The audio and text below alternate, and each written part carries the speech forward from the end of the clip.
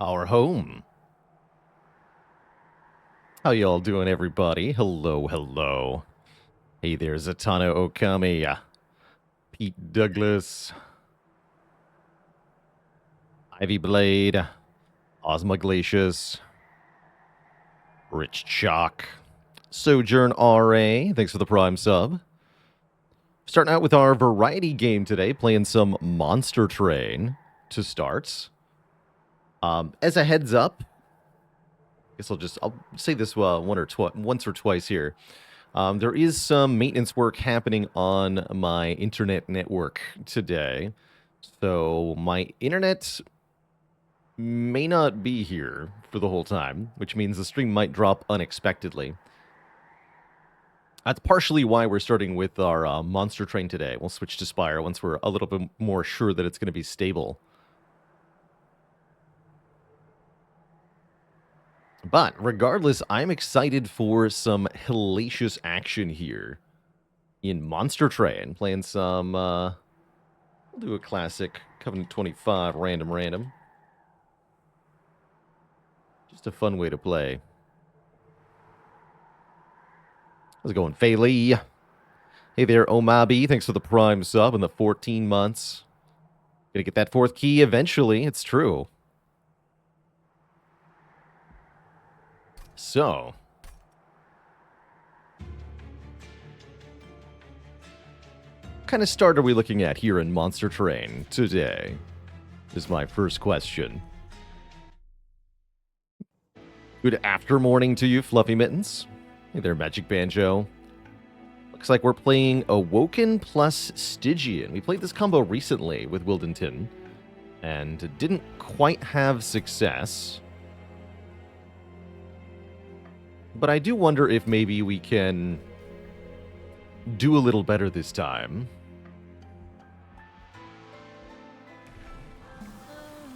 I was wondering, do we get the Incant version of Wildenton? I think I want to take the Incant version again, specifically because Stygian does cool things with the Incant keyword. So let's try this again. I want to make this work, even if it is arguably the worst Wildenton path most of the time.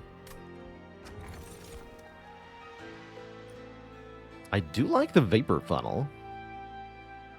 Or apply more Frostbite. We don't have any Frostbite currently, so I don't think I want Cuddlebeard. Although Cuddlebeard does make the Shark minion very powerful, which is pretty cool.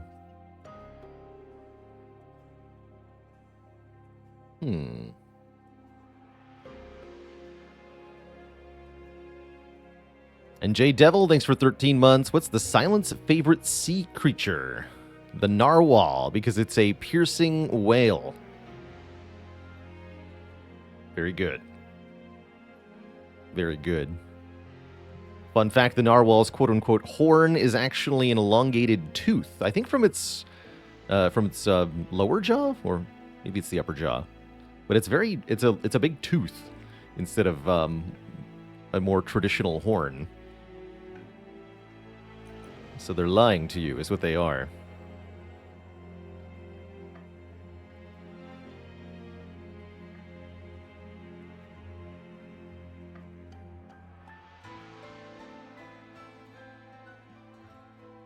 Let's try the Cuddlebeard, actually. I'm down. I'm down for a Cuddlebeard. Monstered trains. It's true. How's it going, Zizzy?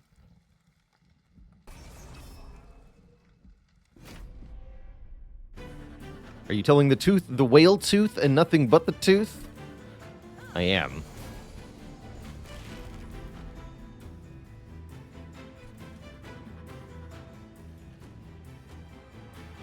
So what floor do we want to put our bad boy wieldy here?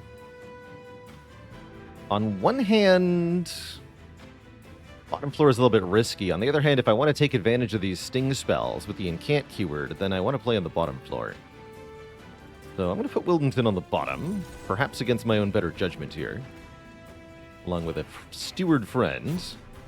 And we're going to spam stings to try to hurt this fool. We're also going to put a second train steward on the middle floor. We bop, we get a heal. And then we draw more cards. Collector on the middle, huh? That means we're never killing this collector, unfortunately, not with this hand. If I'd drawn a sting, we have 2 stings. If I'd drawn one of those, we could have killed this guy, but oh well.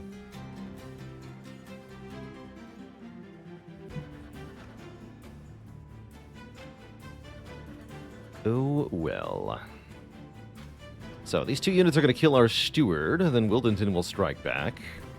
But not for very much damage, huh? Maybe we want to double Frozen Lance this Forged Disciple, kill it before it's a problem. If we'd kept the Vapor Funnel, this would be looking a bit better. Vapor Funnel is very good in the first fight, specifically. That said, we do want to make sure our Wildington will beat the boss of the wave. Oh, actually, you die already, so only 1 is required. Let's do this then. Draw 2 more cards next turn. The, wouldn't want to be and all that.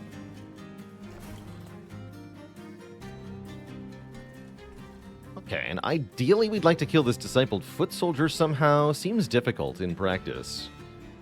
We can Energy Siphon, Sting the Frontliner here for a fair bit of damage. Might as well. But we're never killing it, unfortunately. A concerning development. You're going to have 10 health exactly. Okay, likely we can kill it with a spell. But then we need the follow-up to kill the Discipled Foot Soldier. Let's boost to you, then. These guys won't do anything to the pyre.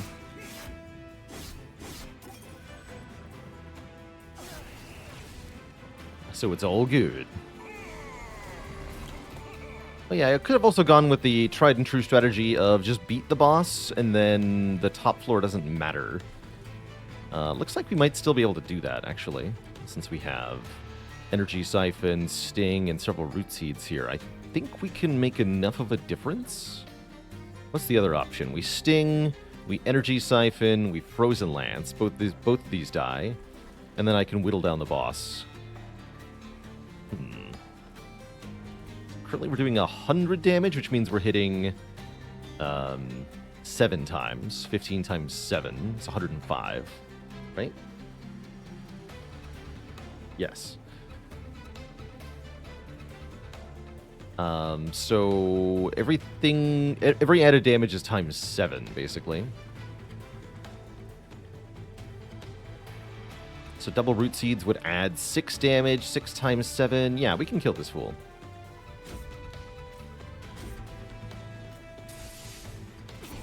GG. Rarely do I actually have to do math in Monster Train, but it's a cool little moment.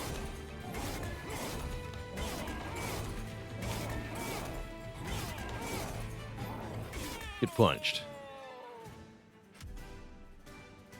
Cool. So we get all the bonuses except for the... We didn't kill the Collector. Oh well.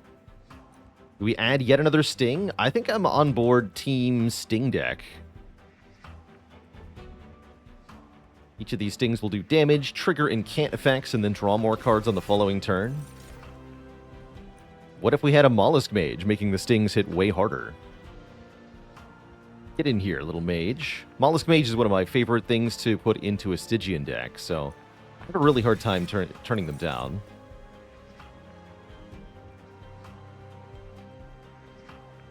And we have a Guard of the Unnamed, who gains armor on incant. Thorned Hollow gains spikes when healed. We don't have healing, so ignore that. Or Cold Kalia, who has Sweep Frostbite, which is quite nice with Cuddlebeard here. That said, the armor guy actually looks pretty tempting here. We could fuse the Mollusk Mage with the Armor Fellow, and then put that on the same floor as Wildington. That would be decent. That would work a lot better if we can cross-path Wildington into the Sweep and Tangle variant. Yeah, Strangler pivot, exactly.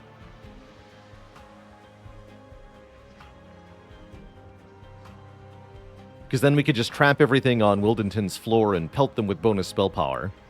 Sounds pretty good, actually. I'm going to grab the Guard here. Tanking has been difficult in the past. And I think we're going Merchant of Steel. Yeah, we're going Merchant of Steel. If there's only one Merchant of Steel on Ring 2 or 3, you should go to it. It's important to get an upgraded unit quickly. It's going to be a while till we confuse things, though. So this Mollusk Mage might be dead weight for a while. Basically no money. Look at that. Can't even afford the Immortal Stone. An Endless... Endless works better on the Health Shark. This guy's not that good with Endless. I guess not that bad either.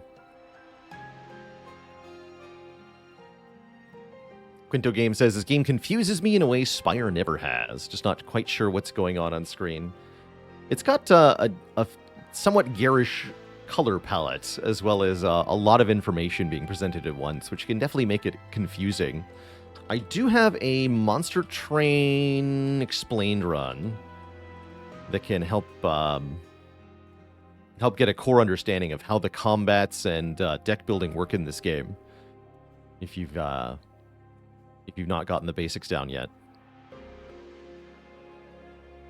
Vertex Shell, thanks for the 17 months of support. Okay, so we have Strength Stone, Health Stone. What are you?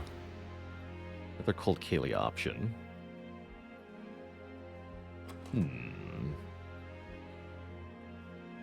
Could do Guard of the Unnamed into the Cold Kalia. Then we have a Sweep Frostbite. Don't think so, though. No, I don't think so.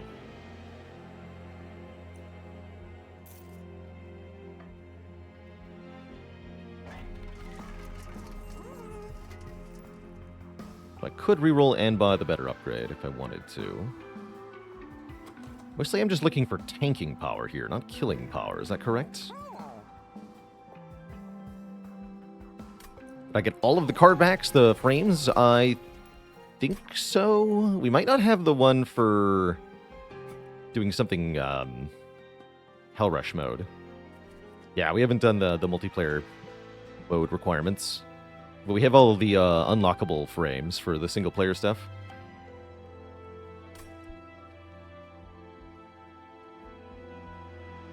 So, not exactly. Reroll here. Okay, could buy the multi-strike, or I could take spikes. Spikes are kind of cool. Spike, Guard of the Unnamed? I actually really like that.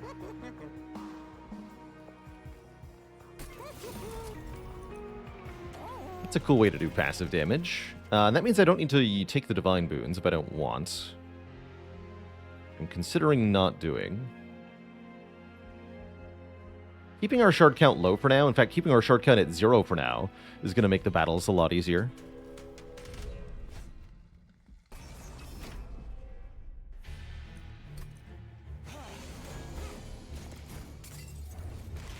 For the glory of heaven.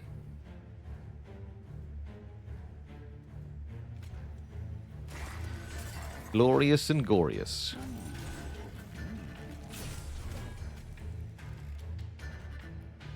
Wow, this says 30 damage now.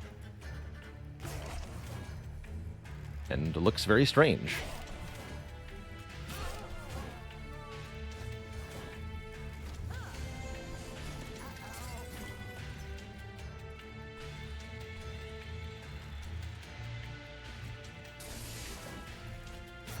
So having just these 3 spikes makes it really easy to kill backline enemies that have 1 health.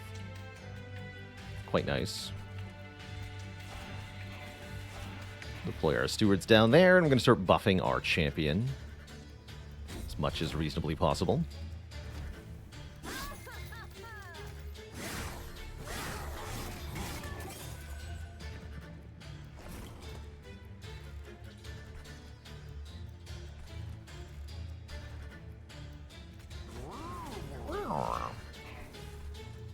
Yeah, you die. Boost you more. Looking Fool says, I won a little Icarus run today where I skipped the first trail because it was the first trial because it was armor 10, and that would have ended the run on ring 1. It is the case sometimes where you just can't take the first trial or any of the early trials, really. Good on you for recognizing when to back off.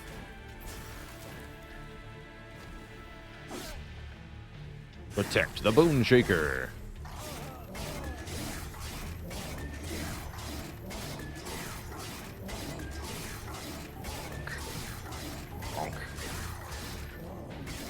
Alright, one boss down, several more to go. Get our 50 gold. Could apply more spikes. You know, I actually don't dislike Sharpen in this situation. We're fighting Cleanse Seraph. Okay, that makes this a lot worse. Let's take one Vine Grasp. It's another zero-cost spell for incanting. And I do like having an attuned keyword card, especially since we have the Mollusk Mage. Let's grab a Titan's Gratitude. It's weird seeing the bosses without tons of shard bonuses, right? I don't think I want any of these either. Alright. I was hoping for something with an incant keyword, but we didn't get one. We did not get one. I think I'm going to go to bonus artifact here over the Merchant of Magic and the heal. Ooh, apply rooted to enemy units when they enter the room below the pyre. So that can give us more time. Volatile Gauge is here to offer us Neko Effecto. Got a lot of zero-cost cards, though, which makes it quite bad. Worse than usual. I think this is pretty bad on Awoken in general, who's already good at drawing lots of cards on their turn. Anything we want here? Okay, there's Titan Sentry. Revenge Frostbite 5. Let's actually take that, because that seems really good. In fact, we could fuse that with the Guard of the Unnamed, which is probably better than Mollusk Mage. Then we can have the Mollusk Mage as their own separate creature if we take 1 point of capacity. Ooh, I like that way more. Get in here. Tom Tripping says, I really like the game, but the art style is somehow not for me. Totally understand it. It's actually how I feel about the next game that these same devs made. Name is escaping me at the moment. Heck, what is that game called?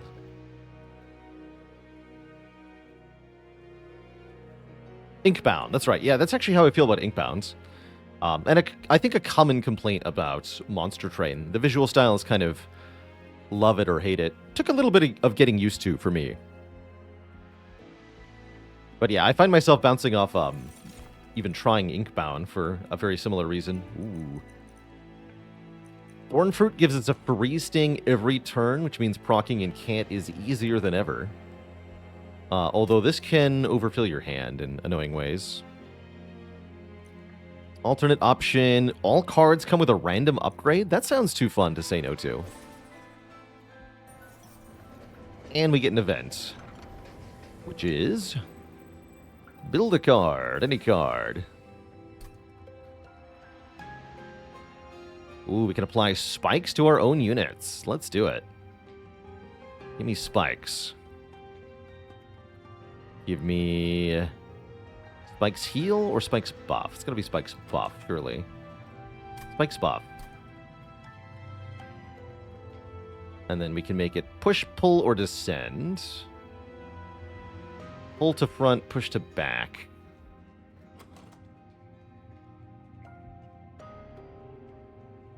I don't think I want either. I just want positioning to be where it is.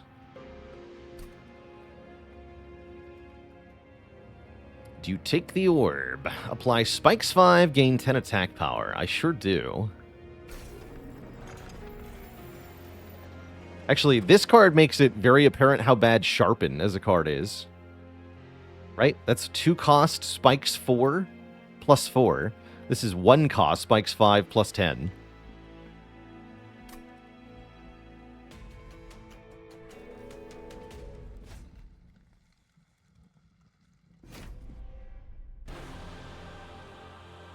Now, there's a dupe target. That's true. Only it had a random upgrade, right? That's too much damage. I don't want this to go. So we're fighting our first major boss, Daedalus here. Kind of our chapter boss. With his very cool mechanical wings.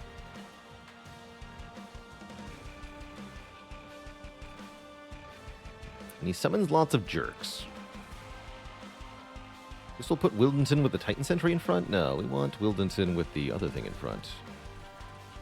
Guess I'll do it like this then.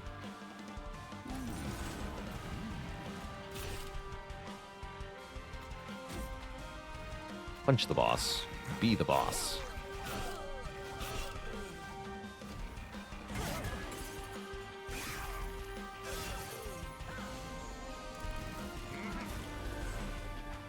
So he's got double exploding constructed explosives. Our Titan Sentry gets destroyed here, but we do put 25 Frostbite on the boss in the process, which actually seems kind of awesome.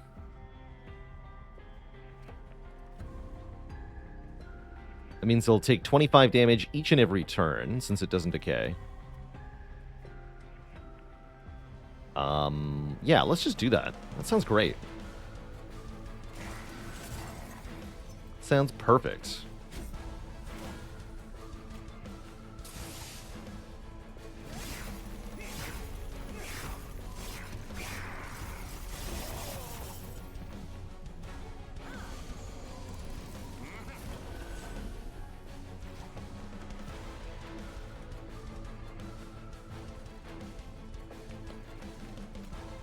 More spell weakness for you.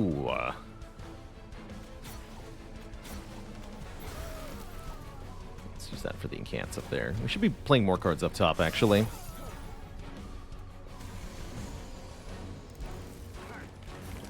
Oh, good. An excuse to play cards up top. Excellent.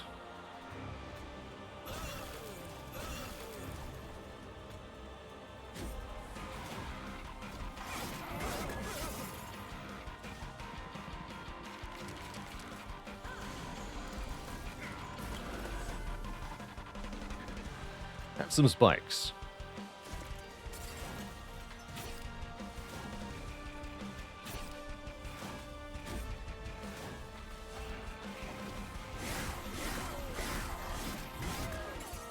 Good. That's right, buddy. You keep taking 25. Enjoy. Enjoy your 25.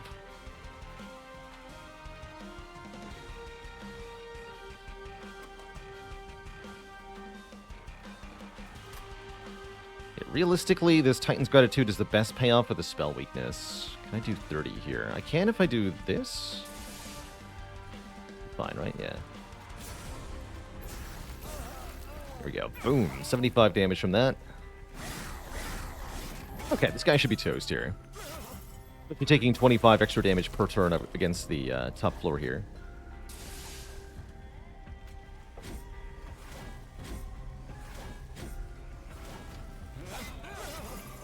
.300 health is nothing. Nothing, I tell you. Easy peasy. Climbing the Spire later? That's right.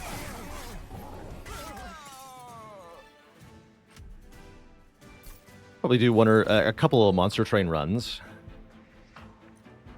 Zero cost Wildwood Tome is pretty sweet. Discounted gifts for a guard. Draw 3 spells. Apply consume 20 magic power 0 cost. Also sweet. Or a double stack Spike of the Stygian. I like both the Wildwood Tome and the gifts for a guard. If we cross path our champ into Strangler, then making him quick as well is going to be insane. So let's grab this tome. Wow, a large stone offering monument. A multi-strike Nameless Siren, or a attack bonus Eel Gorgon is our unit choice here. That's a cool offering monument. Play a card, draw a card. Although we can't stack all these on the same floor, barring real shenanigans. How's it going, Mitmount?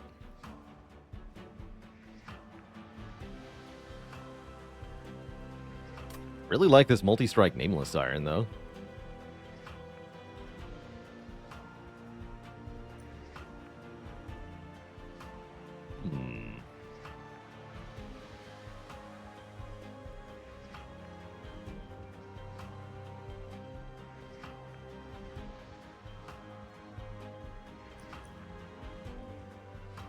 Oh, wait, this is the Rage version. Although this would be really good with the Quick Tome. Really good with the Quick Tome. I'll take the Monument here. I'm sure there's some shenanigans we can do. And I think I want more capacity for once. Currently, I want to put the Mollusk Mage on the same floor as the other units.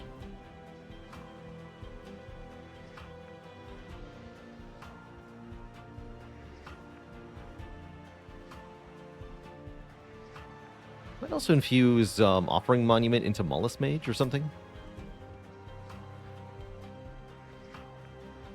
Does Offering Monument let you draw every time you incant? Yes. Offering Monument is one of the very few cards in Monster Train that can be used to form an infinite combo.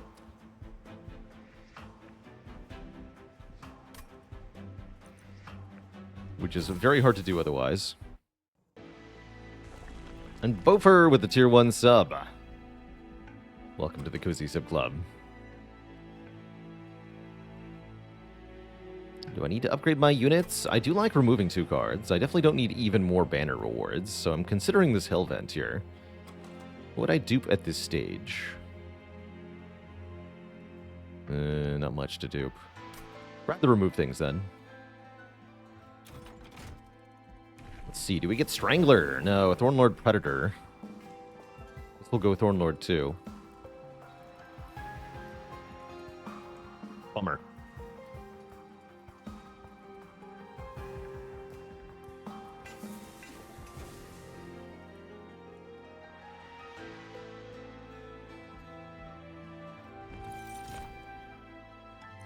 That's actually pretty good.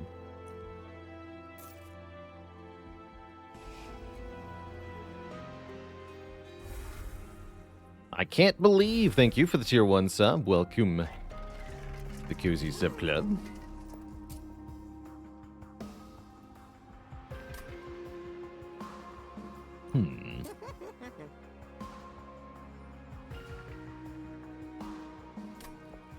And Irincel, thanks for the Prime sub and the 6 months of support. Do I want to make Bramble Lash free? Not really. What I do want to do is sacrifice Titan Sentry to Guard of the Unnamed here. So that our Guard of the Unnamed applies Frostbite 5 to everybody every time they're hit. Making the ultimate tank.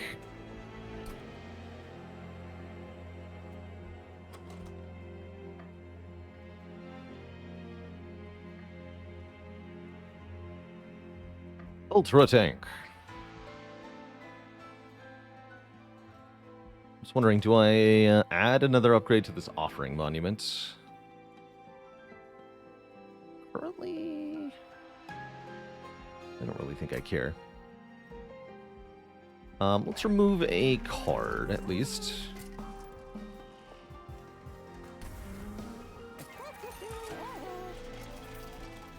Might also pay for a Purge here. These Frozen Lances are pretty bad. Let's do that. Purge down. Okay. This could be a scary ring. We can't take some of the nastier challenges, but we can take Multi-Strike, because Multi-Strike will actually make the Guard of the Unnamed better at their job. At least I hope so. Yeah, we could have done Health and Spikes on the Monument. I thought about it. That would have worked.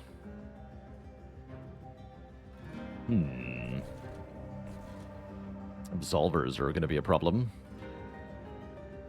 Although not if I apply Spikes to Wildenton, I guess, so we could just do that.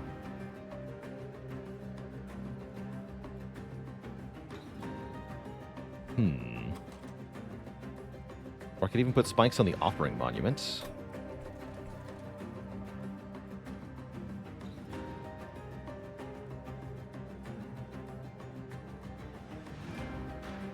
Let's try that for the moment.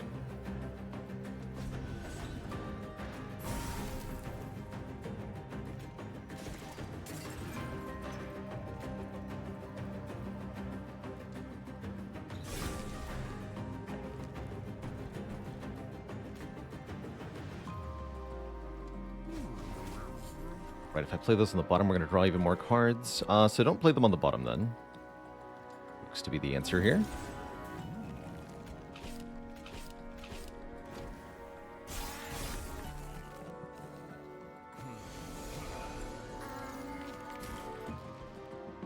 Perfect.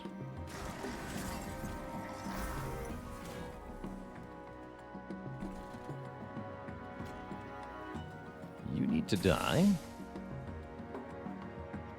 Draw more cards right now.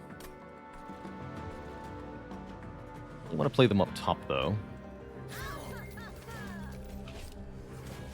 Get our scaling going.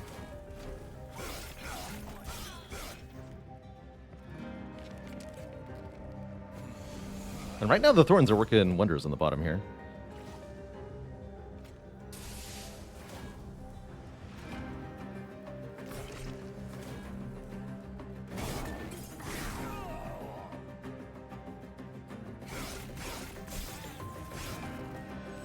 I'll take it.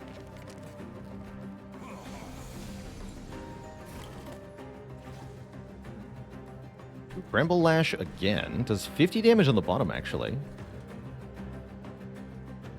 Straight murders this guy. So I can do Bramble Lash on the bottom plus Titan's Gratitude on the top. That sounds pretty good. Although the Quill Marksman won't die if I use Bramble Lash, because this will sacrifice 5 health.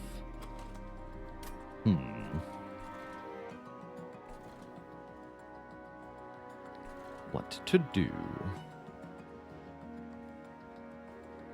Guess I could play Titan's Gratitude, Frozen Lance, Root Seeds, or some combination thereof. Do Train Steward, Root Seeds. This might probably just worth the 50. Even if the Marksman doesn't die. Seems fine. Overall, this is going pretty well.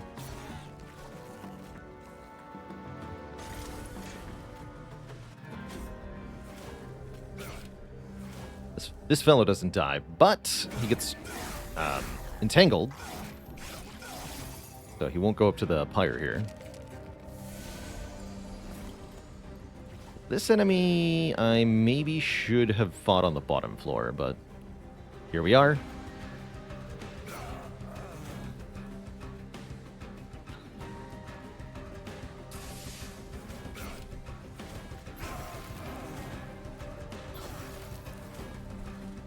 Here we are. We're also going to get cursed like crazy here. This is a little spooky. But I'm hopeful that the Frostbite will help. Yeah, it's going to be an 18x2 attacker. That's terrifying. But because of these guys are multi-attackers, the Frostbite they add will be insane. So we actually don't want to spike Scar to the Unnamed here, because it'll cause these enemies to die in one hit, and then they'll cause less Frostbite. So we actually want to spike Wildenton.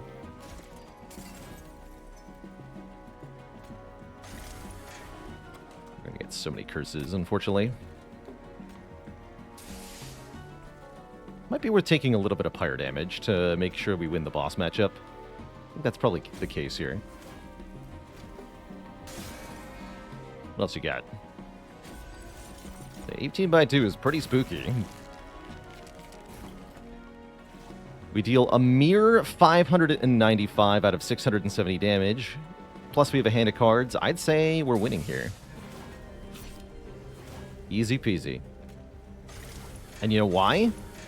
Because the freaking Frostbite. Observe.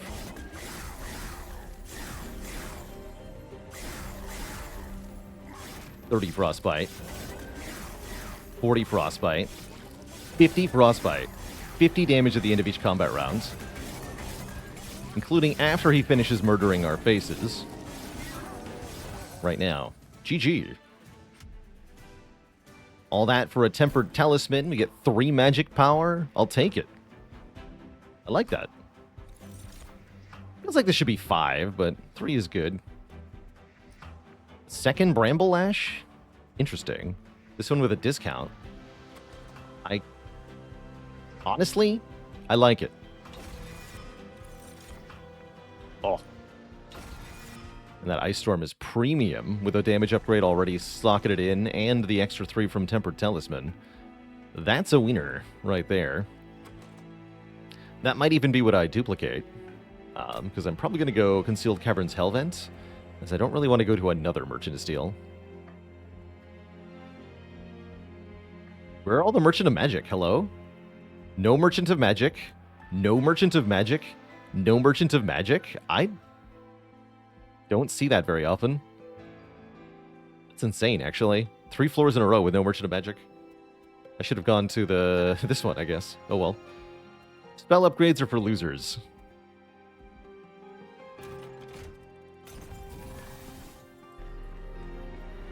Alternately. Oh, I have a good dupe now. Yeah, there we go. Spell Chain? Spell Chain Old Magic's kind of cool. Did I plan on Monster Train today? I did. I didn't originally plan to open with Monster Train today. But I decided to, after learning that my internet might go out unexpectedly. So far it hasn't, but I don't know if that's going to stay the case.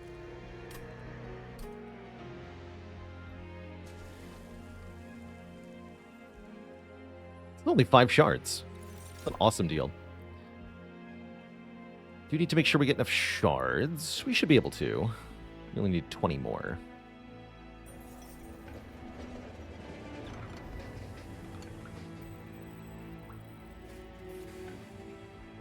The doors. Drop enemies to the bottom floor, stun them, and have a good time. Okay, let's just keep going, I guess. Unless I really do want to spell chain Old Magic. Which, now that I have 2 Bramble Lashes, I actually do. Okay. Let's do it. We'll have to get an energy discount on the second upgrade slot here, but that won't... Well, actually, that will be hard. I was going to say, that won't be hard. We just have to go to a Merchant of Magic. Except, yeah. Right. Well, whatever. It'll be good later or something.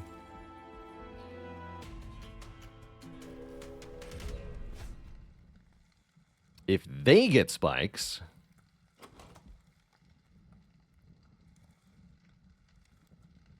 Good. Oh, more random stuff. Think we were once allies. Right, this time I'm definitely going top floor.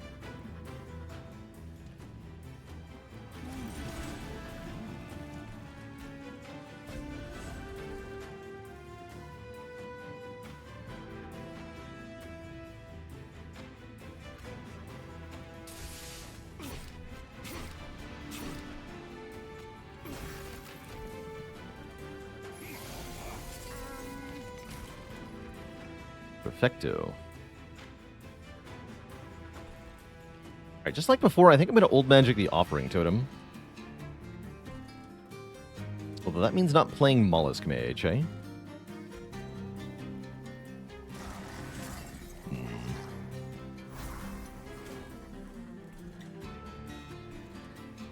It's really nice to get rid of that Quill Marksman, although I think I can just kill them next turn anyway, actually. Now, let's play our buddy. Let's play our buddy. We'll do it. We'll do it.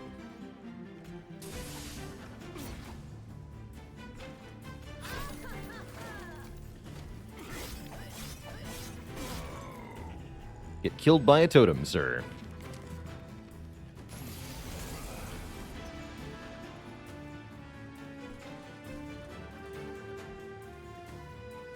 $90 damage.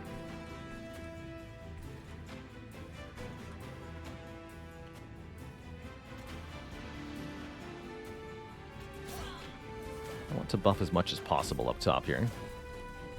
Although hitting somebody for 40 does seem like a relatively good idea, especially this one. Let's do that. That won't get healed. I like that we haven't drawn either of our Ice Storms until right now, because that means we're going to draw them both right now. Yeah. And they're going to be deadly. Extremely deadly. Good times.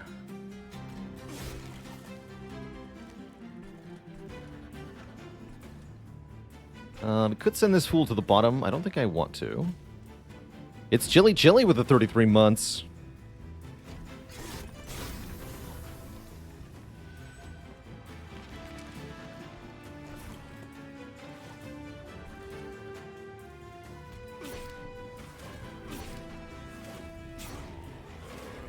Blam.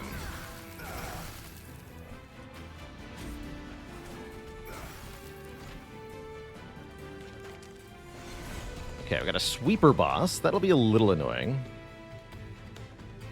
You dare.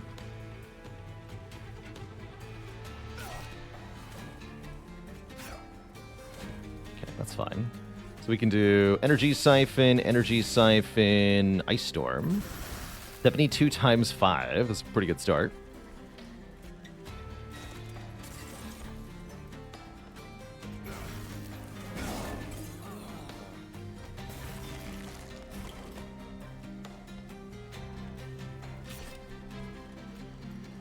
Just gonna buff up top here. This should be good enough to win already, I think. No, not even close, actually. Fortunately, we have over 100 damage of spells here. Bramble Lash does 93. Ice Storm does 34 by 5. That's plenty. Oops.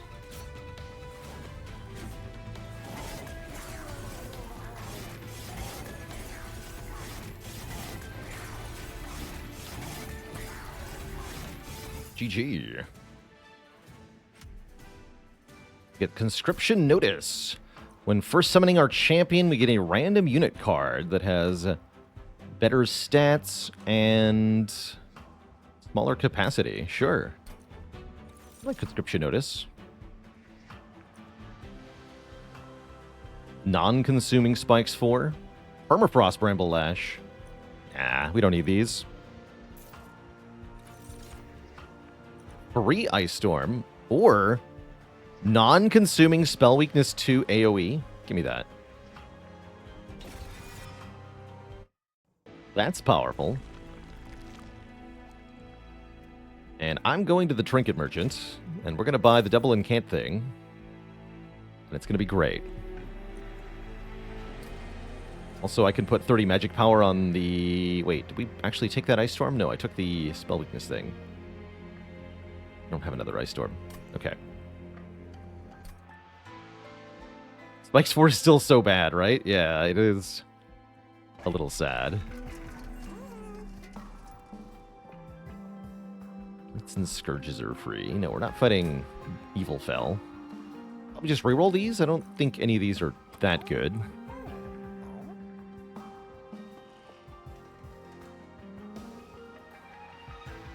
Is it worth using Extreme Stone on the Titan's Gratitude? Oh, it might be, actually. That would give us a nice, powerful frontline spell. Pretty good idea. Ooh. I'll take this. Chance to give everybody a spell weakness 1 upon first entering the terrain.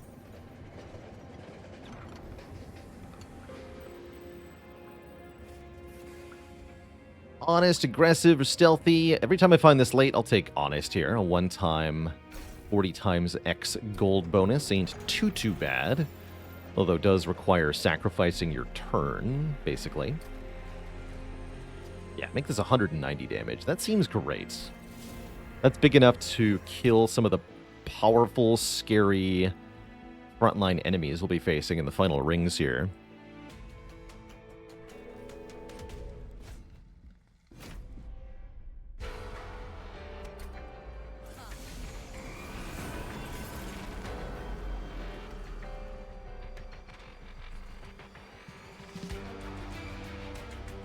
It's fine. You can be dazed. I'm going to draw 1.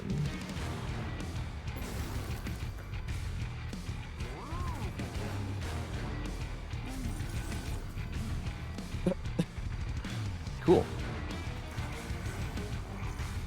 That's funny, actually. You don't die either. Leave these on top.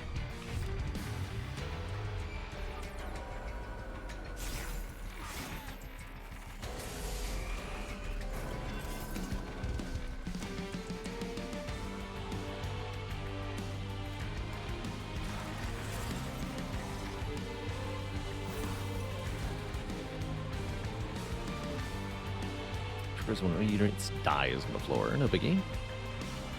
Simply Energy Siphon.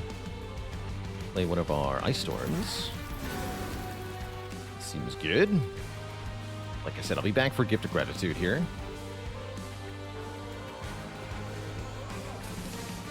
We thought totems are not banner units. Yeah, this one is different.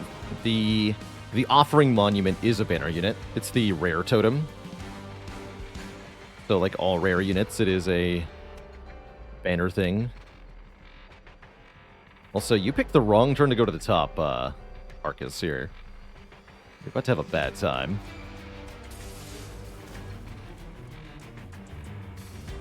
Bonk.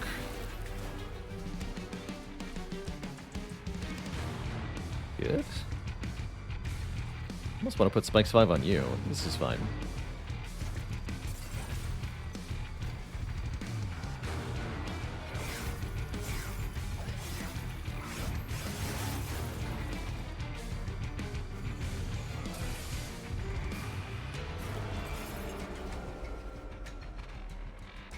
Excellent timing.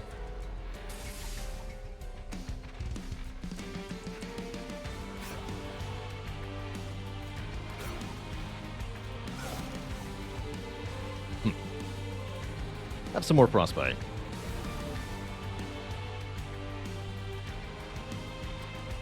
I see, there was nothing good to draw. That makes sense. Can't draw good cards if you don't have any.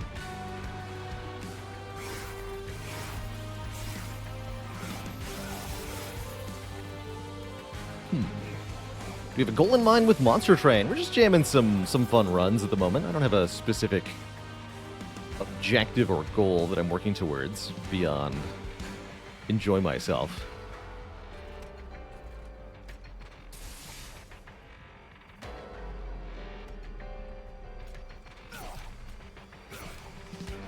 More spikes.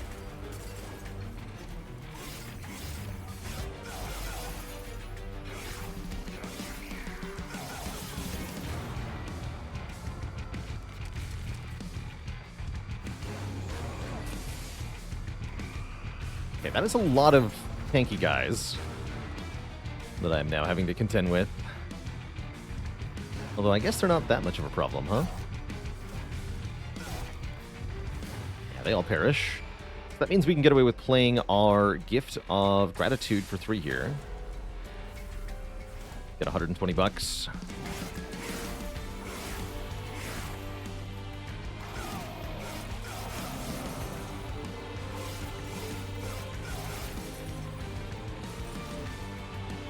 Get 1 curse. Just the 1, though. And, of course, now we draw our double Ice Storm again. Definitely going to use 1 on the middle floor here. Try to get that jerk. Unfortunately, it wastes the spell weakness on Arcus, but that's okay. We wipe out that curse-generating fool, who would have been a real problem.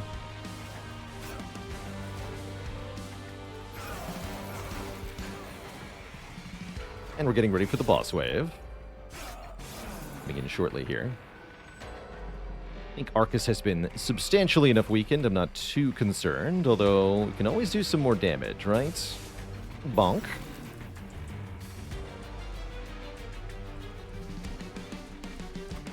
Okay, I know what that card is, so please draw it.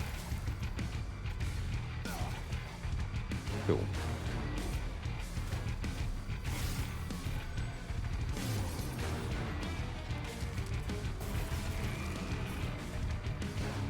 Oh, wow, we land the Titan's Gratitude again. Nice.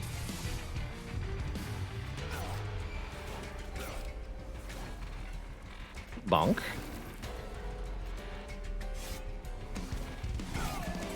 Okay, this should be easy then.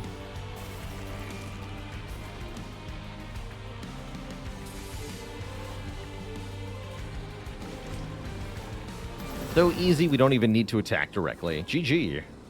Killed entirely with spells is a good sign that your spell deck is doing stuff. Ooh, that's interesting. Holdover, apply 5 magic power to spells in hand. I kind of love that with Holdover. Let's try this. Harness the Titan's Gratitude. That makes me want to take more card draw, too. Let's do it. Exciting. Very exciting. All right, Merchant of Magic time, finally.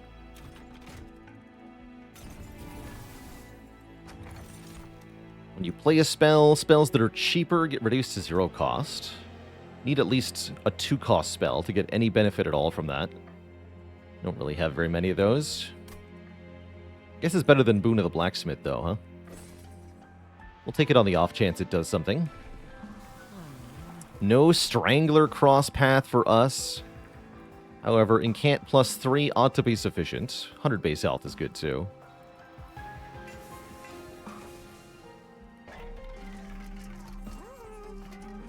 Any magic power consume?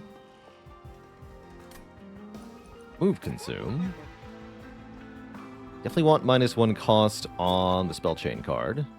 And on Harness the Titan. So Old Magic and Harness the Titan get our -1 cost here. Let's add 20 magic power consume to a Frozen Lance.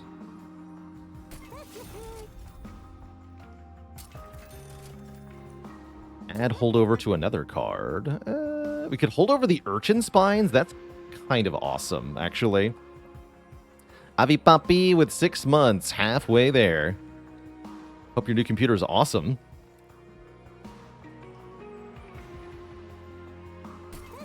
Let's do holdover Urchin Spines, because that sounds badass.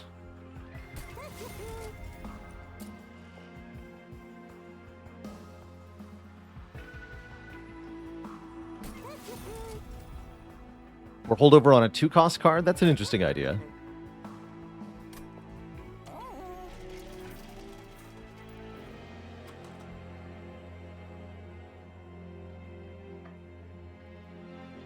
Oh, I see, because of the 2-cost? I'm just going to mostly ignore the split anvil, to be honest. Ooh. Double spike power or spell weakness 2 to anything that reaches the top floor? I think we go with a extra spell weakness for even better slapification of enemies. We've already been setting up on top as it is. And it works really good with the Root Split Mask. So I like it.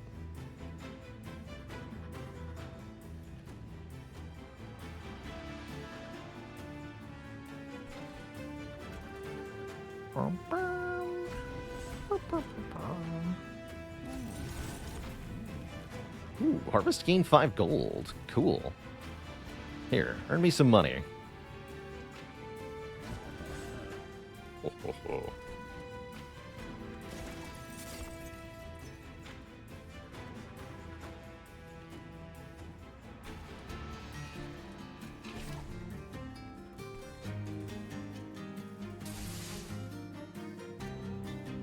We should have played the Bramble Lash to get everything cheap. It's all good. This one purges.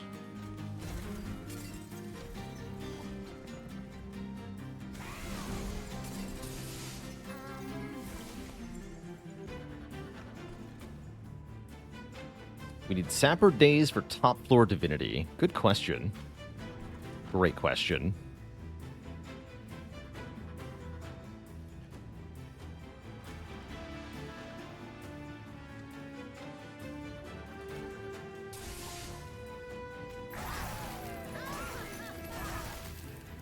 Good.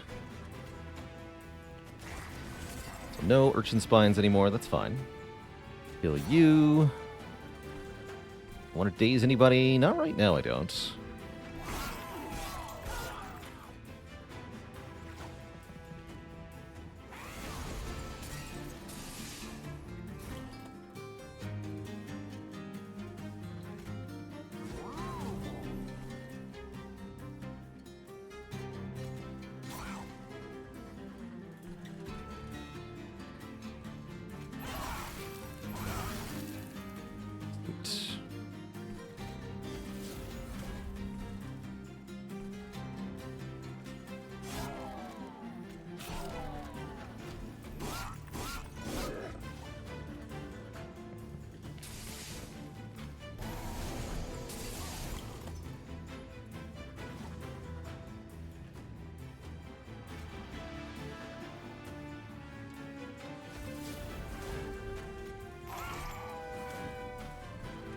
Good.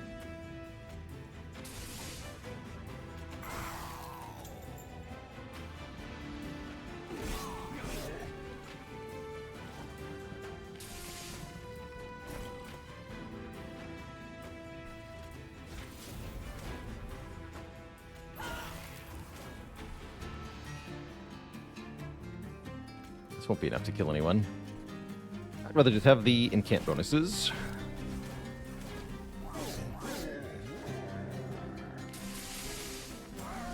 Those dudes up top are toast. Oh dear. Boom. Easy peasy. In fact, we're supposed to play this to make everything 0 cost.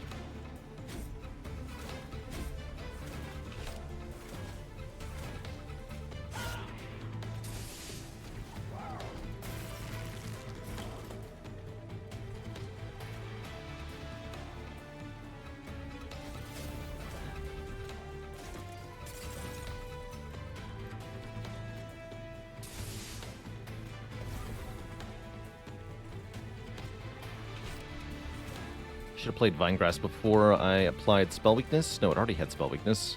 And that would be a waste.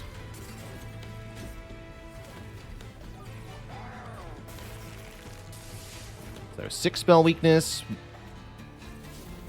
Make that 8 Spell Weakness. So Pierce Ice Storm does 396 times 5 damage. GG. Spell slapped indeed. Just destroyed. Oh, Holdover and Snare. This is the ultimate incant card. Or one of the best anyway. 0 cost, Holdover, draw 1 more next turn. Yup. Guardian Stone.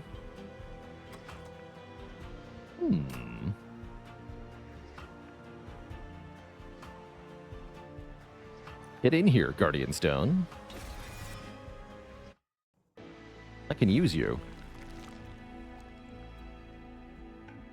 We're going Merchant of Magic? Question mark? Over remove 2 dupe.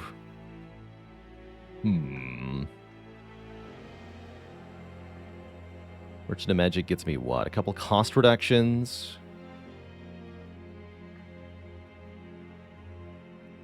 I think I'd rather have the remove 2 dupe, actually.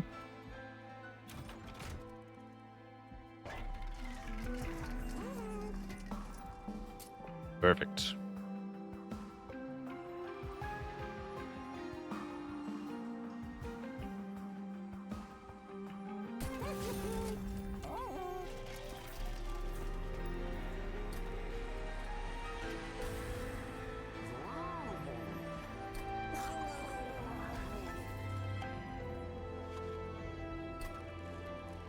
Don't think we need piercing, though.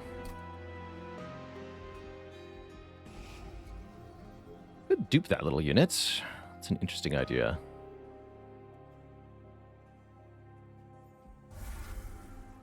I don't have the room for it, though.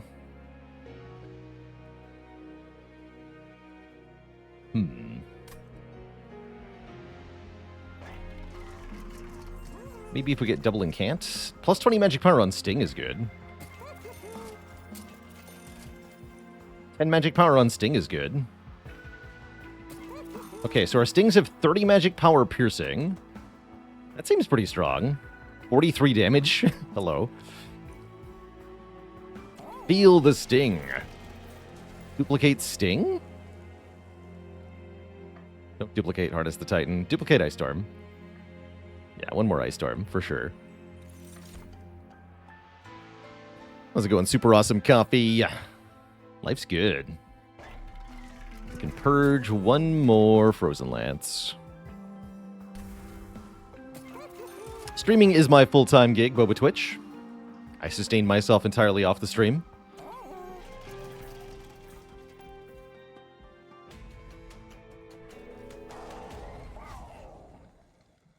I keep the train steward? I have a train steward? I completely missed that I had him.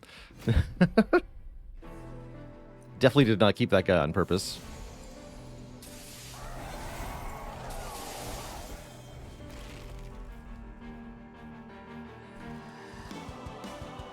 Wildentine.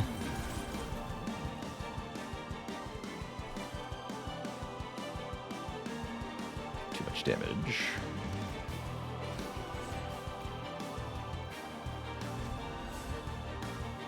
Need to draw some more cards, eh?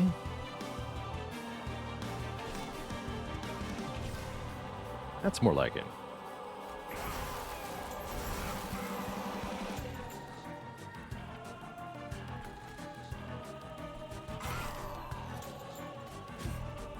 Boop.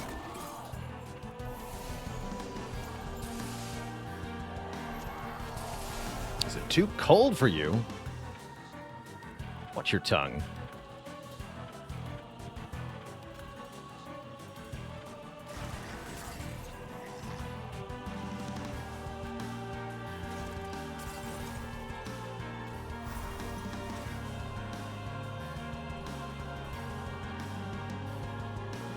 Convenient damage total.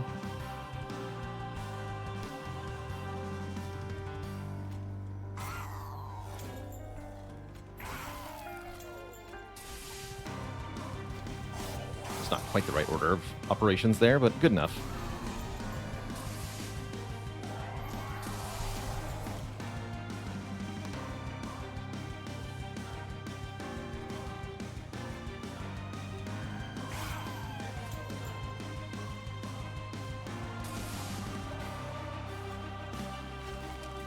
Trying to draw more cards too. I'll harness the Titan on here. I'd love that Ice Storm. Perfect. Okay. And I do want the other dude as well, so we can play this here. Cool. You go in the back. These stings do way too much damage. Absurd, really. Do want some procs up top, though, now that we get armor for each spell.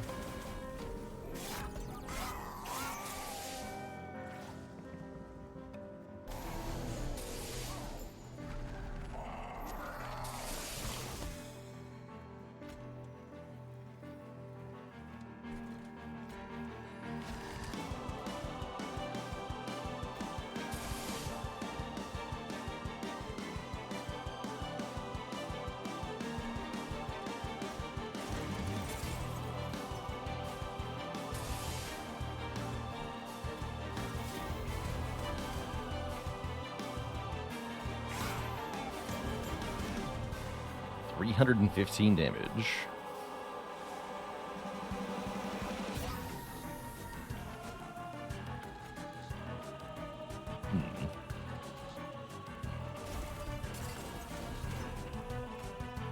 We'll just hit Seraph here. Boom.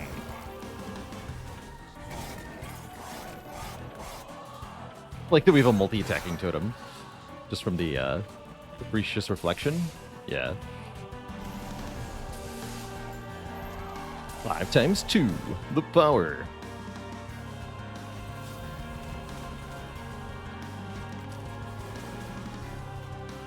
We want to do this down here for sure. Ice Storm probably goes here. More spells up top.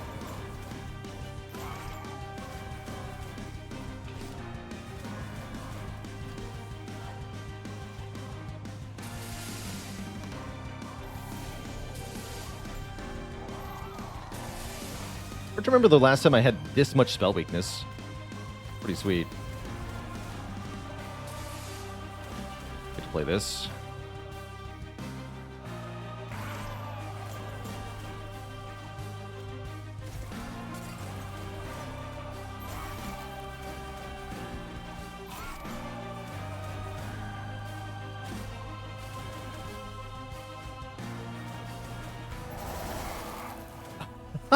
We didn't hit the little guy once? All right. That's actually what I wanted, so good work.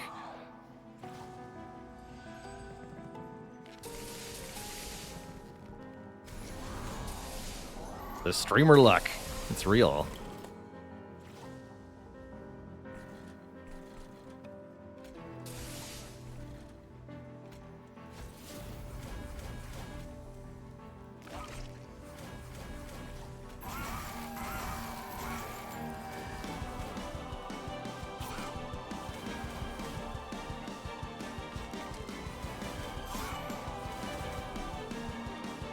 Kill you.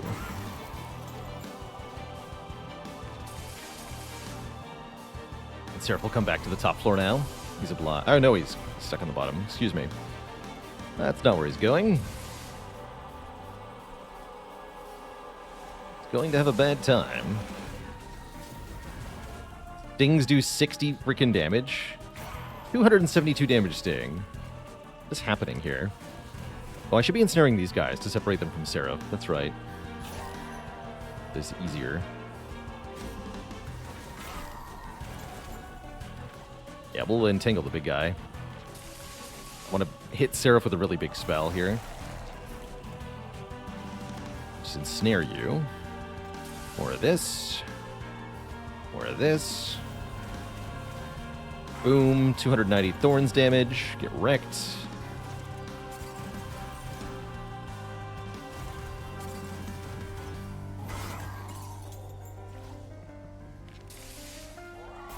Seraph just ices that dude.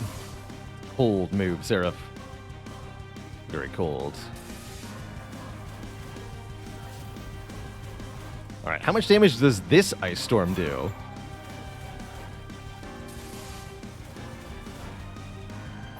$528 times 5. Doesn't quite kill Seraph, but we didn't need it to. GG.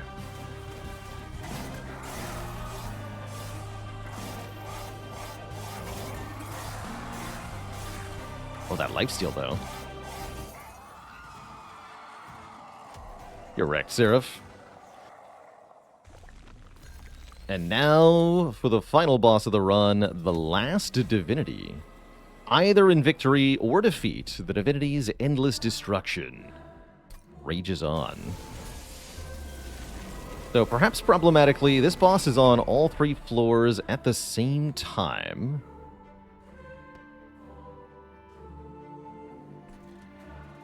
Sweep on the top floor. Multi-strike on the middle floor. Trample on the bottom. We're probably safest on the bottom, but how true is that really?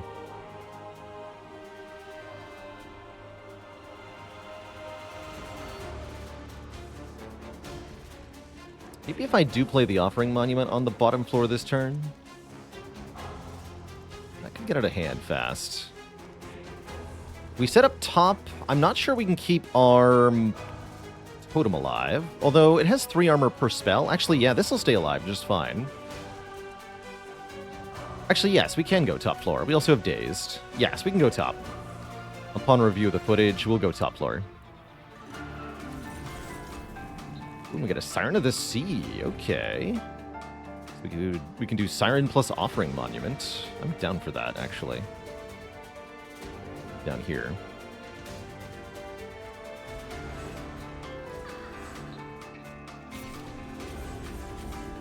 We already get the Guardian Stone. Okay.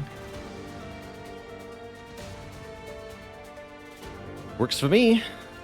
That's one less Ember Drain I got to deal with.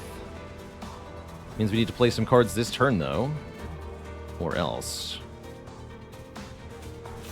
Whoops. What the? Mouse wheel. Betrayed me in that moment. Just enough, though, right? Yeah, we're fine. We're fine. It was almost really bad.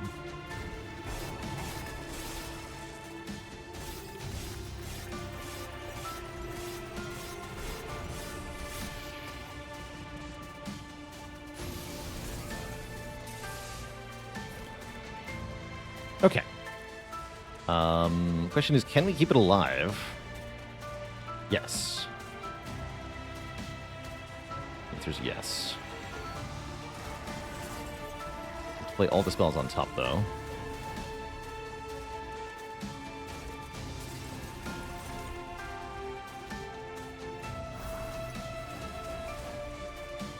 And then this is either Ice Storm or the Urchin Spines with Holdover.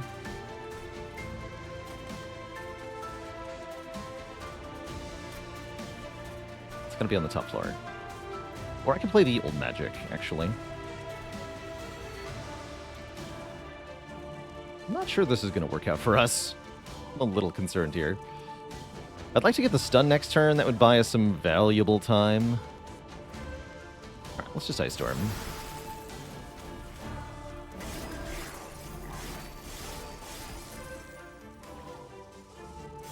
Bottom floor just collapses. Okay, we're going to have to rely on the spell power to keep us alive here. We've got lots of really nasty enemies coming in on each floor, each turn. Thankfully, we did get Trap Shoot. We daze the divinity. That buys us 2 turns of not getting murdered, which is really helpful.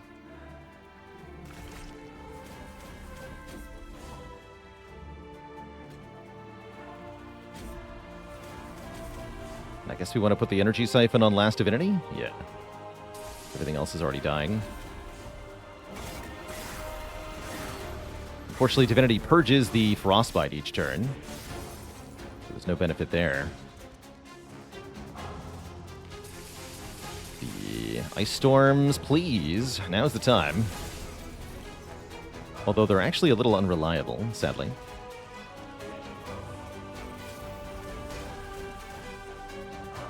I can Vine Grasp plus Piercing Sting to kill the Shade Wings if I really have to. This is just... It's fine. Oh, that kills literally everyone. Okay, that's nice. In that case...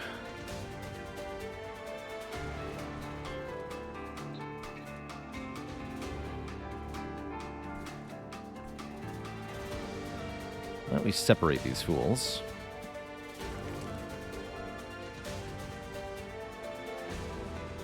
You're coming to the front. You're dying. And you're taking damage. Okay, so we built up some armor to protect us from the sweep attacks. More spells we can play on top, the better.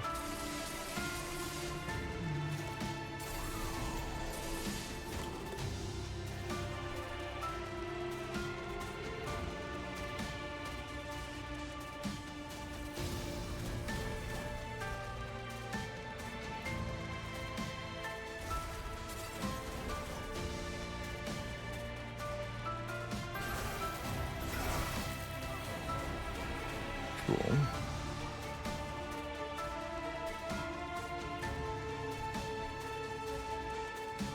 Let's snare this guy again.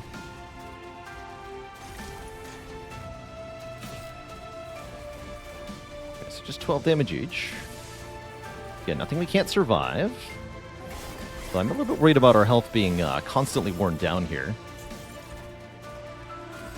The Relentless phase having Sweep 2 is going to be actually a big problem. Maybe I couldn't do top. All we have to do is kill with spells. Galv23, thanks for the Prime sub. Welcome to the Cozy Zip Club.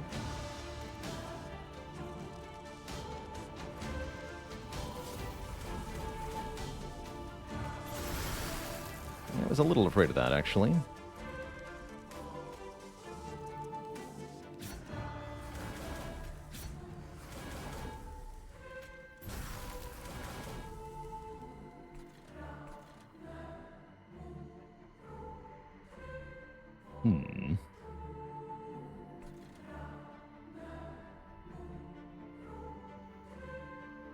That's going to be a tough floor next turn, too. Yikes. I can't do that much damage. Or can I? Guess we're going to find out. Is this the Corrupt Heart Battle of Monster Train? Yes, it is. I'll take 3 here.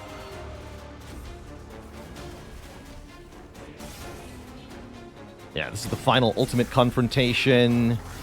Deliberately unfair, just kind of like Spire's Heart Fight. Really tough time overall.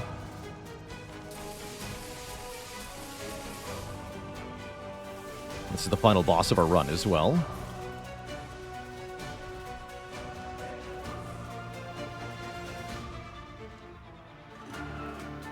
Yes, we play this Bramble Lash first, which makes everything else into my hand free. All the spells, anyway. Then yeah, let's kill this guy next. And then Ice Storm.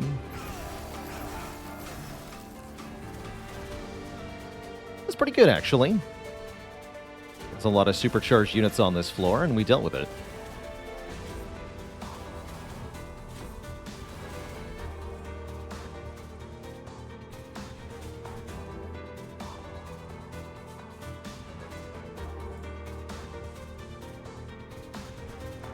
Let's ensnare you. 945 damage. I'm actually worried we're going to die to the Relentless phase. Because I can't kill through everything in time.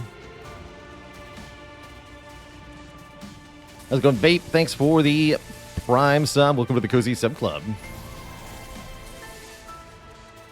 Welcome.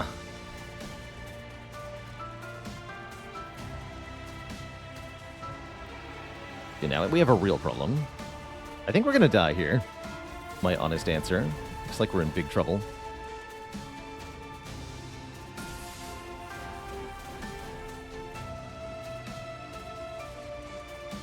Sure looks like we're going to die. Let's find grass the 20 by 2.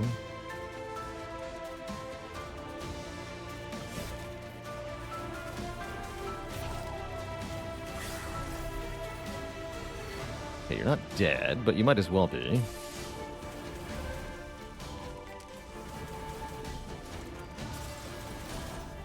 More spikes.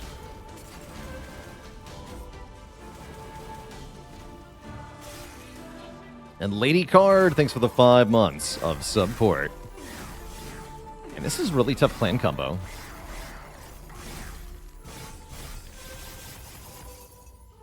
This is a really tough clan combo.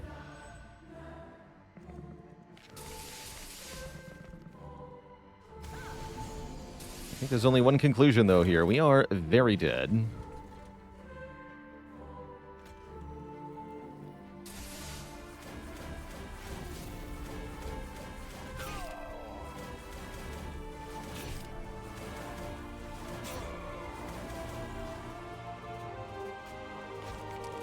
Tank can't hold on.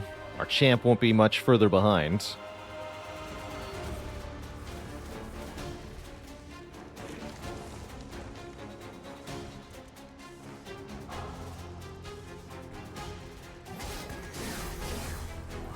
We might have wanted to grab, yeah, the multi-striker last round. Quite frankly, there were so many units on the floor, I actually couldn't tell who was what.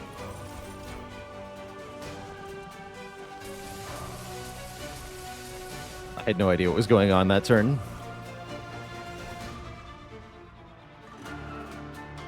So that's us dying, huh?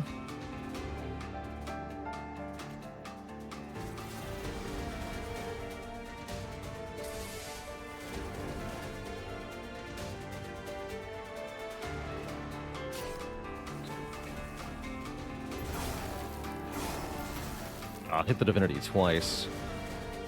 Bummer. Yeah, we're dead here. GG. Close, but no cigar on this one. I do wonder if bottom floor setup might have been enough.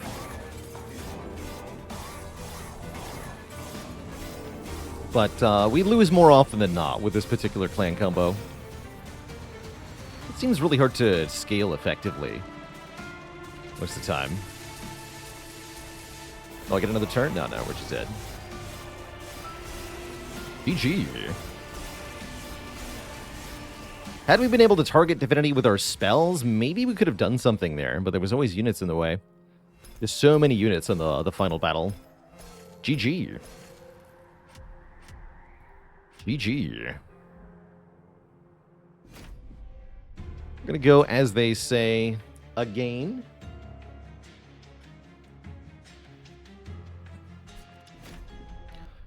Before I do that, though, I'm going to take a quick break here. I would like some tea. So I'm going to go get some tea. And we've got a very vanilla Hornbreaker Prince with Restores. This will also be a tough run. A very vanilla Hellhorned Awoken run. BRB.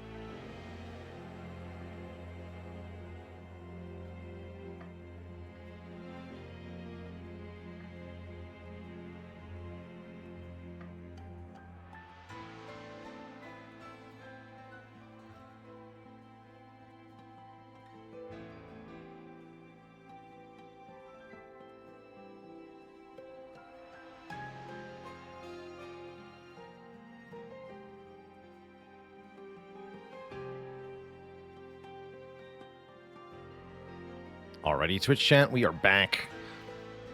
Thanks for the wait.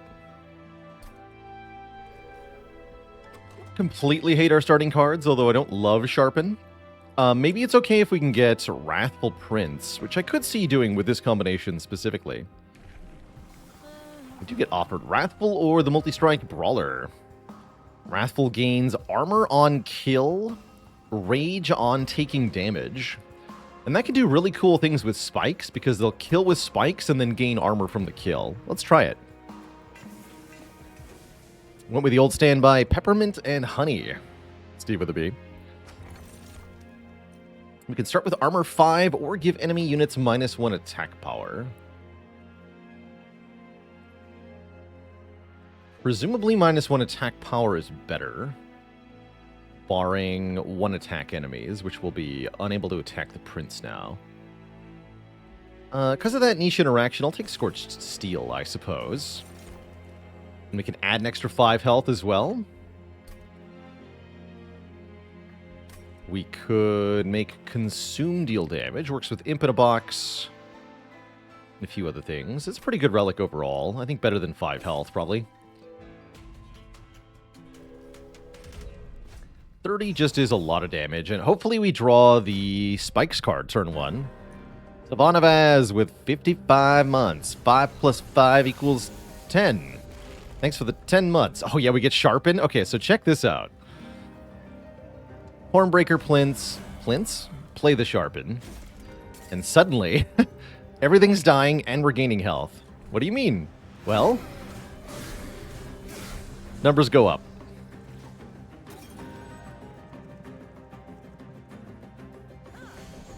Heal. Oh, what? I get scammed out of the collector, though, by drawing no torches? Or vents? Rude. Been scammed. Oh well. You got this, Prince. Actually, this enemy won't be able to die.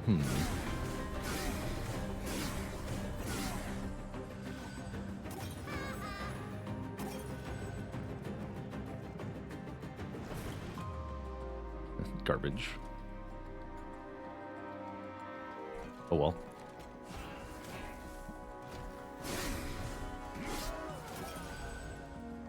I don't think I've ever seen Wrathful Hornbreaker Prince do so well in the first fight.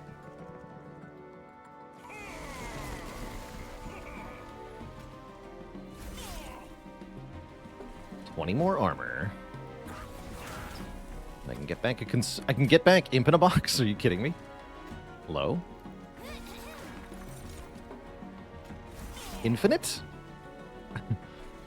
Amazing.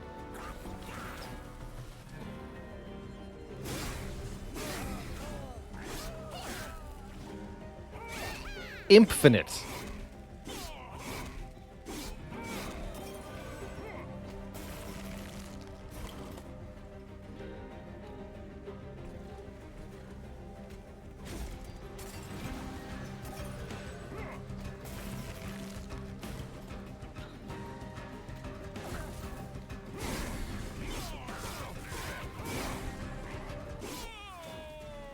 Your pathetic attacks only make me angrier. Okay, let's get a real welder helper, because putting armor on Prince sounds nice.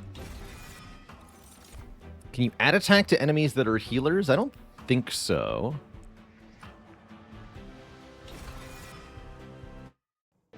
I don't think so.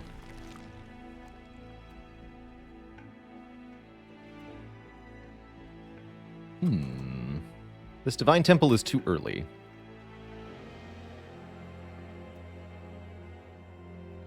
And our only banner options are Awoken Banners. Going Merchant of Magic sounds difficult here, but I'm tempted to go to this Merchant of Steel. That's what I'm going to do. This might be a terrible choice. Hopefully I can win the second fight, at least.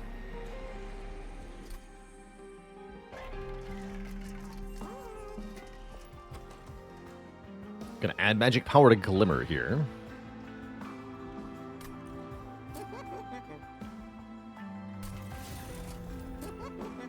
discount sharpen. Because we do actually want spikes, apparently. Could make imp in a box not consume, but I kind of want it to consume with Trader's Quill.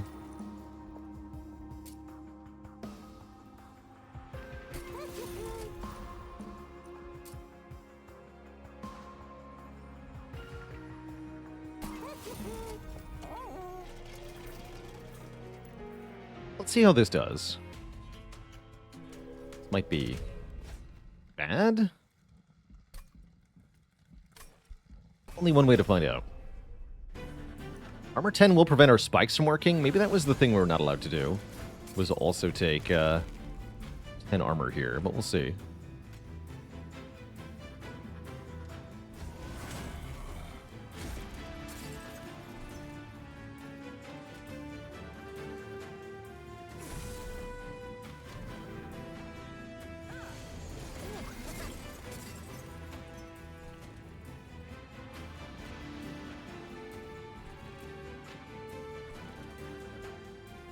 This guy.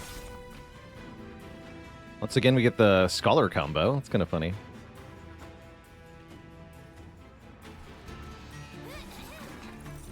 Meep.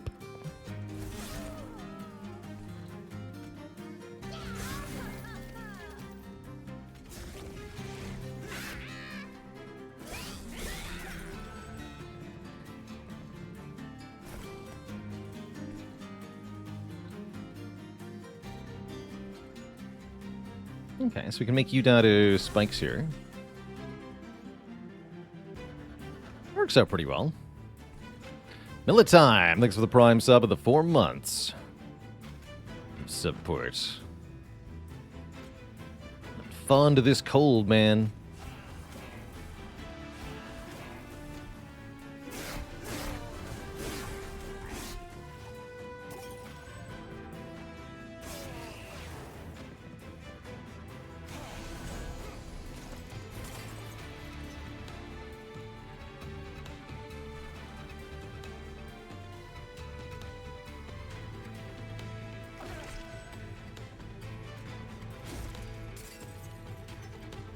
Can torture our own fellow to get rage here.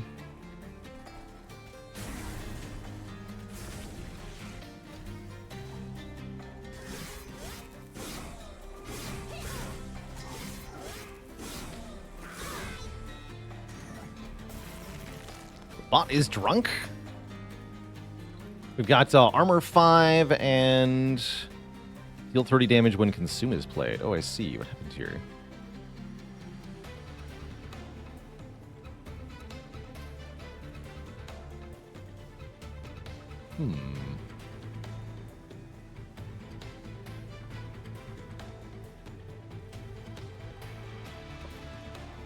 How'd our first run go today? Poorly. Didn't make it too full. Oh, well, we made it to the divinity, but we couldn't quite finish the fight, unfortunately. But it was good up until that point. That's true.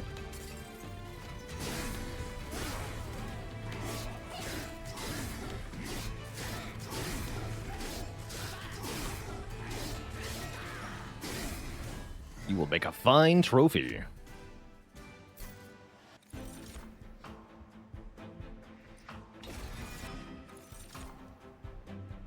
I don't think I want more spikes. We should probably start skipping cards here.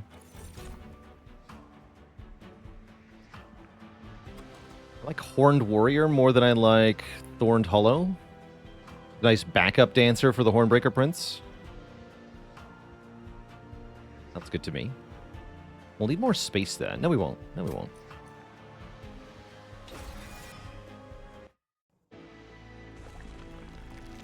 It was all going well until things went to hell. That's right. Yeah, triple attack. We can maybe find a good fusion here. Like Steel Singer, plus 20, plus 40, plus 1, and Rejuvenate plus 1. That's tempting. That is a powerful fusion. That makes a really strong unit in general. Let's take that.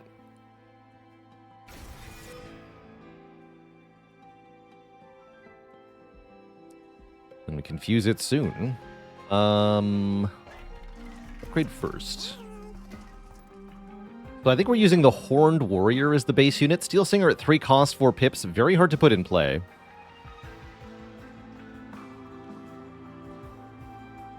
So I'd rather use this fellow as the base unit.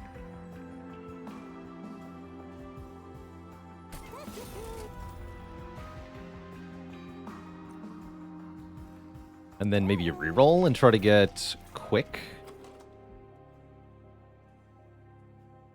Quick would be nuts. Although, actually kind of bad for Hornbreaker Prince. Kind of bad. Maybe just take the upgrade. Fake Pablo, thanks for the 10 months. Subports. Ooh, 510. That's fine. Unless I think I want just raw damage. This is our backline unit. They'll be fine. 25 by 3. Sounds good.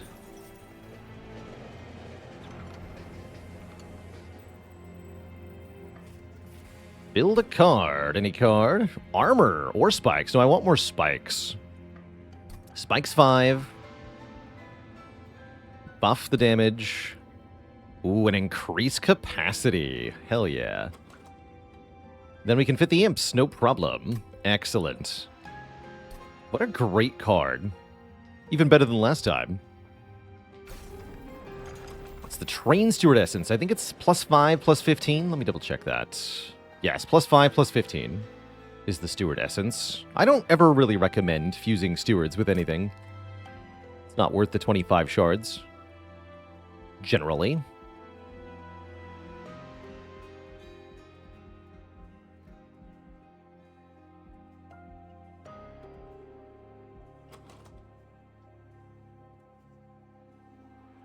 Yeah, he'll be fine. Just have to not lose to Daedalus, which Daedalus is so easy.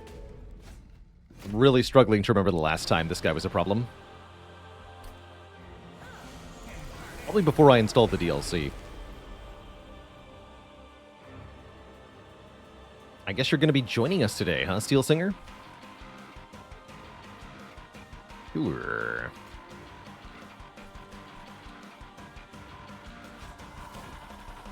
You big.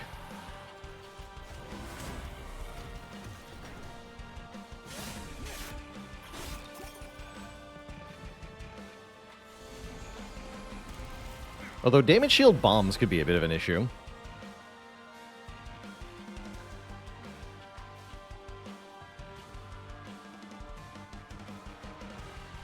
Only a bit, I suppose.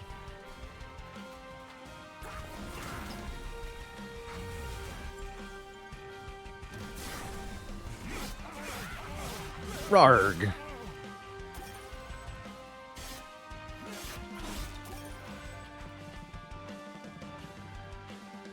Steward into Steward and then remove the fused unit is not an uncommon play. That's paying 25 shards for 1 remove. That's a bad play. Unless you're trying to make it infinite or something.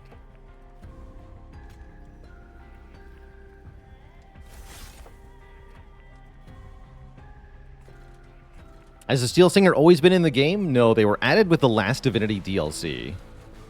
They have not been here the whole time.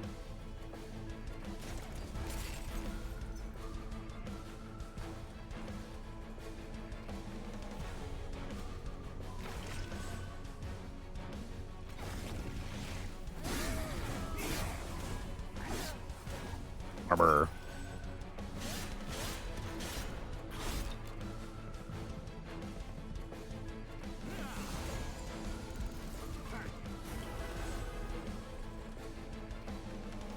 Hot tea, man.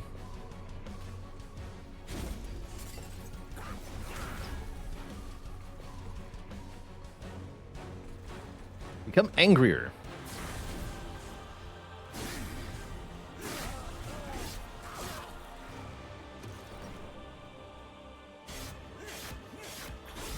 Yes, if you're specifically going for high shard count as a challenge, then stapling stewards together makes total sense, actually. You know, if you're trying to do 200 shard runs, that I can understand.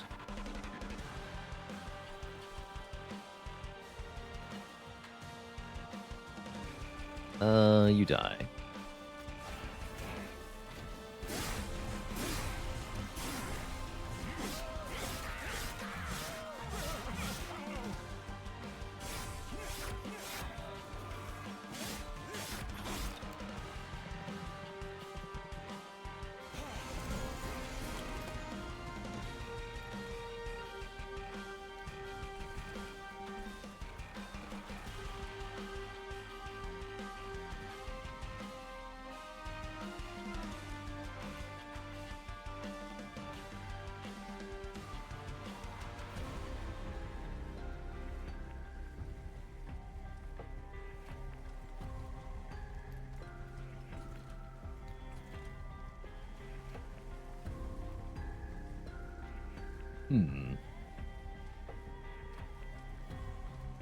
And a dad joke for the crowd, courtesy of Markadon.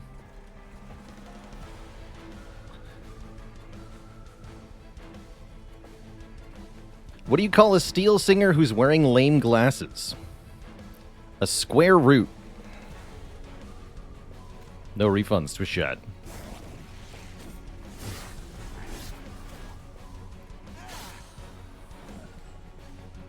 Besides, it's hip to be square.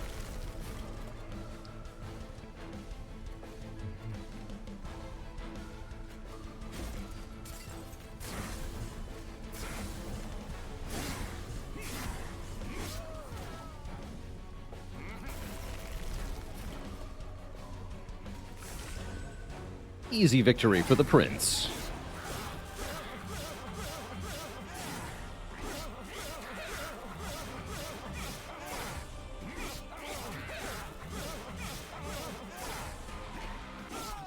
Dabbed. All right, that means we get our boss rewards, a rare card, double your armor, ooh, or more powerful spikes.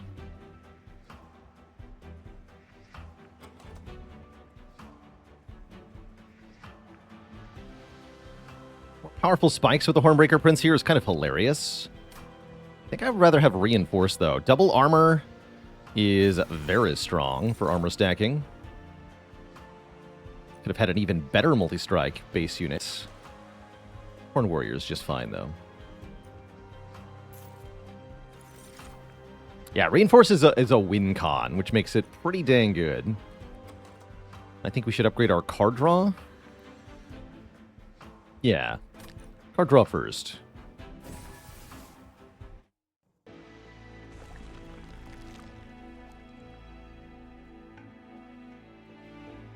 What does the square root do on its day off? It spends times by itself. Oddity, thanks for the Prime sub and the 16 months. You're heckin' welcome for the great content. Thank you for the great support. Dupe the reinforced. This is not a deranged brute run, right? We're not doing rage things. We're doing spike things. Although the champ gets rage, so actually deranged brute plus this champ is, in and of itself, pretty okay, but I'm already relatively committed here. So what we're going to do is the following. Sacrifice you. Use with you. 3 pips, 45 times 3 with 45 health. Now that is a big axe. Magic power piercing on Glimmer sounds okay as well. And we can make reinforce 1 cost, which I think is a lot more affordable. Let's do both of those things. That sends our shards way up there, but I'm okay with that. Og. The Rail Hammer, plus 4 armor each time it is applied to friendly units. So all units now have armor 9 to start. And our Wrathful Prince, oh boy. Our Wrathful Prince is going to get 19 armor per kill. Armor deck, go.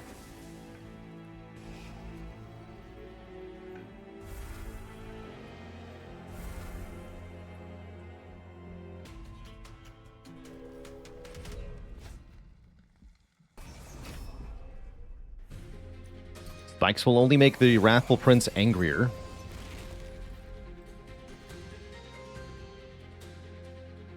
These particular enemies would be a good reason to go bottom floor setup. These enemies get stronger each time they ascend a floor. So let's go on the bottom here. Especially since we got Old Magic on turn 1. So we can actually do Old Magic plus Sharpen. Spicy.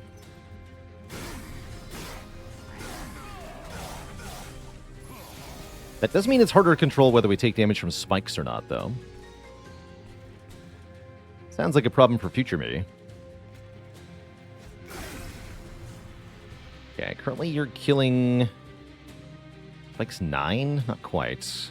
If I vent, then they're both dying, so let's imp in the box here. Uh-oh, even better. Oh, this is perfect. Now it's plus 34 armor.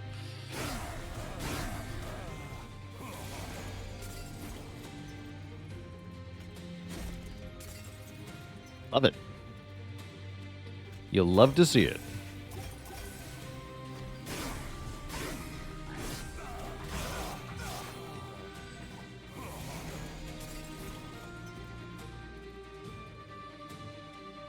Yeah, now we can play Welder Helper. Double that armor. 146 armor.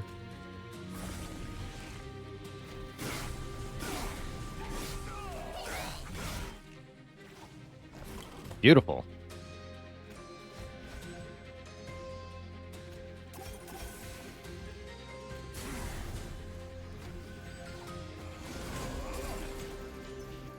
It's definitely one of the better Wrathful Prince runs I've ever seen.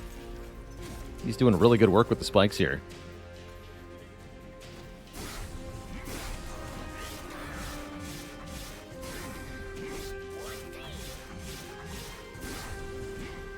GG. What's the most OP monster that I've made? Oh, man. I feel like we won the game with a totem once. We just made a totem so powerful that it could beat the divinity on its own.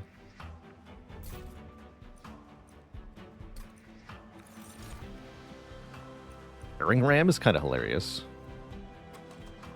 You want Battering Ram to be good, but it's really not that good. It's so unwieldy at 3 cost and restricted to the front enemy.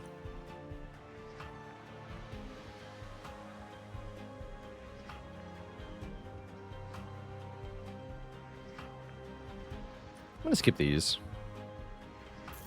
We've done turn 1 divinity kill in a couple of ways. Oh, Wildwood Custodian.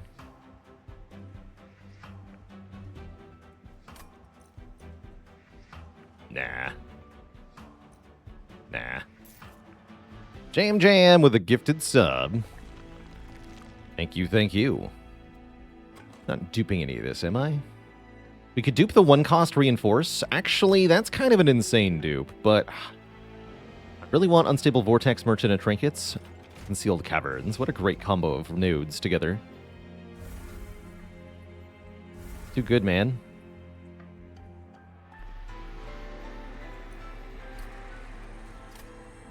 It's too good. Let's go here next. +2 on Slay. These are kind of mediocre. I'll reroll.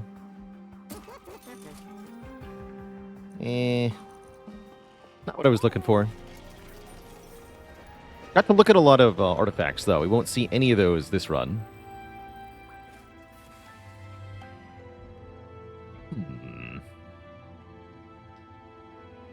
Remnant, Stygian, or Umbra? I think Stygian. Yeah, because we can get gifts for a guard, draw 3 spells, apply consume, 20 magic power, and 0 cost. Adding consume to them, very good here with the Trader's Quill. And that's a good card to slap -1 cost, or -2 cost on, rather. Let's do that.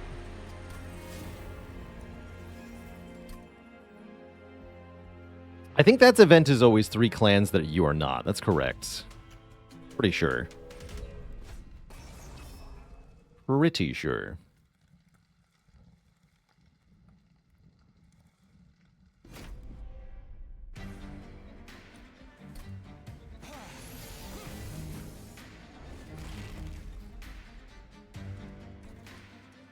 Okay, don't want to be on the bottom this time, although getting spikes going would be nice.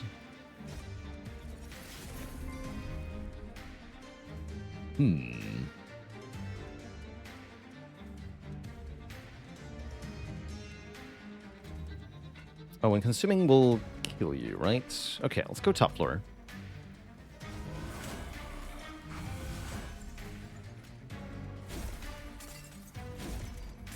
I could just, like, nuke these enemies, but I'm trying to gain armor from killing them.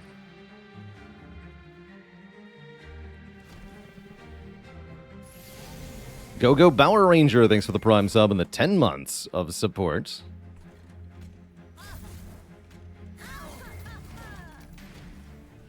I gave them armor? Oh boy.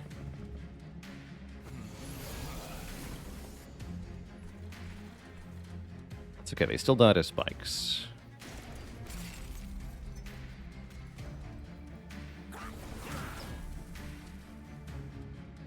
You don't, though.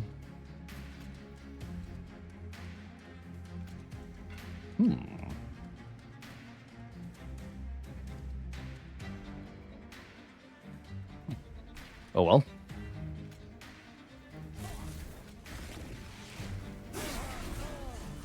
Oh, because the second one gets armor. Oh, I missed that.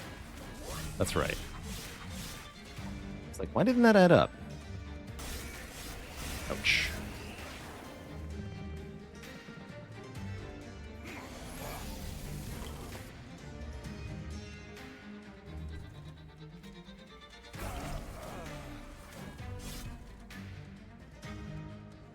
Cool.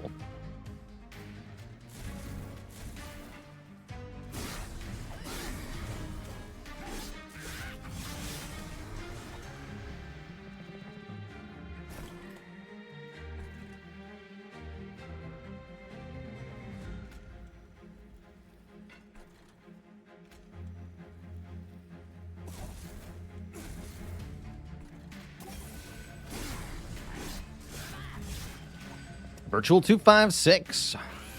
In the prime of your Baylor subs. Heck yeah. Dang straight.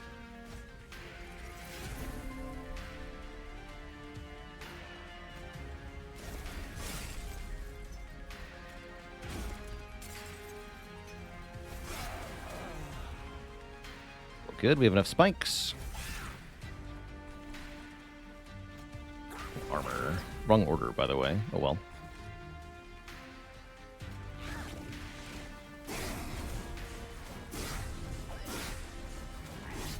Could be plenty of armor. I mean, with the spikes, actually, this self-made Harpy is going to get obliterated against Hornbreaker Prince's armor here.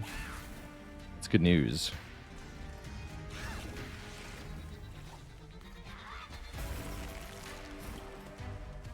Oh, we should be using the torches on the Hornbreaker Prince, actually. My bad.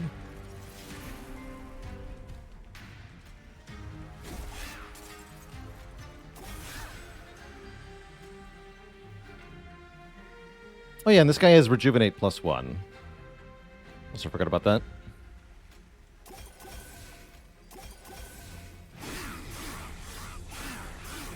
Vikey.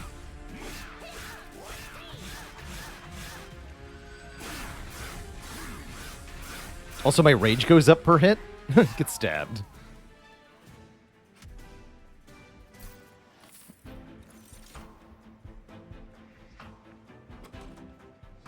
Unfortunately, no. Healing does not have a permanent effect on the Steel Singer's infusion. It's just a battle effect.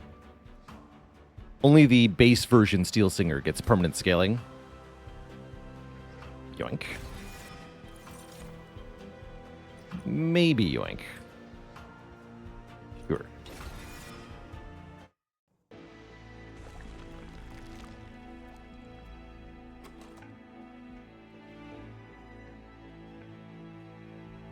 And I think we go Merchant of Magic here, although Artifact Concealed Caverns is nice.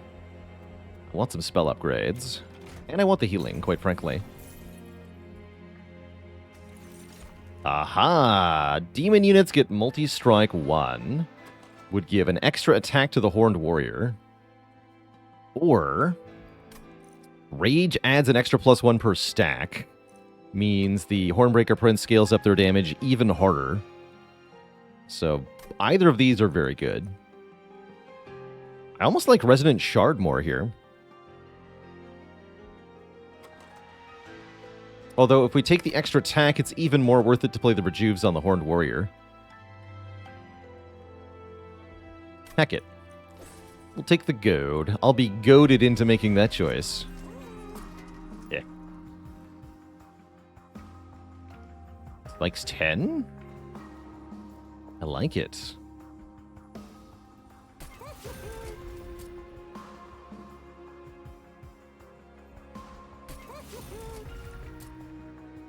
I like it a lot.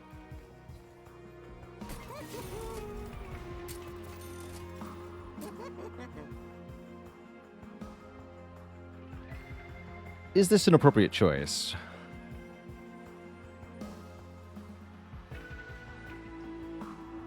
Does that delete my deck too quickly?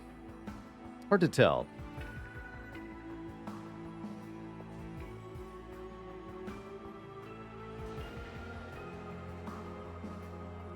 Free Holdover Inferno is pretty good too. Very much solves the last Divinity fight quite decisively. Although bear in mind our Hornbreaker Prince needs to get kills. Hard to do that with Inferno every turn. Like it on the Old Magic? Actually, that's pretty good, yeah? Holdover Old Magic, spikes 10. Plus 10. That's pretty good. Okay, let's do that. But I will discount the Inferno. And we'll add 10 more magic power to one of these vents. And just for good measure, I'll purge one torch. Spikes count as the Prince killing, that's correct.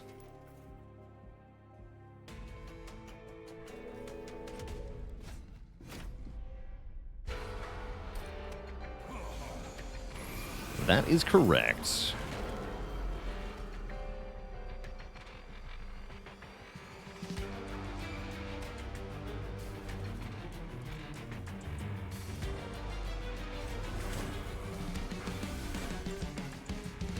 Yes, play the Restores on the Horned Warrior here. Get skilling. Ah. No dying, you got it.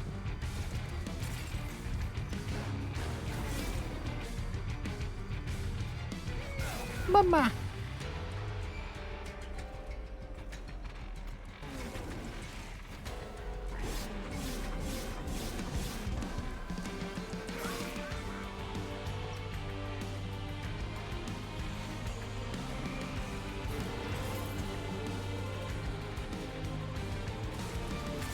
Spectacular.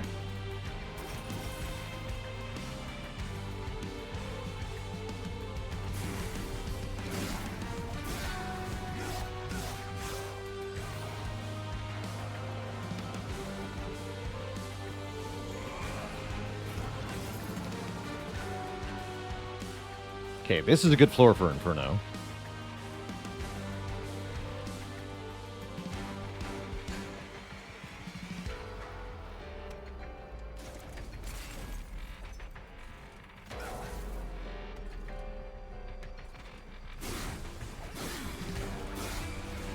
He's growing powerful.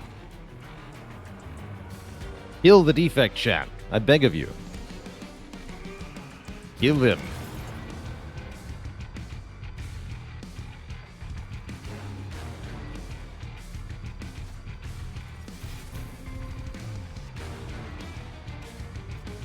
But thou must.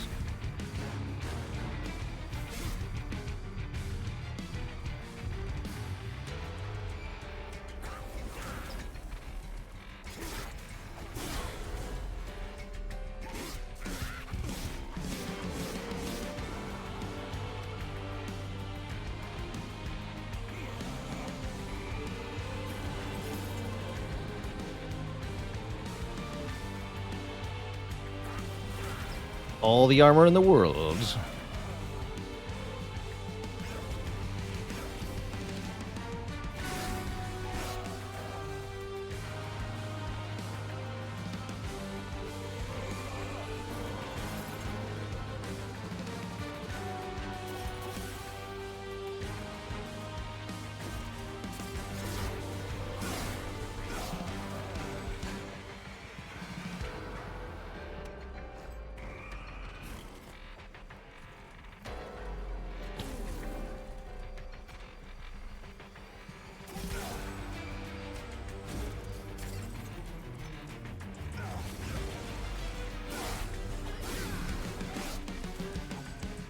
Nice armor.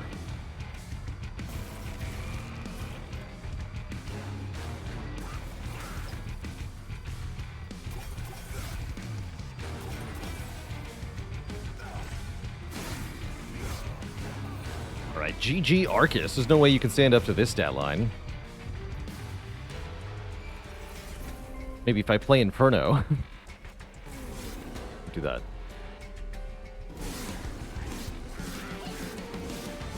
Earthchig with a 43 months. Thank you, thank you.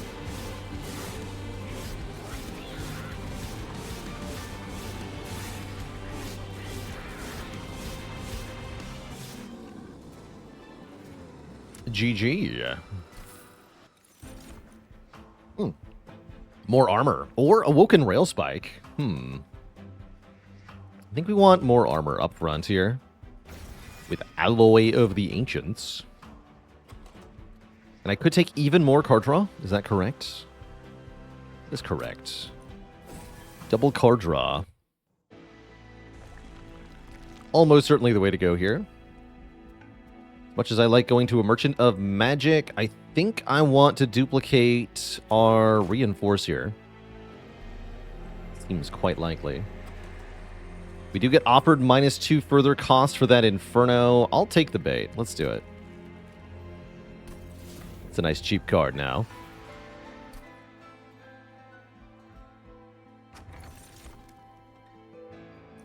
The bop? No, we don't want to bop things, because we want the champ to kill him. I'll take Conscription Notice, I suppose. Although it's unlikely that I can actually use the unit created. Maybe I'll just take 25 bucks over that artifact. Feels kind of bad. Purge a card, gain a card. Sure. Purge Torch. To give me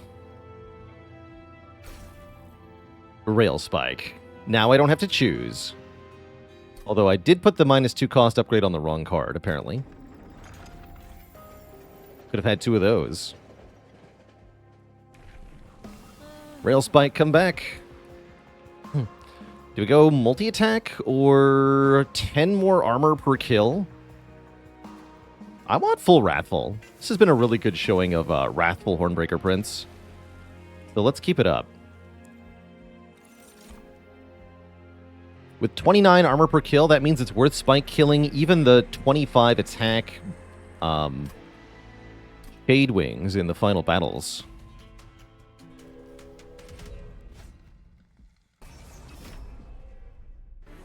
And 5 rage per hit is nothing to sneeze at either.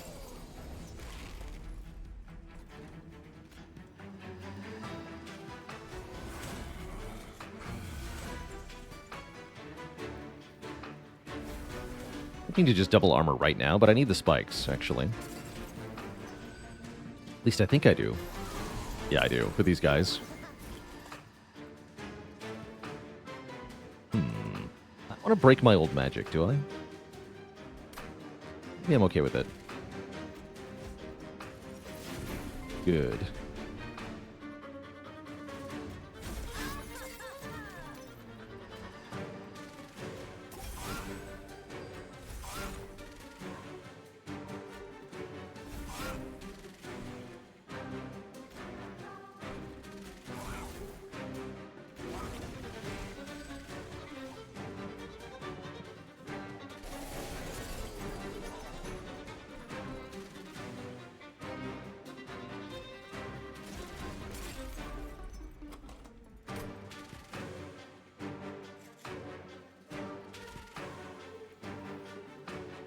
Ember Drain's gonna be a real pain.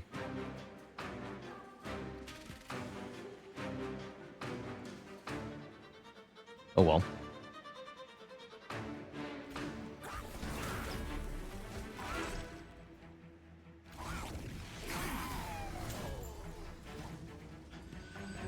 I'm sure it's fine.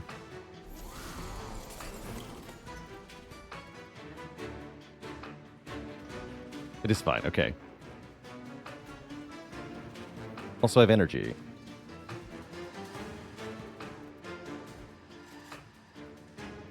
Not sure why I have energy, actually. I should have played Old Magic first, though, that's for sure. Cool.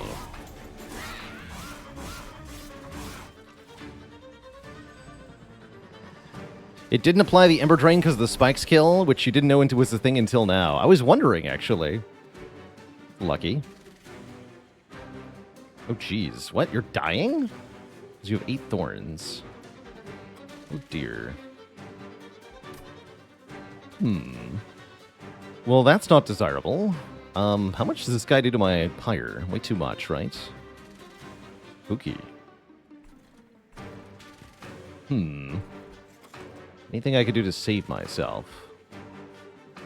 An Awoken Rail Spike, maybe? But I don't think that makes a big enough difference here.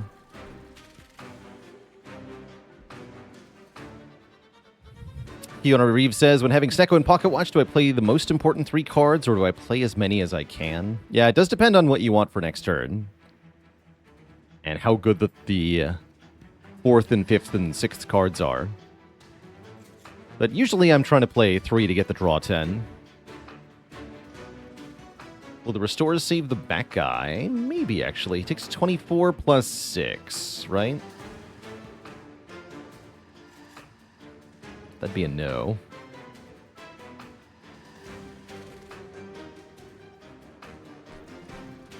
Just our champ can win this. Although I'm worried about how much the Pyre will take. I guess the Pyre Wings aren't that bad. Heck it.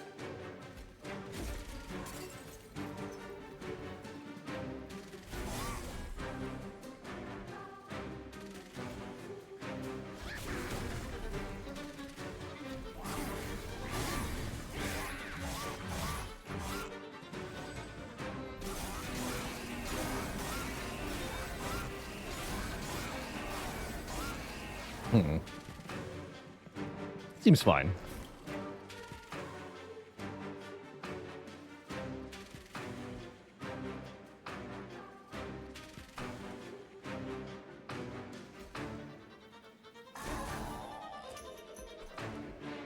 Those won't be getting through.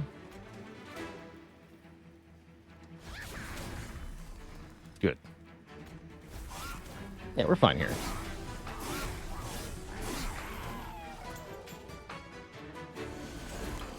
Not as bad as it looked.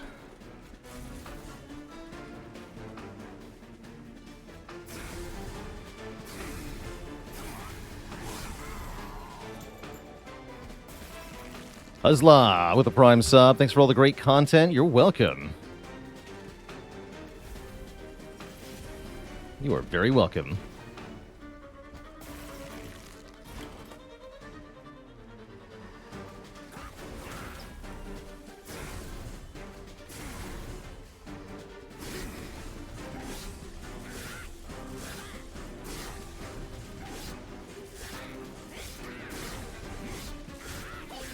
These imps hitting it for 1 are actually quite bad as they power up the boss, but we have plenty of damage.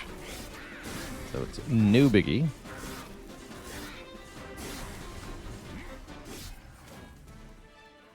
GG, yeah.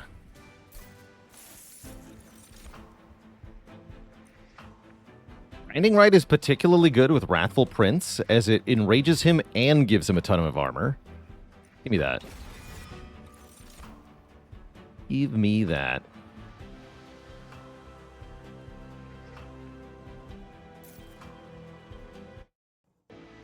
We have so much armor, it's falling out of our pockets, indeed. Bonus points if we can get Holdover to go... Actually, this is good, too. Perma Reinforce definitely gives us a way to win here. My main concern is enemies slipping past us, though.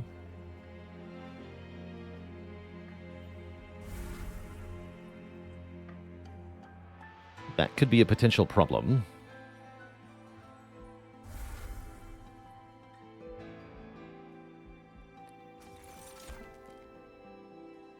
I'll draw 10 on turn 1. That helps a bit. Conserve Ember between turns. Ooh, actually, double spikes? Holy moly. Double spikes is amazing, I just realized. And give me the conserve. It's too late for Pyrestone housing. Yeah. Omega spikes. Guess that means I'm not rerolling here. That's fine. Who needs holdover anyway?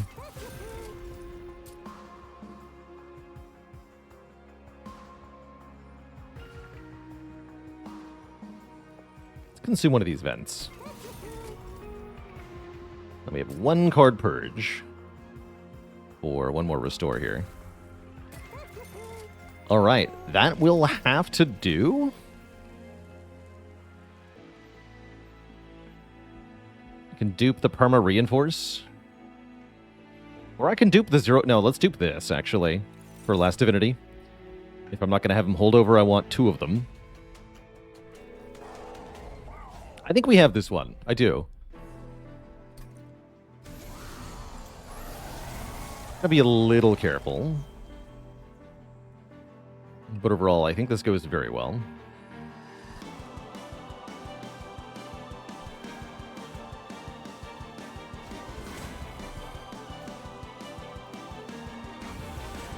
You take 1 damage here.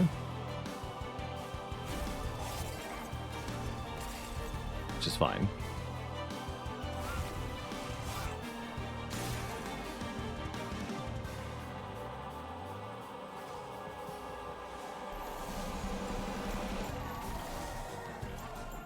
Now we'll continue to nuke the enemies that add curses here.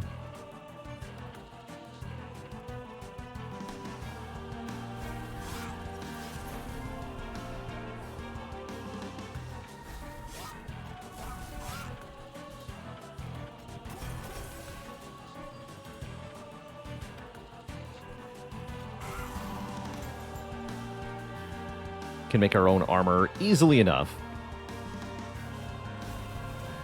And then just double it repeatedly.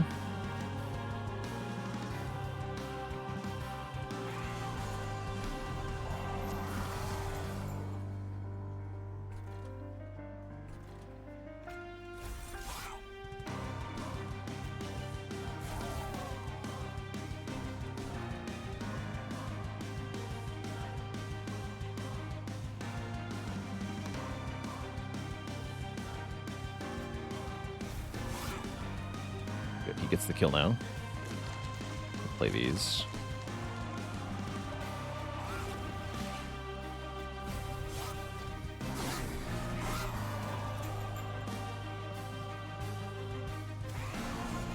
Yes, give me more armor! In the form of added units who are doing nothing to me. Make it so.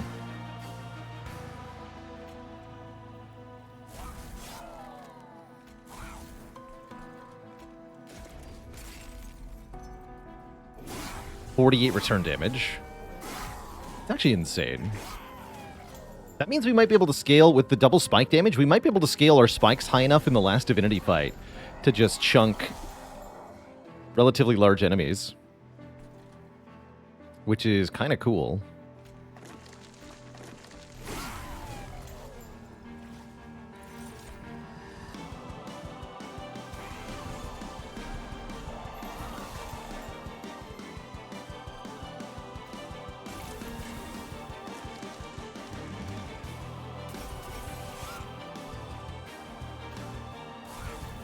Curses, thanks.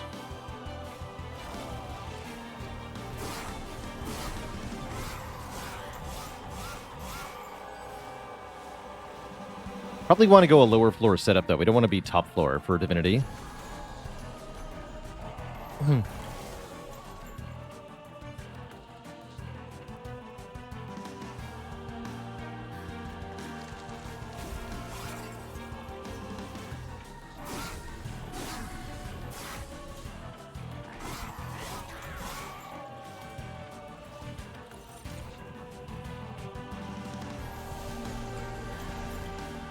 That's true. We do want to soften things up with Inferno, though. So yeah, maybe middle floor. Although the problem with middle floor is I can't play the Horned Warrior on turn 1 alongside Hornbreaker Prince. Which is definitely a concern.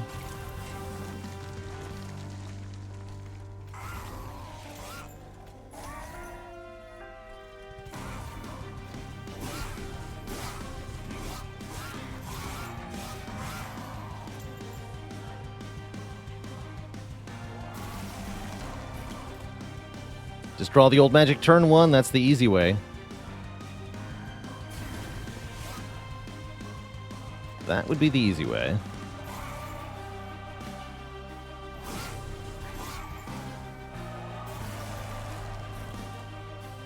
Seraph super duper loses to this, especially once I double my armor again. GG.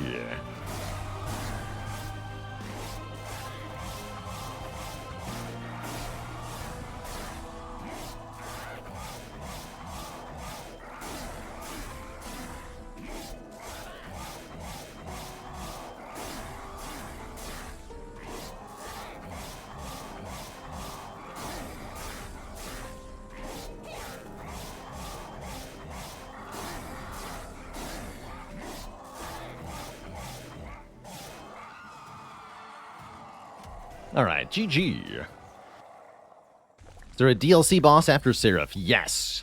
If you collect at least 100 Pact Shards during your run, then you'll face the last divinity, the Big Shard Man, who is on all 3 floors at the same time. Because he's spicy like that. And no, we don't get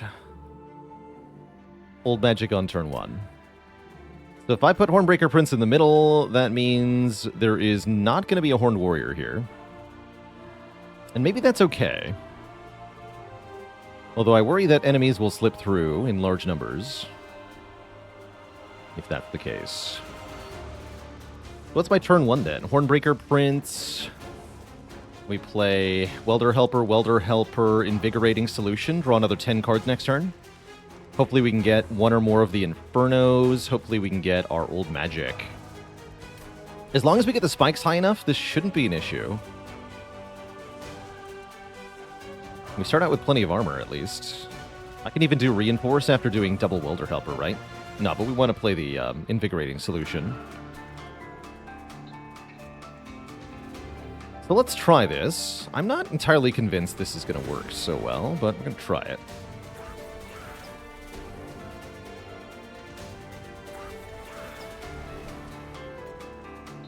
I'll gate attack power. I don't want that.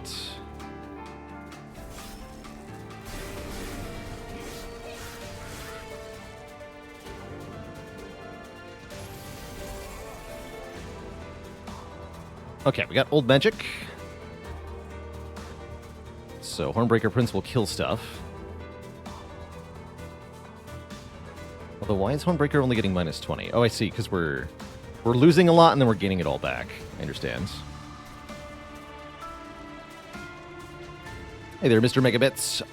Probably after the next Monster Train run, maybe 3:30, 4 o'clock, we'll be doing some Slay the Spire.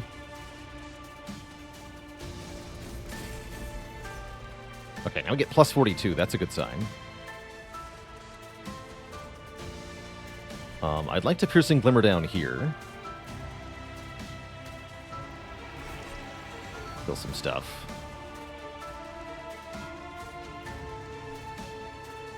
Infinite Box here, I guess? No, Infinite Box up here. Oh, double Pyre Chomper, good. Okay, play these. Awoken Rail Spike, by the way. Oh, my lord. Okay, this is going to be great. Yeah, play stuff. All the spikes, thanks. Draw 5? Draw 5 looks pretty good to me. They all get made cheaper, too. Wheats.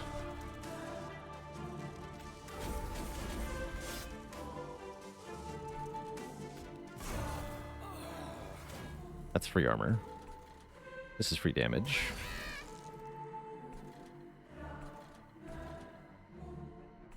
So was this.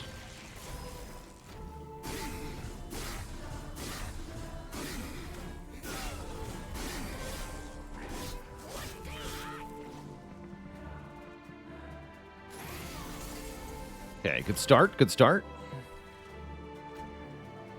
Keep on spiking.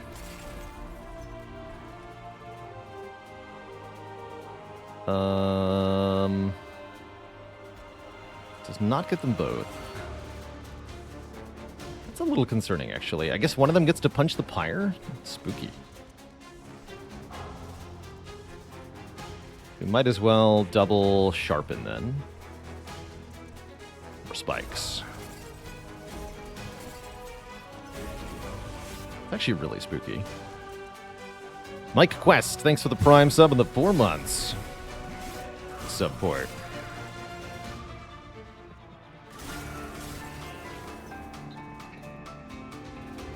Alright, what happens on this turn? We get to deploy the Horned Warrior in the back, and that'll help out a bit.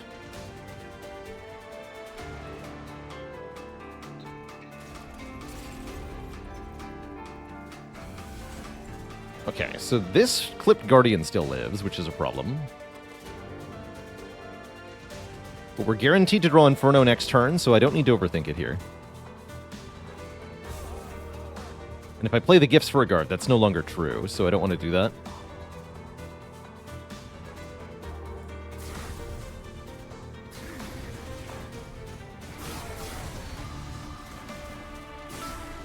$92 spike damage.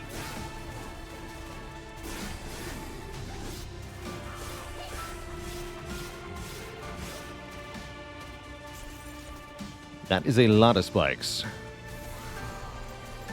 So these guys just died to spikes. For example.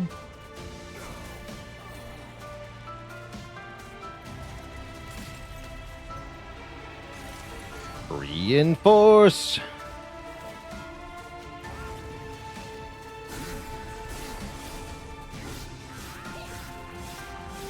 Definitely did need the help from the Horned Warrior, though. It's a bit shy without it.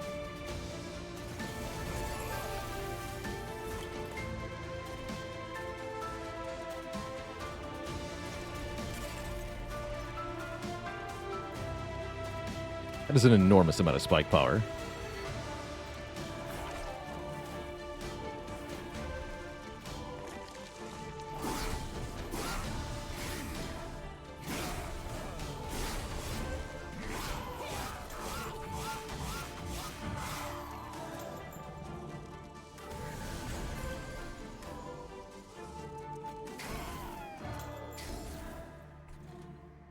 More spikes. More armor. More gifts.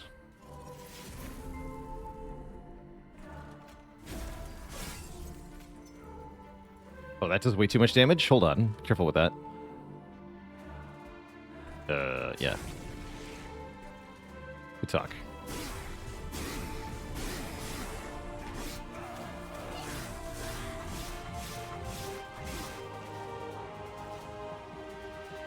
His spell shield. Just use Inferno.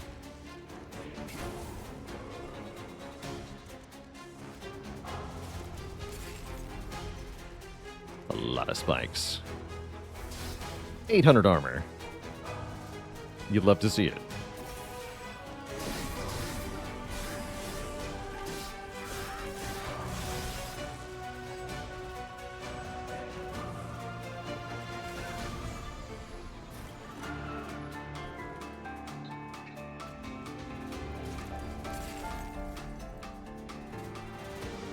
No curses.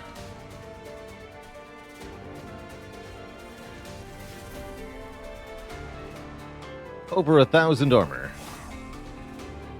Like you do.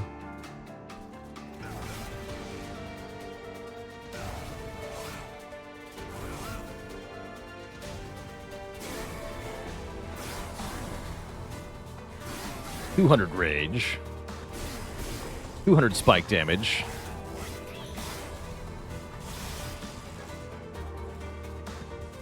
This is not the end, or are you sure about that? Sure looks like the end to me.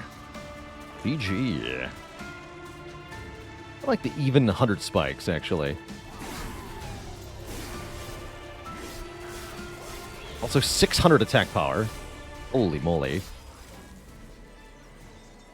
Get annihilated. GG.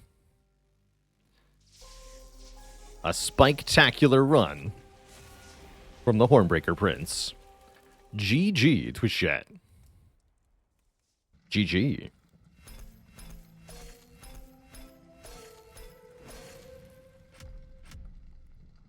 Not the most decisive of Divinity wins, but a great one nonetheless.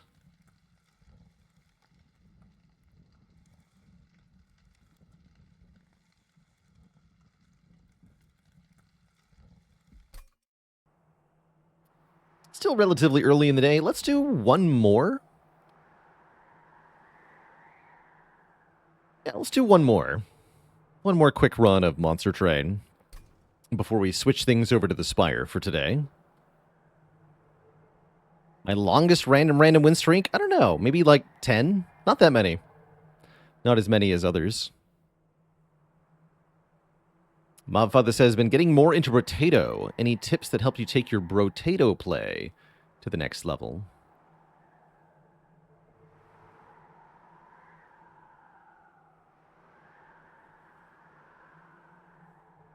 I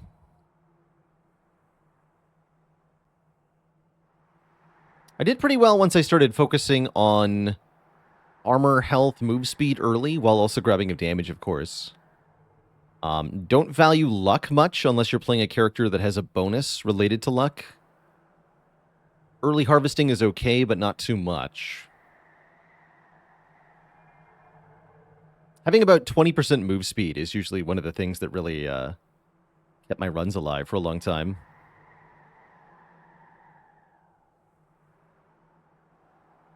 And a little bit of healing. A little bit of healing goes a long way in Brotato. Once you get to about 30 max health, it's usually better to start adding healing than further max HP. Although you want more than 30 max health by the end.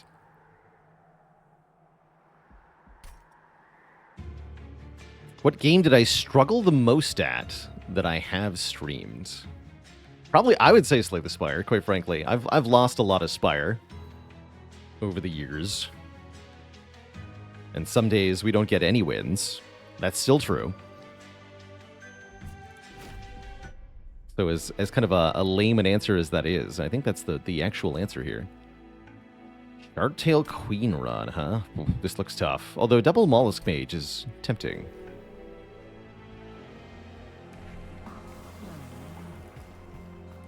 Make more imps. Or kill all imps. I do like the cheaper imps strat. Then you can just kind of throw imps in front as a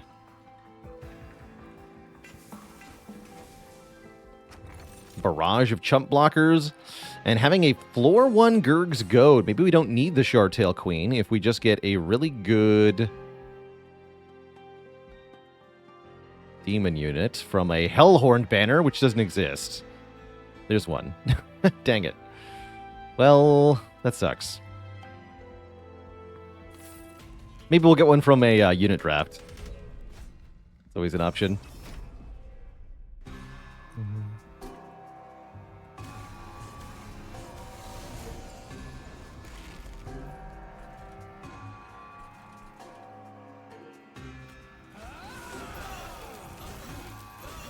Sharktail Queen I find pretty tough to play with. She's got very low base health, which makes her very fragile.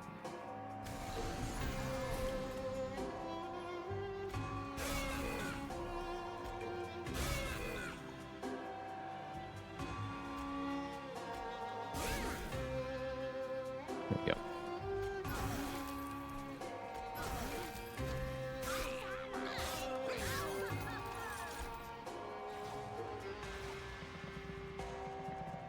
Gotta put the new ones behind the brained one, though. My bad. There we go.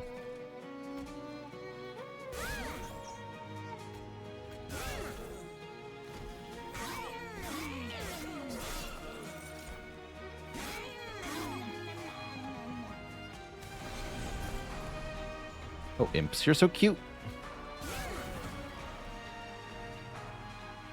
Maybe too cute.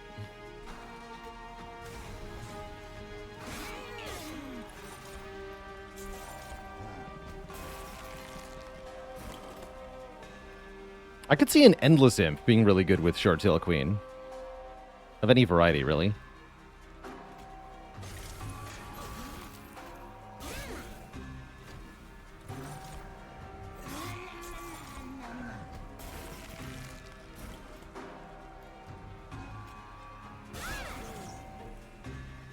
Okay, that's a bit better. Good enough.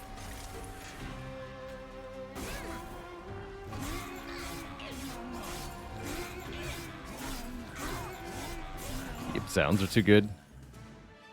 Too good, man. Alright, well, there's an Armor Imp.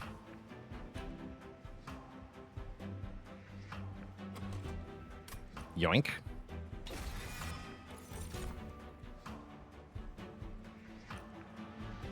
Ice Tornado is pretty good with the Mollusk Mages. It was Crypt Builder. A little harder to play, though. And yeah, with no Merchant of Steel coming up, we should go to the Stygian Banner Merchant of Steel and just get something to start. Endless. Endless Imp. And we can put Magic Power Piercing on Ice Tornado if we want to.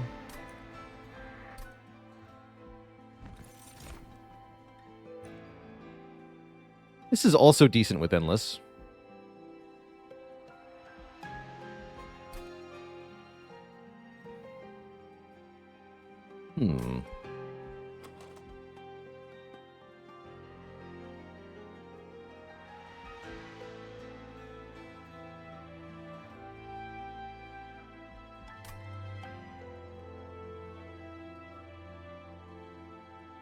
Yeah, good target for Endless Imp Armor, indeed.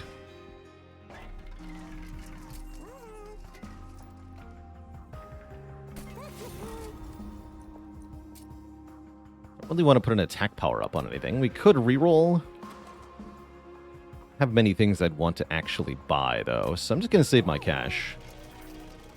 And see what happens. Let's get the 10 Magic Power Piercing as well for Ice Tornado. Like that with the Permafrost. Am I fusing anything? Queen's Impling Infusion into Endless Welder Helper can be quite powerful.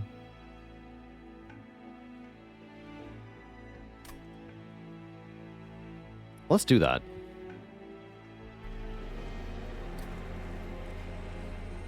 It's 40 damage on summon.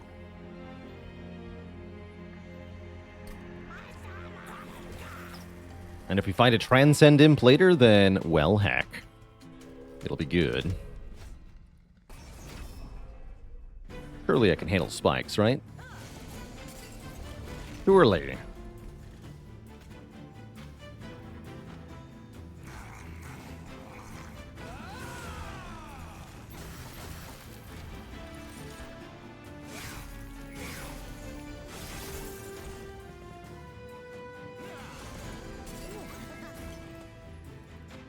Come on. Boo. Actually, wait, I can get it. I've got this.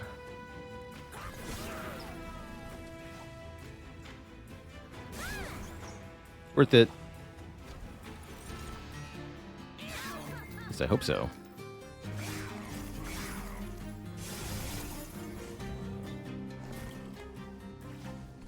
Beep.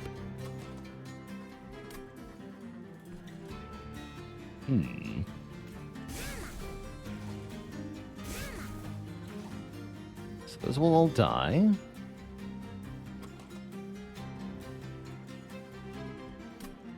Put the Mollusk Mage on the bottom floor, because if I put it on the top floor, I can't play a 3-cost spell next turn.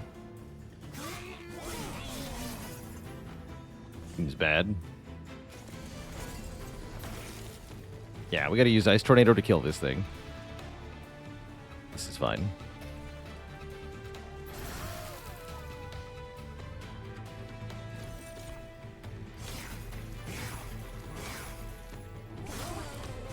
Like, we do a lot of Frostbite just to this boss. That's good.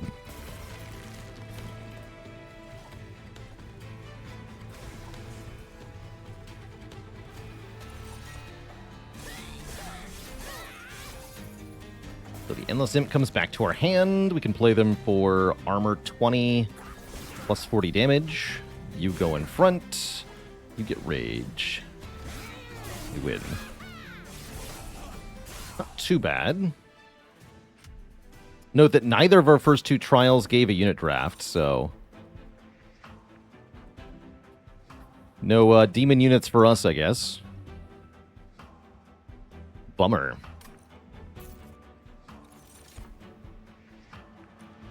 Take a Titan's Gratitude.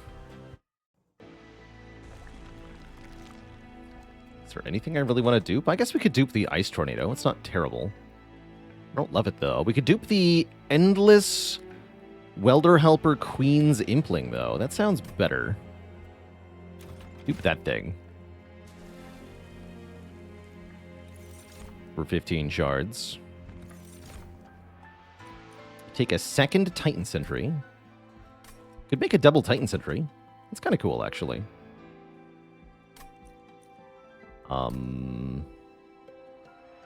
Screw it, let's do it.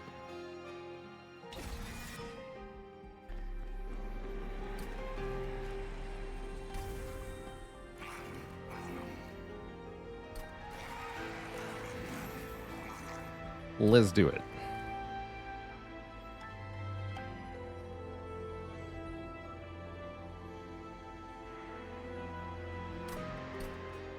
And yeah, then I can dupe Ice Tornado with a -2 cost. And that's actually quite good. We're already at 100 pack shards. Don't worry about that. Wait, I already duped. Did I dupe? Oh yeah, the imp. Whatever.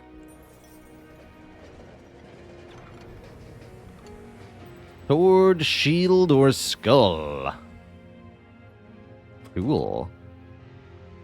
I'll take a skull. Kill a non-boss unit, it says, purging itself permanently from the deck. If we keep that card in our deck for a couple of floors without using it, although we might have to use it. We're fighting a 100 shard Daedalus? That's kind of spooky. Kind of.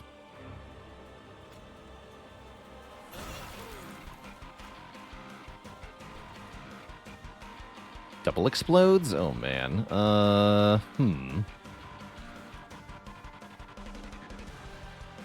Guess I gotta do it this way, then.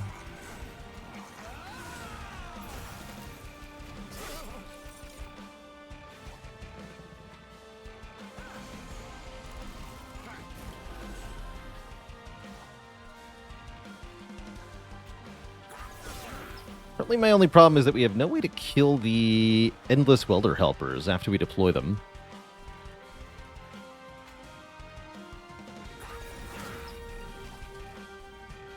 Seems suboptimal.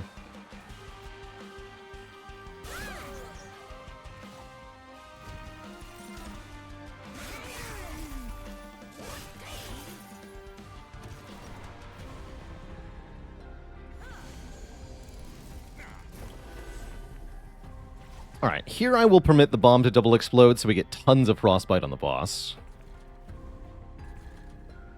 That seems worth it. Vadrag with a prime sub in the 45 months.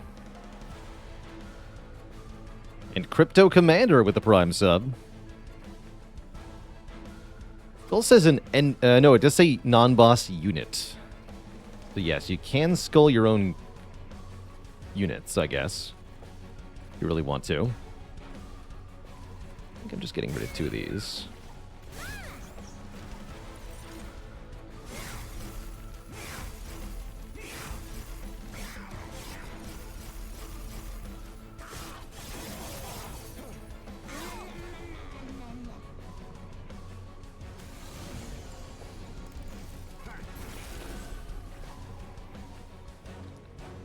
Ice Tornado, save me. Save me. Thank you. Good work. Should have played Mollusk Mage first? Probably. Probably. Oh well. Just kill some stuff.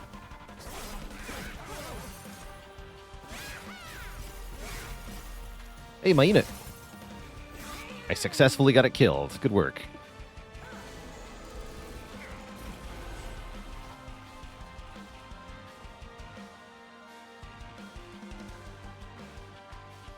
And they'll both die again on this turn. Good, but this is not good. Let's reach the pyre. It's only 4 damage, though, so that's fine. I could kill the Forged Disciple in front, but then it won't kill my Welder Helpers, and that's actually quite bad that they don't get killed. So I'll allow it.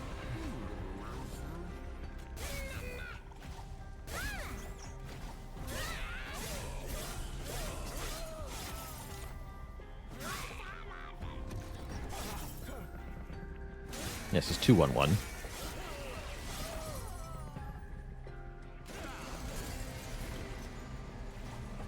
Seems easy to measy. Once again, getting it killed is the good play, although we're going to do 10. I can't allow that. Very well.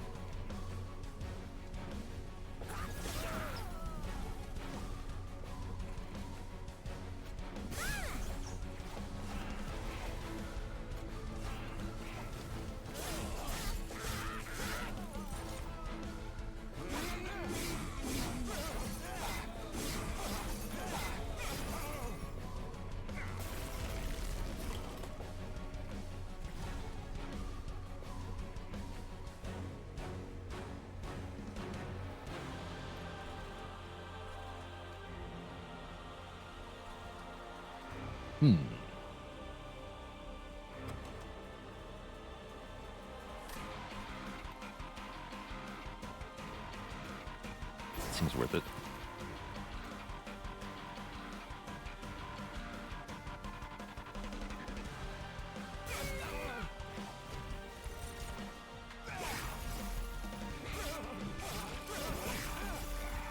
Loads of Frostbite helps quite a bit here. Looks like we're good. Yeah. GG.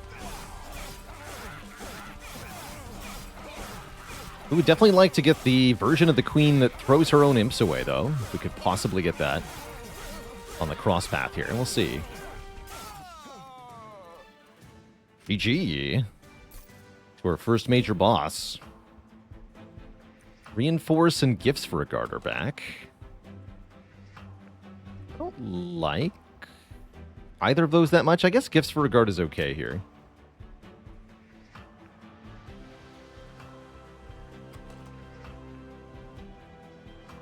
One Horn's Tome is very expensive.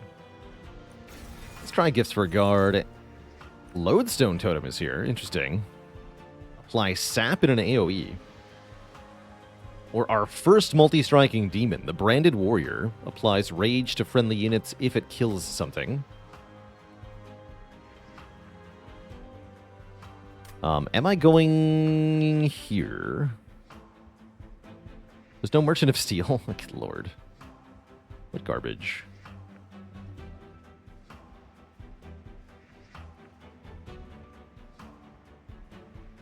That said, Unstable Vortex Merchant of Magic is pretty good. It's a pretty bad demon unit.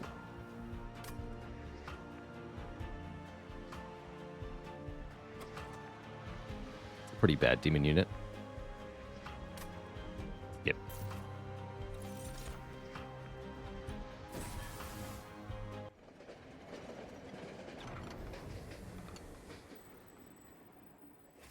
Oh.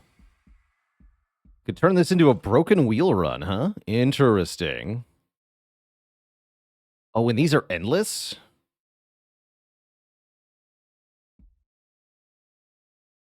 Interesting.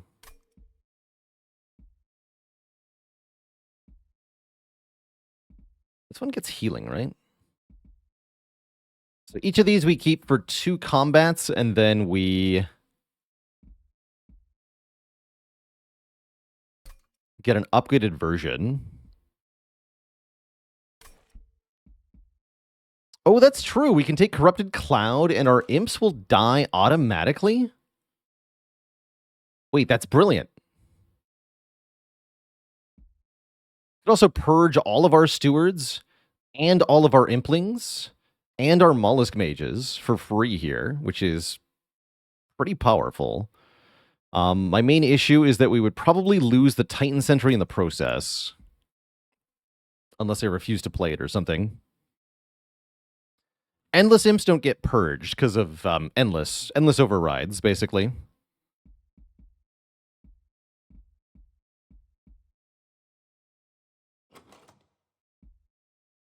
Is that going to be enough damage to enemies? I don't feel like it will be.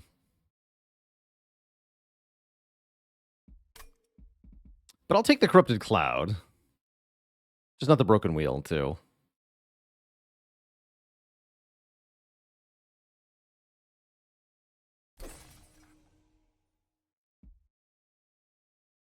Corrupted Cloud also trigger Revenge. It should, yeah. Yes, it should. Oh, hello. Now, that is a last-minute addition that I can get behind. Apex Imp. Gains rage equal to gained armor. On summon, gain armor. Now that is good stuff. And yes, we do get Imperialist as well as an option. That means we don't have to keep the Corrupted Cloud. Although I'm thinking...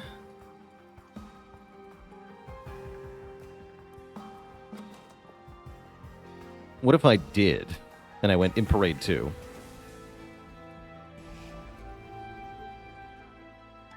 And then Apex Imp won the whole run for us. That sounds great.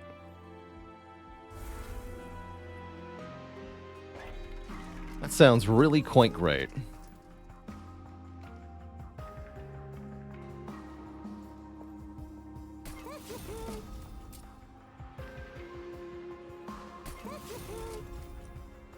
I don't think I want Permafrost on anything, although Permafrost Petrified Skull is actually huge. Give me that.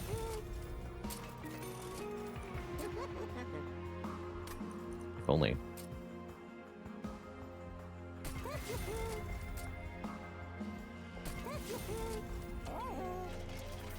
If only. Can I go here?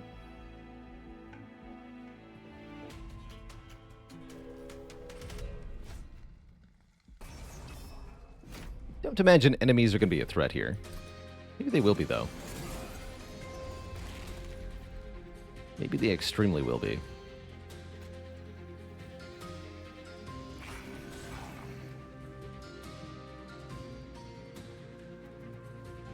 So is this after the... Must be after Frostbite triggers, though. Bit weird.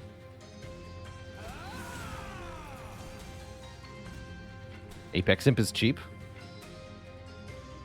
Cute.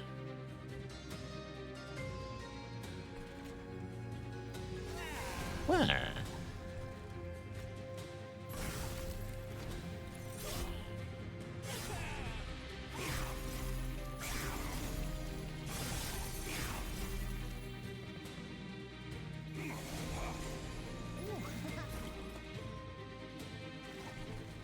Scammed. Actually dying? That's not good.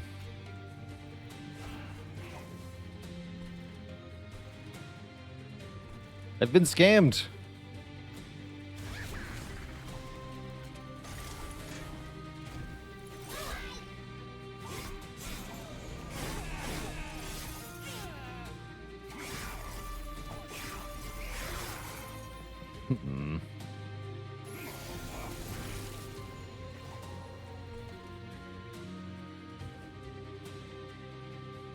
Well, I just didn't draw the armor imp, so now I'm dead. I think.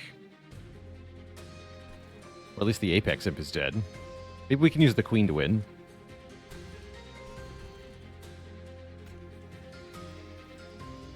Kind of garbage. Wait, we can keep the imp alive with the Inflame. Okay, that works.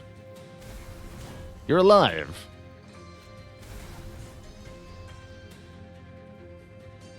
Huzzah.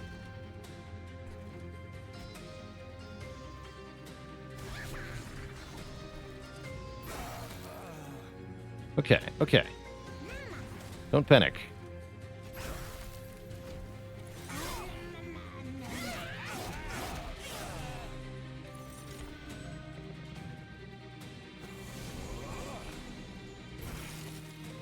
Good.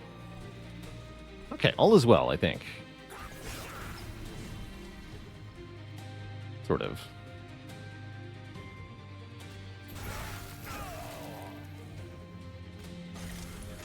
The imps automatically die, which is good.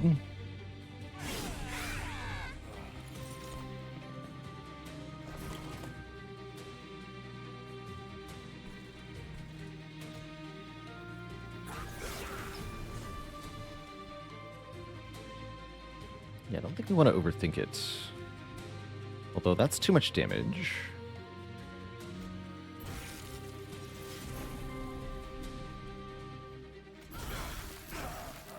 Okay. I think just having the Rage Imp is probably the play here. Or the Apex Imp. I'll even take 5 damage to make sure this works.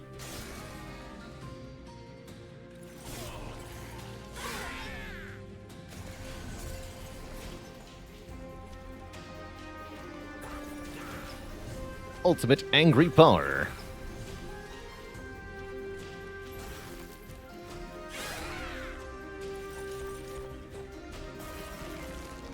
Look at that boy. So strong. GG.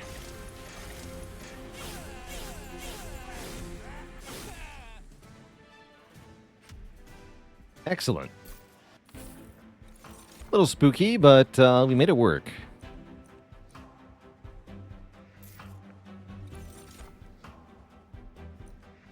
No.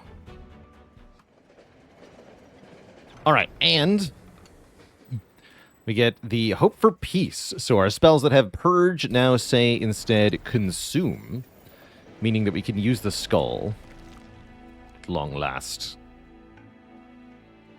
Yeah, sketchy, but it worked, and that was with bad draw order. I think we can do better with some more removes here. Draw towards the Welder Helpers faster. Oh my, Resident Shard adds more damage for Rage, making our Apex Imp really silly.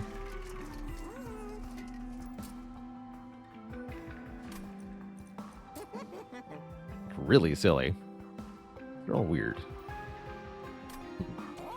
It's by Purge. The bots. There you go. He was a little slow today. Go Cleansing Water. Chance to remove buffs from enemies.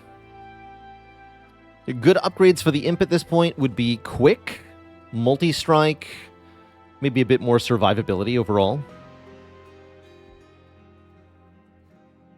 But yeah, Quick and Multi-Strike would be some of the best, probably.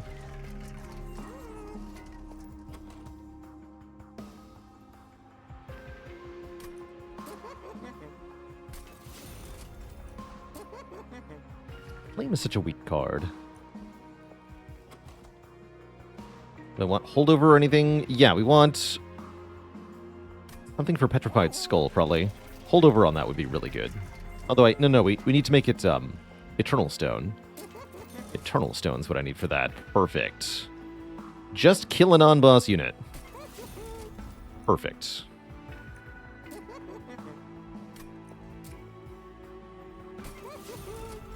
Make those stupid frozen lances consume. I'll make 1/0 cost as well. Just one, though.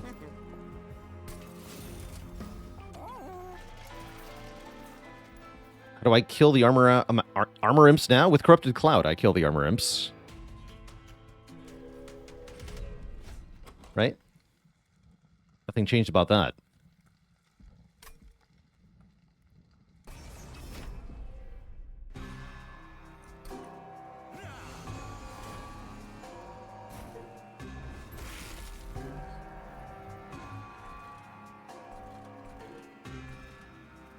We can keep Corrupted Cloud if we want to. Which I've never done before. Wah.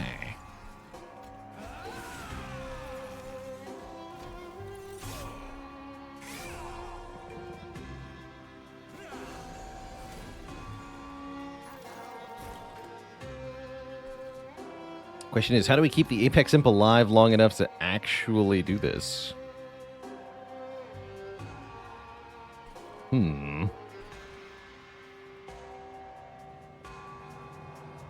Trouble. Much trouble.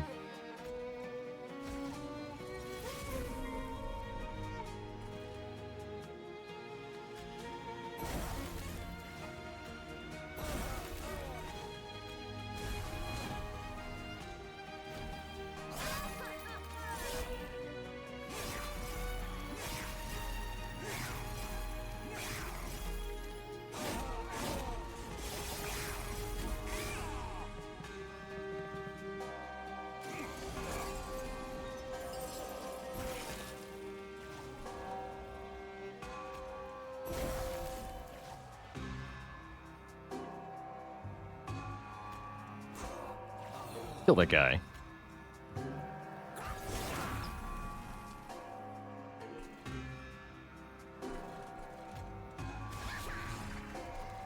Then Sentry dies.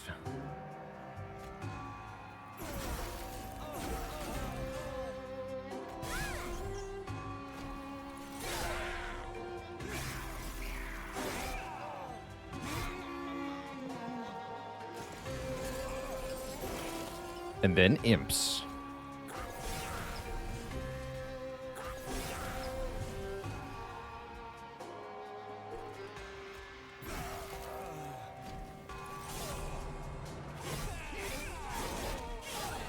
Tech really wants Forever Flame to make the imps cost nothing.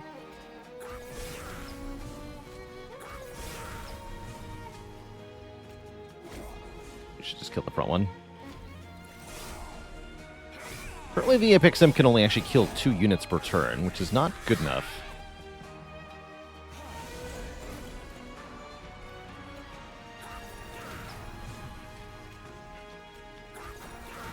That'll change, though.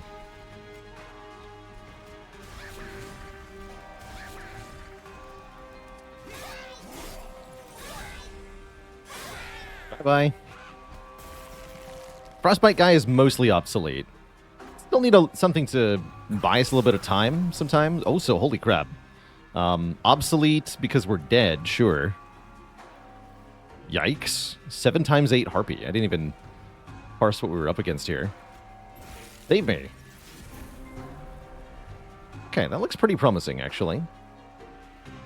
We can kill you. Ice Tornado. Good. Oh, there we go. Okay.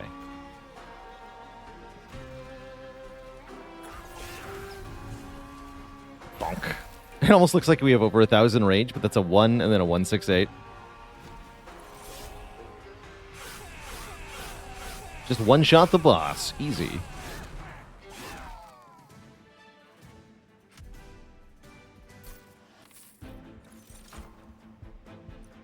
Inferno?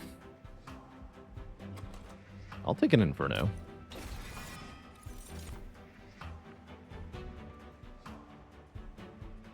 Seraph the Patient? Good reason to take the Unnamed Tome, yeah. Imp Scholar could have done gifts for a guard nonsense. That's not a bad idea. The only one because it went easy on you. Go then, claim your prize. Turn the Corrupted Cloud into Vial of Tears. Restoring 5 health to friendly units. No. Game over. I quit. Tell Malika to piss off. Keep your useful relic. When you see Seraph, tell him Malika says hello, she says. We'll just keep that auto kill my own units thing. And now it's time to upgrade the Apex Imp. Past time, in fact, to upgrade the Apex Imp. Endless is not what I was looking for. Though I don't mind making the Titan Sentry endless. That actually sounds pretty good. You are now endless with 25 health.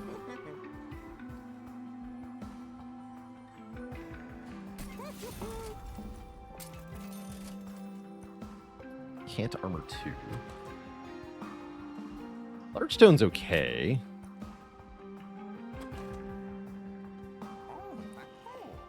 It's kind of suck. Go to another Merchant of Steel next floor, I guess. Try to find the good stuff. Armor 2 Incant is good. Well, it is when you have an Incant deck, but we don't. I guess we do have gifts for a guard.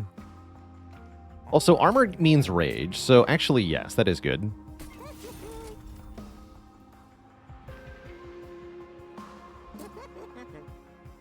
That is good.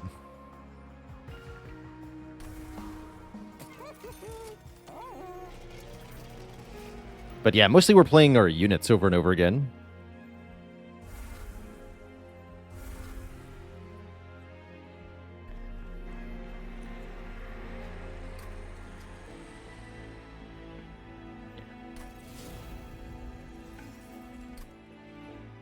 Bite your ankle with 4 years of support. Glad to still see me at it. Heck yeah.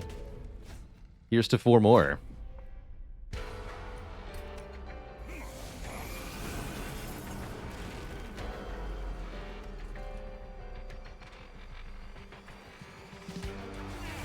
Where?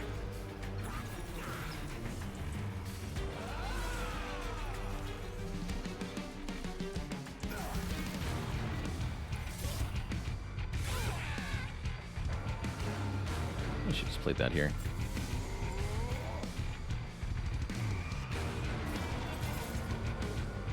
So no units dying on that floor this turn.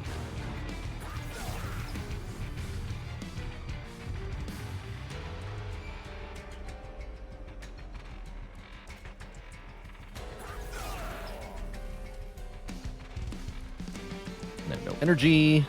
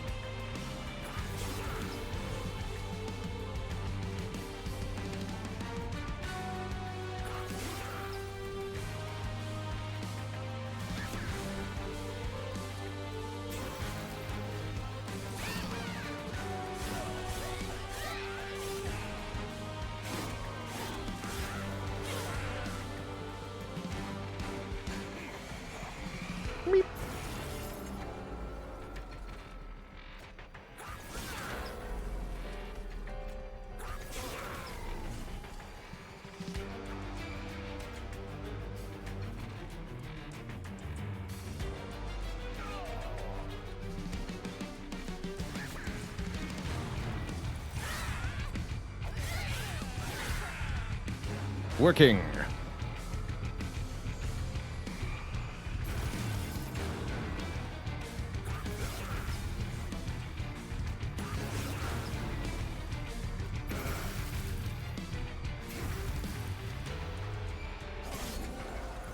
least I think it is. BB Tech with 49 months of support. Luck goes up. That's a shame. Wait, can I silence the... No, I can't. Not how that works, unfortunately. Oh well. 2 curses, please.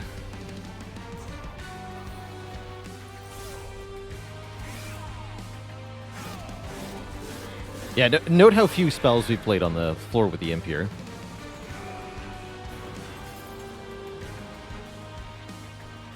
Or wait. Oh, they die after it despawns. Oh, that's nice.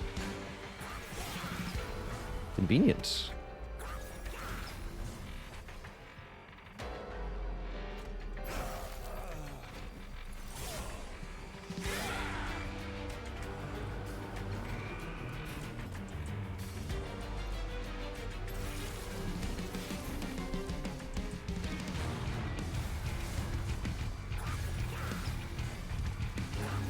That's so much damage.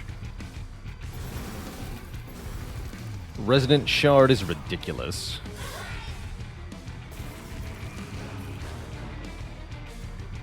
Just one-shot Arcus here. 900 times 2.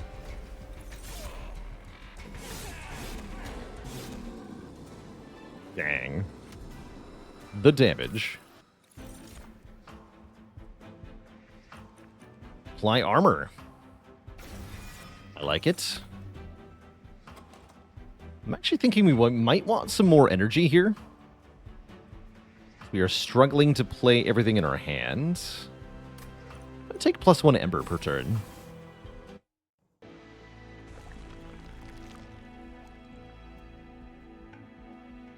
And we're going Merchant of Steel again? Is that true? Did I miss out on these? That hurts. Worth it, though. All right. I'm going to tell myself anyway. Looking for quick or multi-strike. All right, I'll take multi-strike. One more attack for the Imp. Means he can chunk 3 units per turn. We like that. We like that a lot.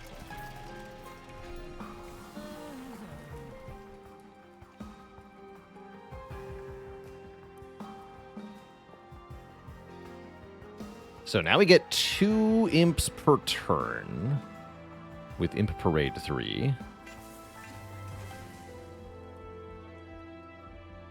going to be fun. I'll do 1 purge. Not yet. We'll wait, actually.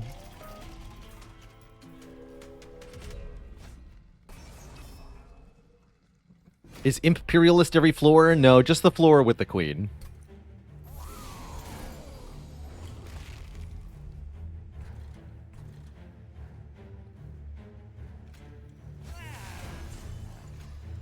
Instantly 100 by 3. Sorry, 106 by 3. That dude is OP.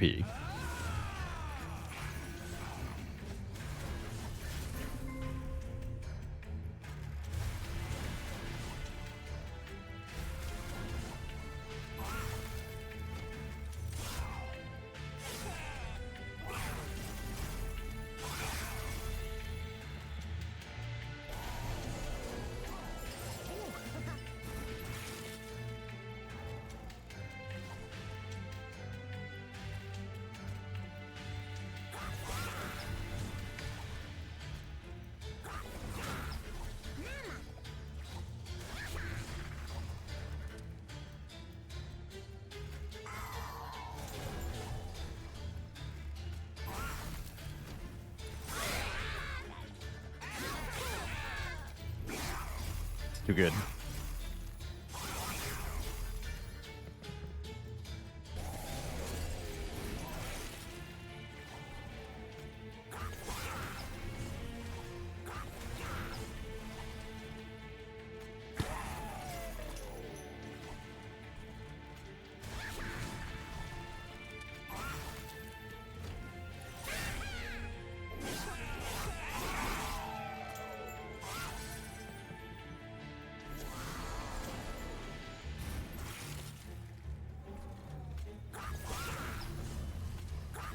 Oh yeah, you're endless too. So if I nuke you, it's fine. I forgot about that.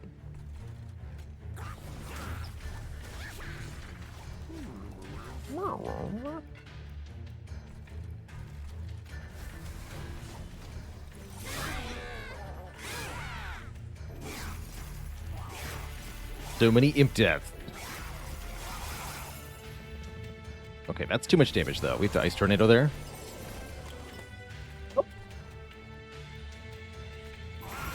Perfect.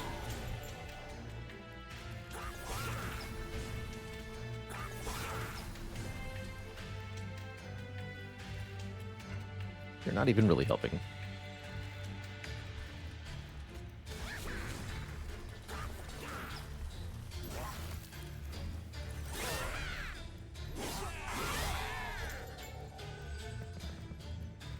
How's it going, Carissa? Is this a run that actually kept the 4 damage per turn? It sure is, because it's killing our endless imps for us.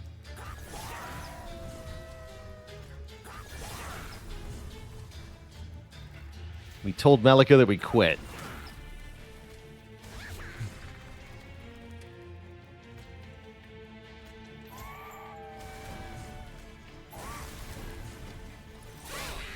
How long is a typical run in Monster Train? About an hour. Not too long. We're coming up on the very end of this one. This is the ring number, and it goes from 1 to 8 at the end of the run.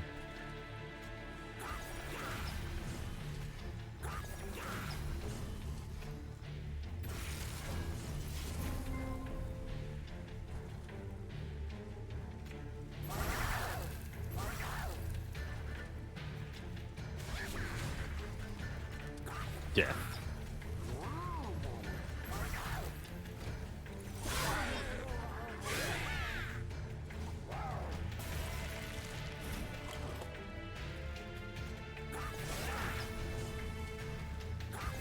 Casual 900 by 3.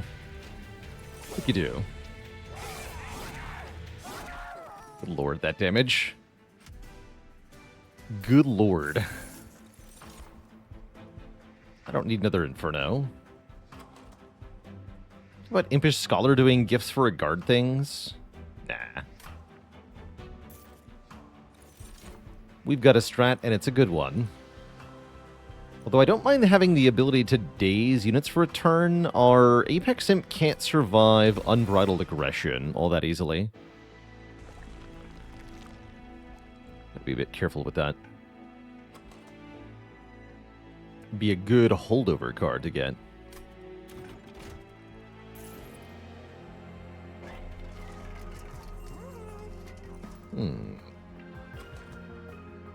Any triple upgraded spells that I want? There's a couple options here. Take a look at what the spell upgrades are. Double stack. Well, double stack Alloy the Ancients looks pretty good.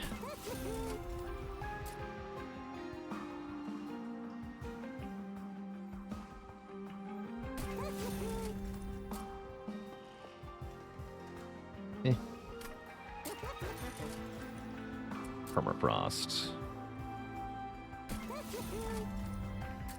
Not as good as Holdover, but perfectly fine.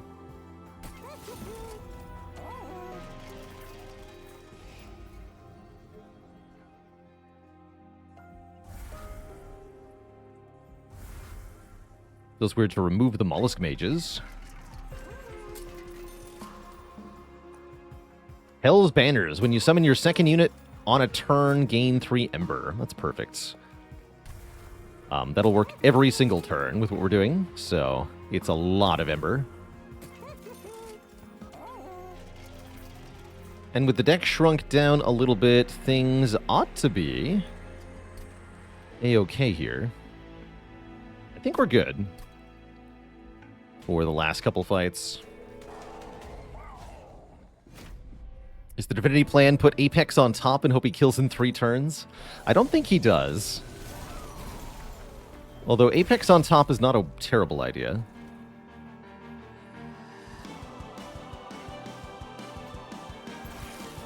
Whoops, that's right. We're supposed to silence you first. No more of that garbage, please.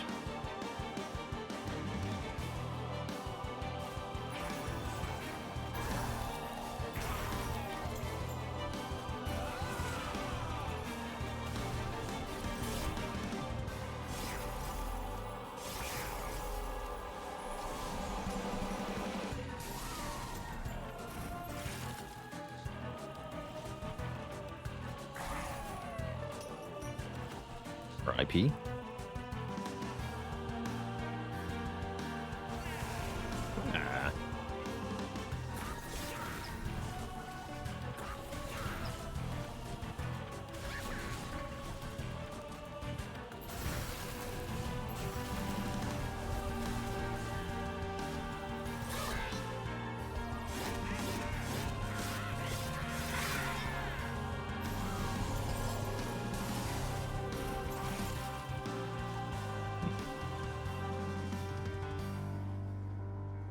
Do have trample.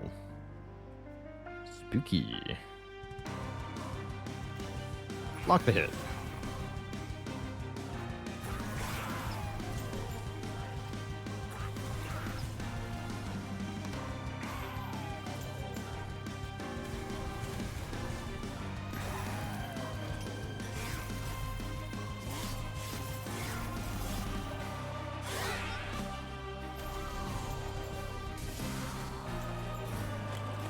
Over here.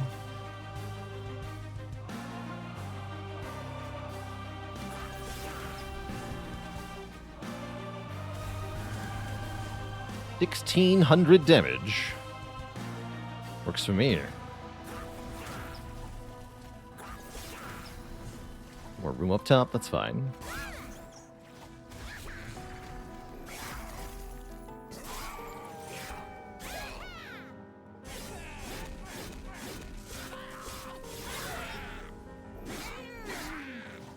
Should just need one more turn of attacking Seraph here.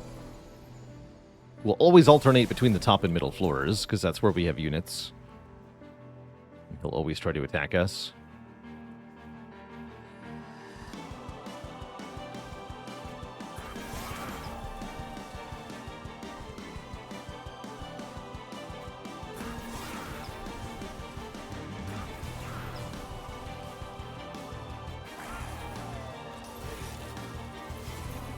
Seems perfectly fine.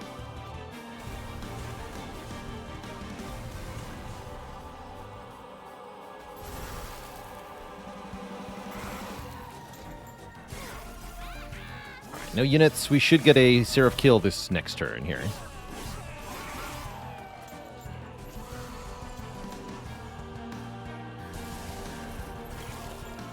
Dead.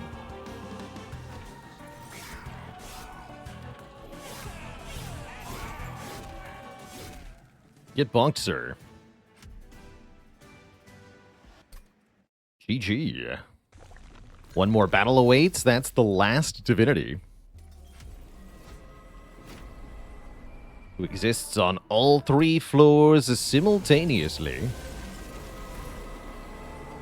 Like a big jerk.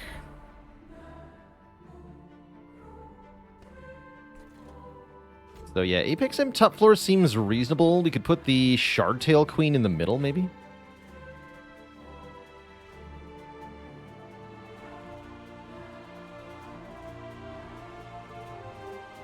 Yeah, let's do Apex on top, Shardtail in the middle. Try to keep the Apex Imp alive this turn. I'm gonna have to incant a lot. Yikes. That's concerning. Oh no, wait, he gets armor 5 when I summon him. He's fine. He's fine.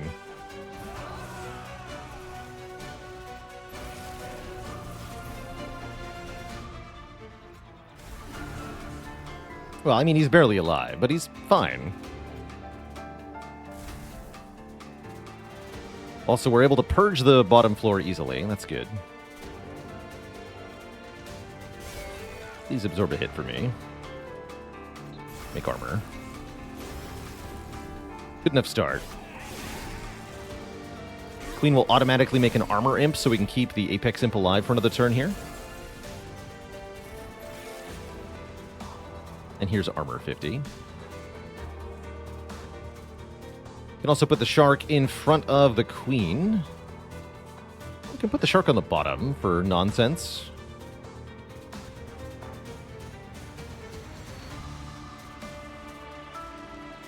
Simply putting the fledgling imp in front of the queen is enough to survive another round, right? No? Oh yeah, because of the drip drip. That's right, the drip drip. Duly noted.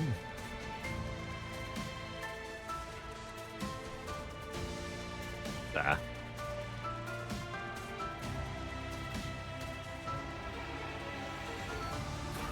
Get this way then.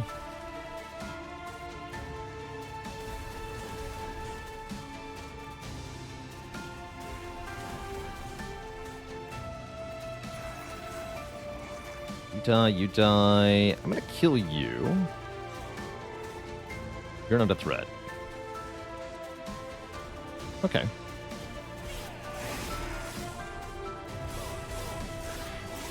We can wipe out the rest of this wave. We should be able to get a kill with the Apex Imp before any enemies can really begin to fight us properly.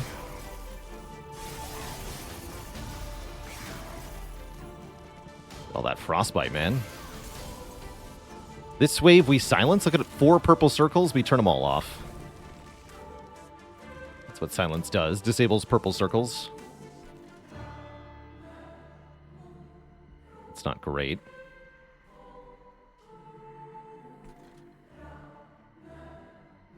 Timer's ticking, huh? Concerning.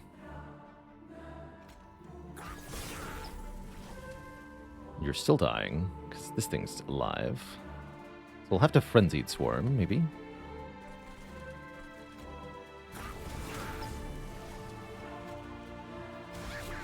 We do 1,000 damage this turn. So we got this turn and next turn at least here.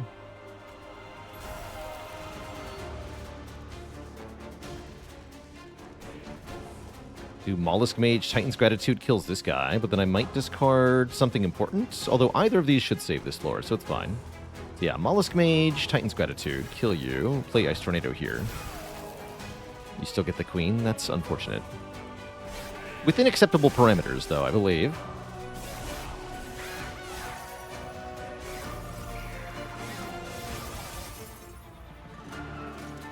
It's going to be tough from here on out, though. Tough-ish, anyway.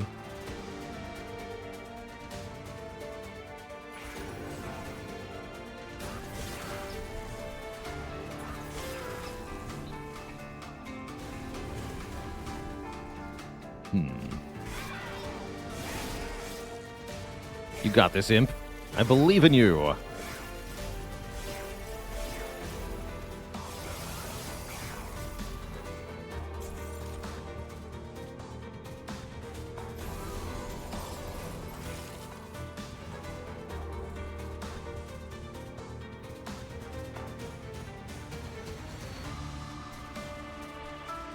we're so close.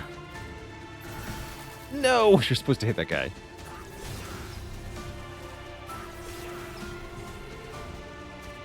No, wait, we got it. We got it. It's fine.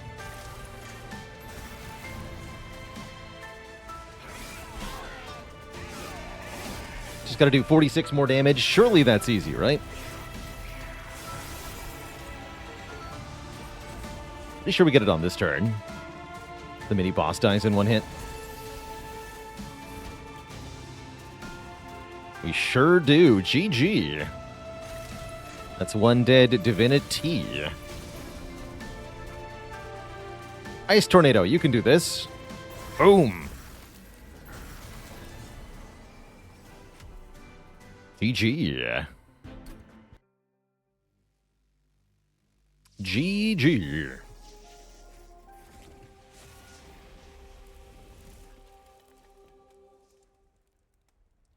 An impressive victory, for sure.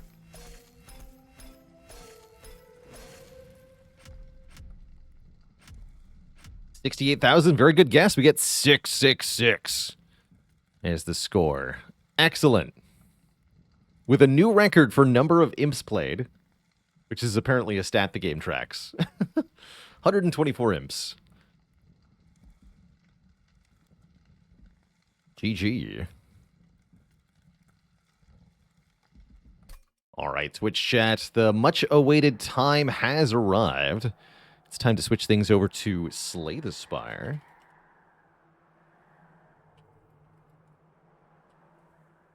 It's also time that I gave a shout out to our game vote this month. Today's the first day of voting for the game vote for the February game. Top voted game on the poll will get played this month.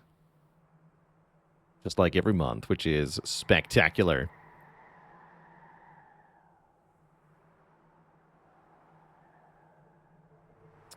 Gamer Dudester says, I had my first Runic Dome win today with Silent A20 using Nightmare Well-Laid Plans Wraith Form, which definitely does not care about what the enemies are doing. Well done. Well done. Any game that I'm hoping wins, I have decided to mostly refrain from influencing the game vote these days. There's been it tips the scales, exactly. We had that happen a couple of times, and so now I just keep my mouth shut. Otherwise, I will influence the results too much. It's not my game vote, it's the community game vote.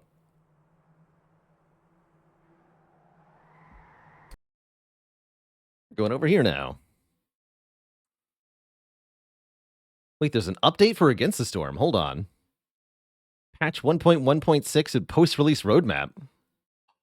What is this?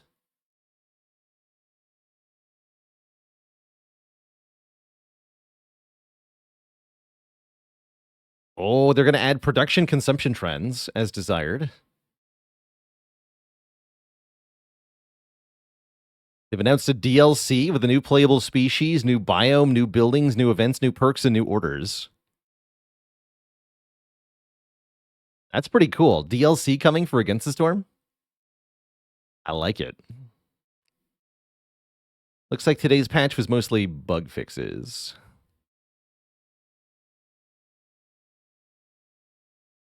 But yes, I think that's probably one of the most requested things is a window that shows you like which of your goods are trending upwards or downwards dramatically.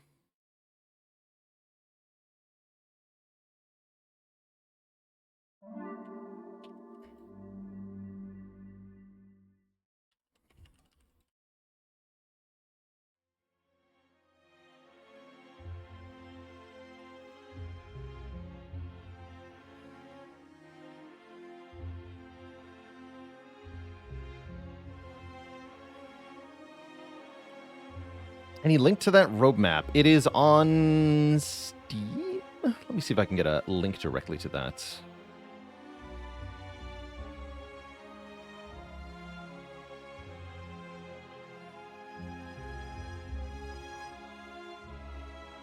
Steam doesn't like making permalinks.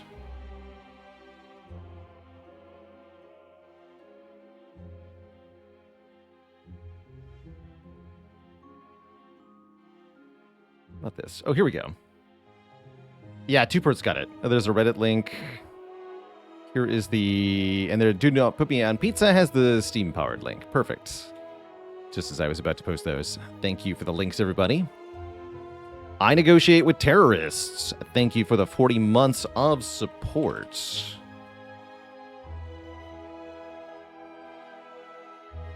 That's as many as 410s, and that's awesome. So, going to be jumping into an Ironclad run, trying to continue our Ironclad win streak, where we're playing some Defect. That didn't go well, but the Ironclad went really well. We had Necronomicon, Chemical X, Triple Whirlwind build, which was so dumb. We killed Champ on turn 1. This was a great run. This was a really good run. Will the next run be as good? Probably not, but it could be a good one regardless. Before that happens, though, it's going to be break time. I'm going to refill my legs, stretch my water, grab some more tea, and then when I return, it'll be Spire time. BRB.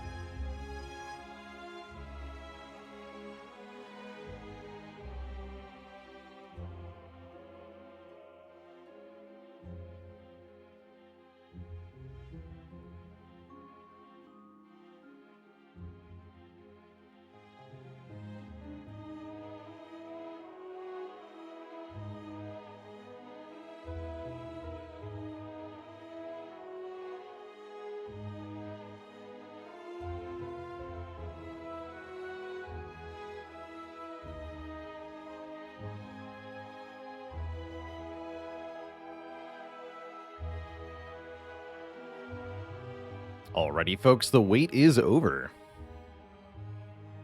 Good time to remind people of our clip contest. Thanks for the shout out to that, Tom. We're going to take the top clips from this month as chosen by me and submitted by you, the loyal viewers, and give out rewards. Rewards for the best ones. You could win a year sub to the channel or a cash prize. So if you see an awesome moment on the stream, don't forget to clip it, submit it, and then pray that I show mercy.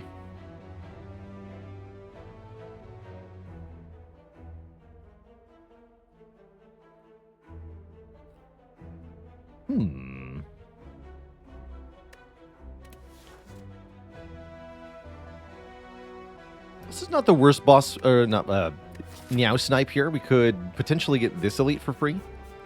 Going through here. 1 combat, 2 combat, 3 combat. Can't get this one.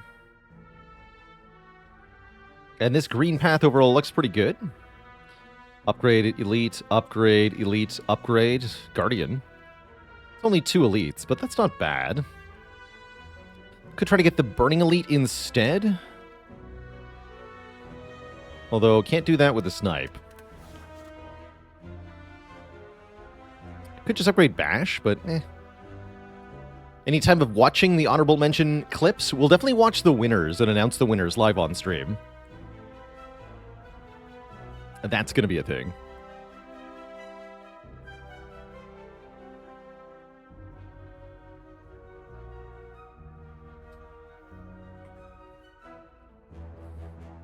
This is going Aaron W. With Flurry of Blows, I often found that the cards coming back into my hand was poorly timed because of Rushdown drawing cards.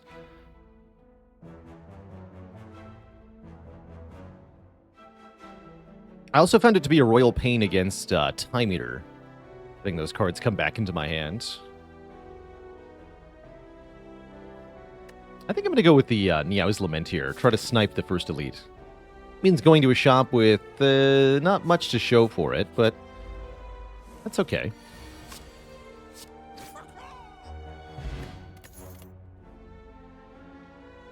Maybe just take a Twin Strike. I don't actually love Perfected Strike that much. I'm honestly down for floor 1 Ghostly Armor, but I'm going to grab the Twin Strike. Without Rushdown, I do like it a little bit more. I'm okay with Flurry as long as you have at least 1 relic that interacts with it. Shuriken, Ornamental Fan, Kunai, that kind of thing. With no relics, it's a little underwhelming for me.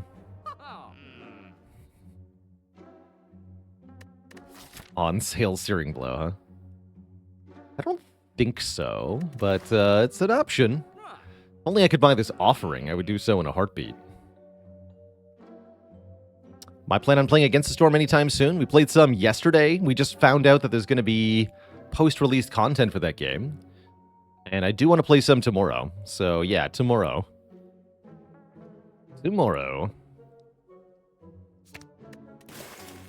I'll just dunk a strike. It's fine. Dunking a strike helps for Guardian, and we fail the snipe.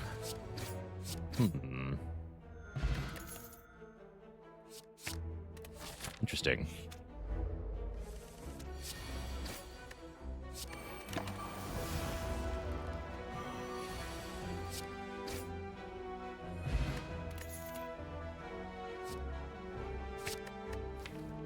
Very interesting. That's more of a reason to go for the Burning Elite, actually, because then I get an extra chance at a potion here. I have no potions for this elite. That's bad. Ugh.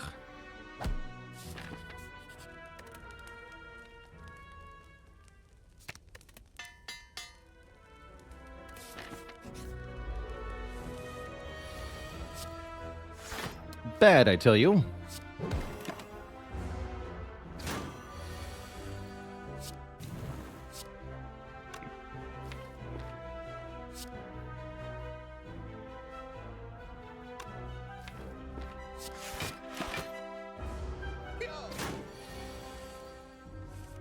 Yeah.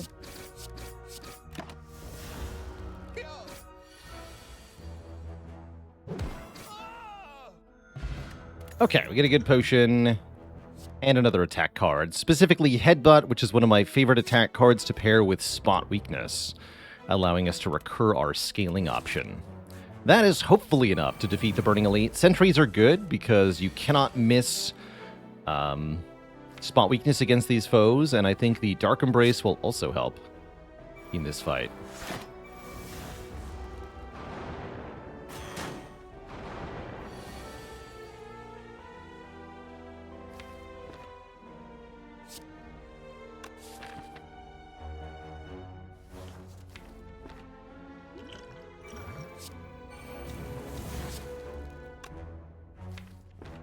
We have 8 strength, so this does 13 twice, plus 17. Okay, so we can kill the middle one next turn. This will be fine.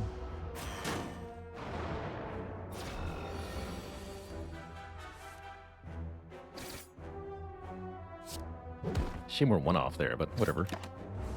And no daze was actually quite bad to draw. Yeah. Ow.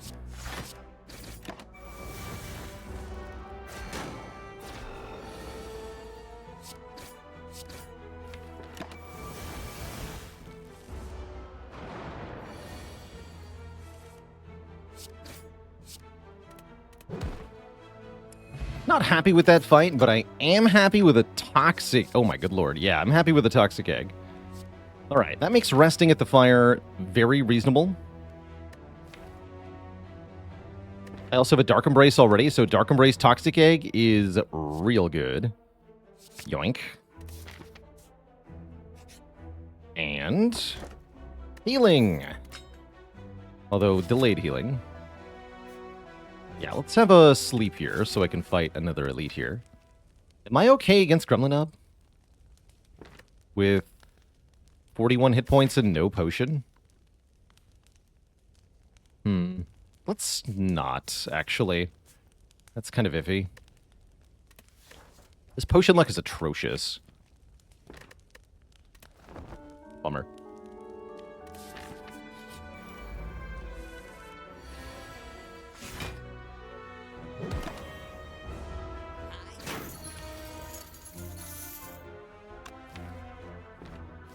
That's a bummer.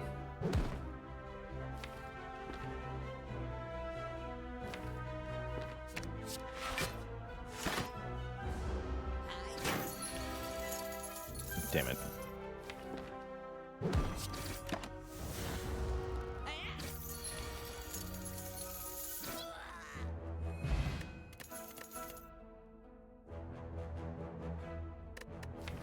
What the hell? Oh no.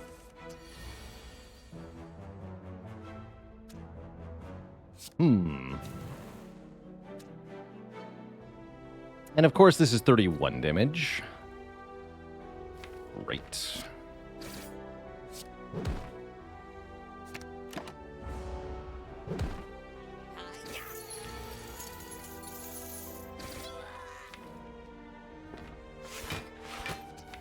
I could still die if we get attacked for 12. Yep. Am I actually just dead? Yep. I'm just dead. Wow. What a garbage run.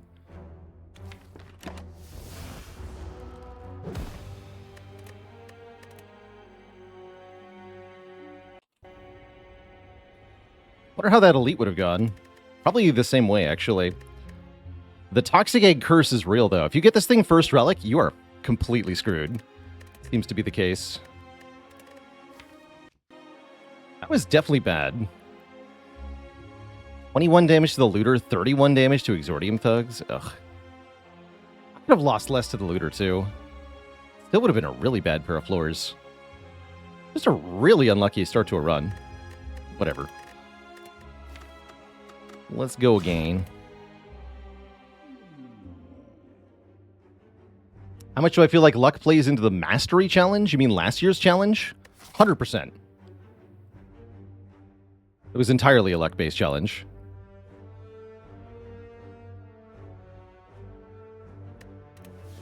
Try sniping again. This one, less so. Definitely still luck-based, though. It's a luck-based game. It's a card game. The order in which you draw your cards does matter. It's not only a luck-based game, but yeah, it's a very luck-based game.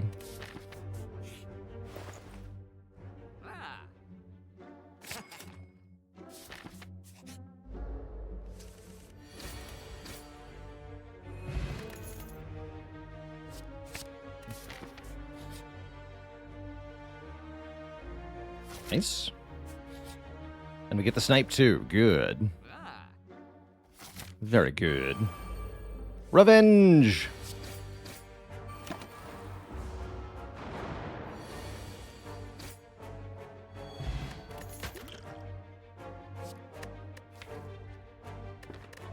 This says exhaust on it.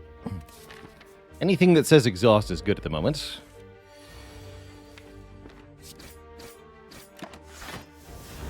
Alchem's good at the moment.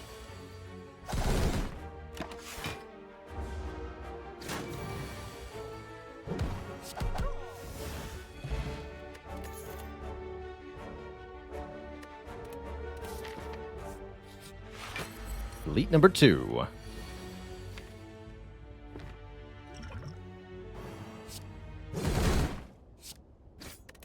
Wake up.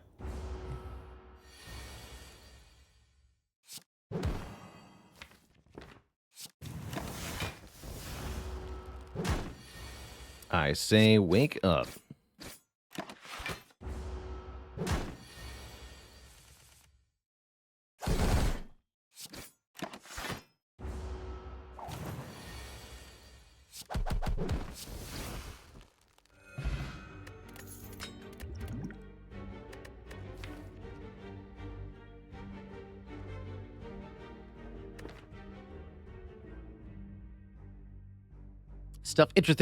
Stuff Interesting Things says, I'm developing a small deck-building roguelite. What elements elevate deck builders to the same level of fun as games like Slay the Spire? It's all about the emergent gameplay. Simple core mechanics that have complicated interactions allow the player to sort of paint the canvas of the game with whatever strokes they choose, with lots of different routes to success. You have to combine that with interesting enemies. Equally core to a game like this, in fact, a game like this, I would say, is defined by the enemies that you face during your run. So those enemies have to be designed in such a way that they require creative or interesting choices when picking cards in order to be successful.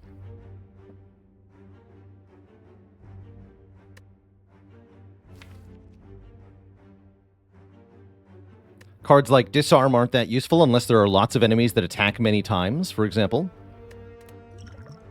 Cards that hit multiple enemies are only good if there's going to be fights where there's lots of enemies that are quite threatening. Let's grab Metallicize with Orichalcum, by the way. Do I think there are unbeatable runs? We just had one. No, it wasn't unbeatable, but it did suck. There is, in fact, at least one completely impossible run that has been found.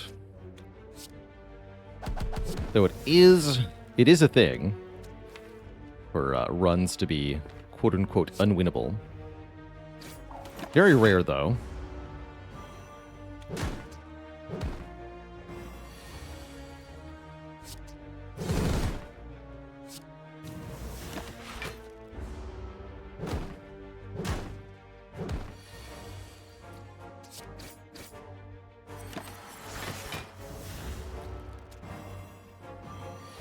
Do I think a perfectly playing AI would have won the last run? No. Though it depends on what you mean by perfectly playing. Is it a magic wizard AI? Then maybe. If it's like an actual programmed AI, it's going to be worse than me at this game. No offense to AI or anything.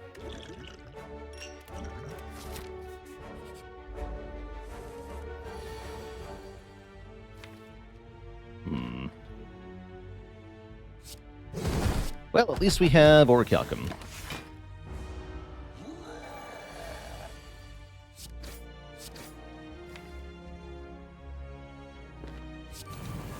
Enjoy your one strength.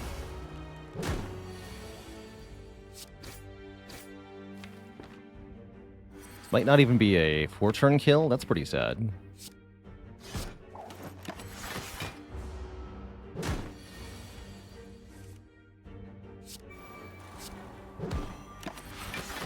Well, block though.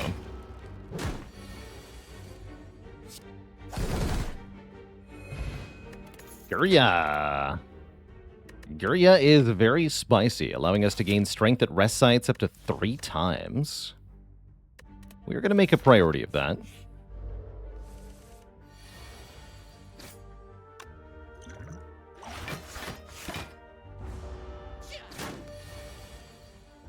How often do optimal plays become losing ones with hindsight? Slightly less than 50% of the time.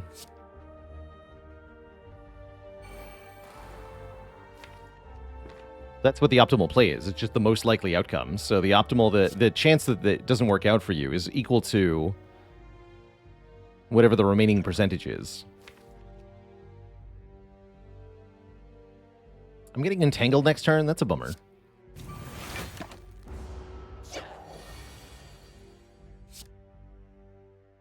Isn't Berserk an interesting choice? Berserk is a giant pain in the ass, is what it is. Card's terrible.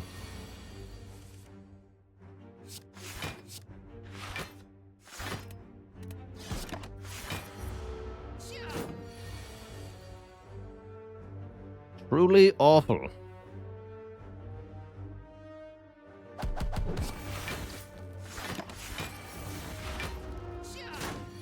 Already gotten blocked from multiple sources, though. This is starting to feel pretty safe, far as runs go. Oh. Our dear friend Dark Embrace is here. Welcome, my child, my Dark Embrace, my beloved.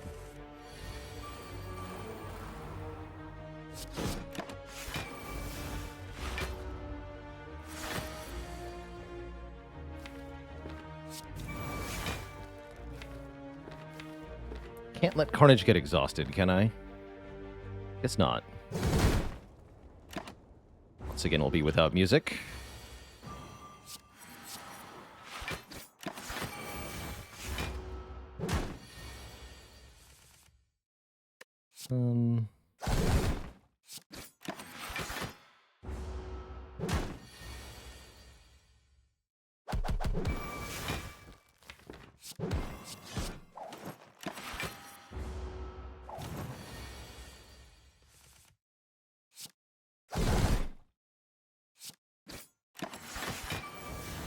I like that the Feel No Pain, the Orichalcum, and the Metallicize all work with each other. Part feels pretty good. Second Feel No Pain. How am I killing Hexaghost in time? I'm not? Bummer.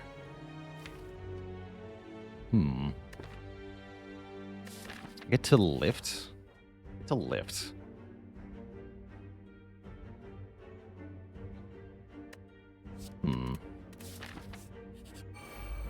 Okay, this helps, actually.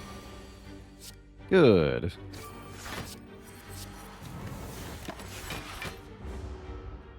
Which character is Necronomicon best on? Either Ironclad or Watcher.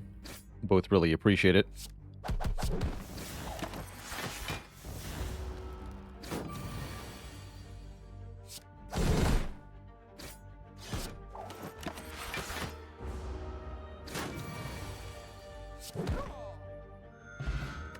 Too many hit points.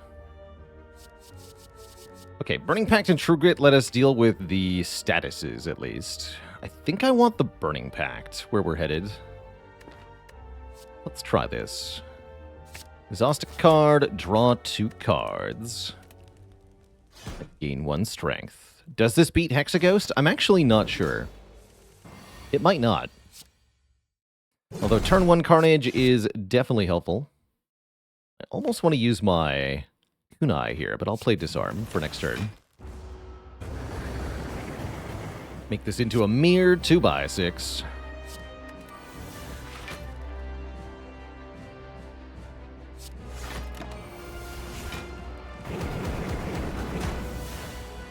Do need to play that Dark Embrace, though.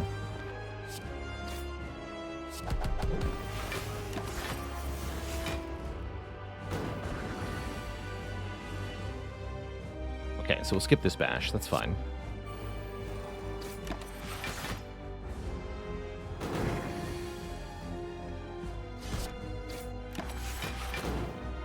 But as you can see, we're going to be way short on damage here.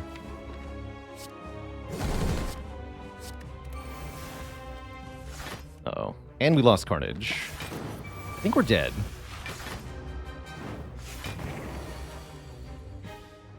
That hosed us.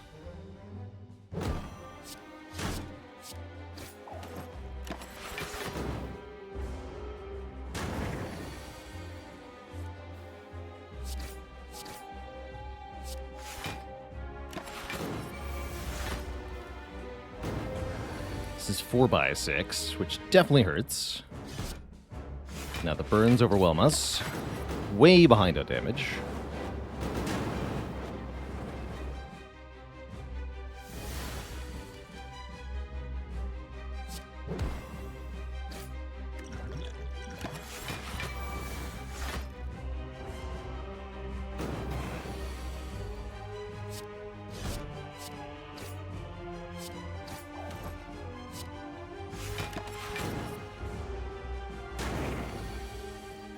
Yeah.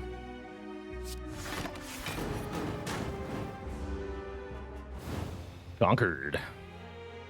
Okay, we at least made it to the Act 1 boss this time, so we'll get a Niao bonus.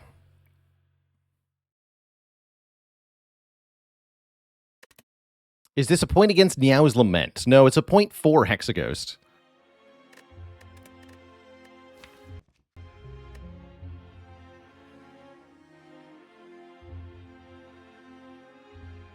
Need like Inflame or something.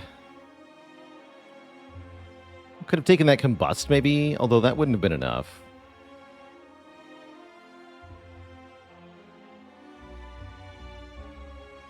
Not like I exactly skipped good damage options. I'm actually not sure what I could have done differently to beat this boss. That's kind of bad.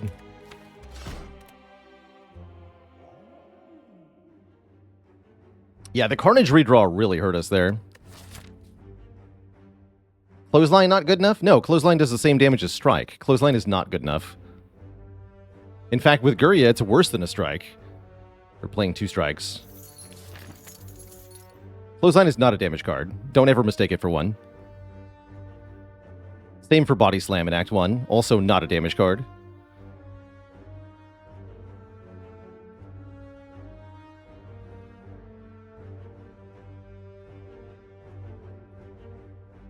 We could have Burning Pack before Carnage, that's true. Then we would have shuffled the Carnage out of the draw pile, so it would have been just like Exhausting Carnage, except guaranteed.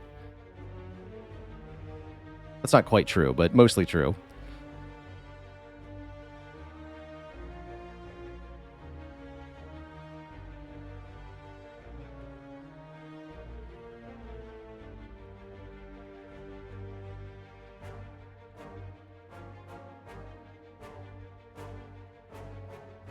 Yeah,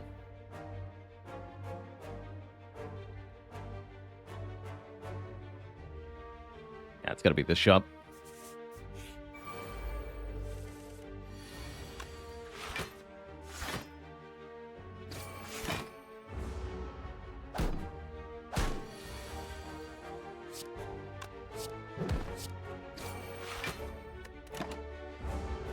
And Night Owl, did you hear about the Act 1 boss that opened up their own Southwestern restaurant?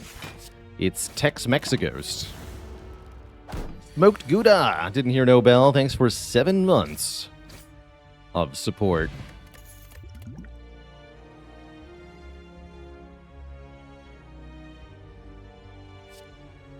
Take an Anger here.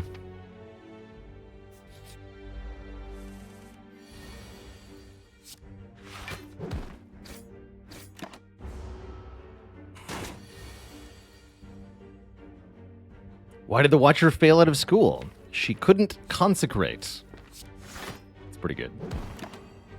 Pretty good.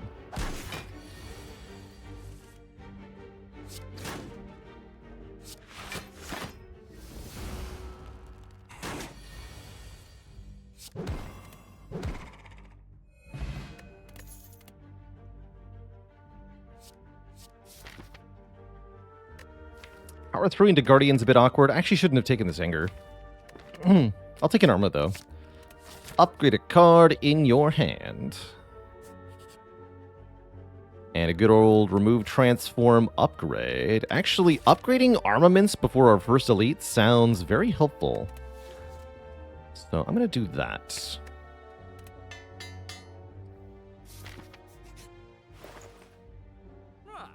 I'll fall for this trap every time, by the way. You don't not buy this card.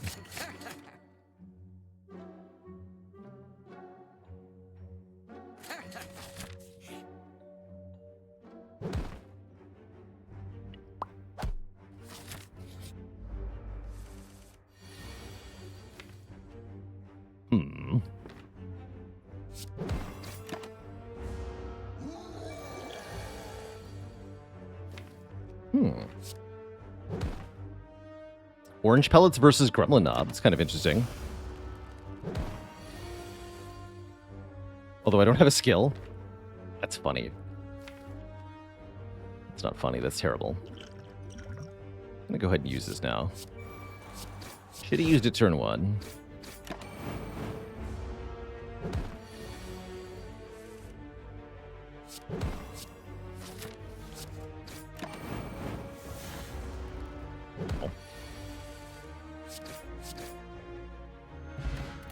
That's my belt.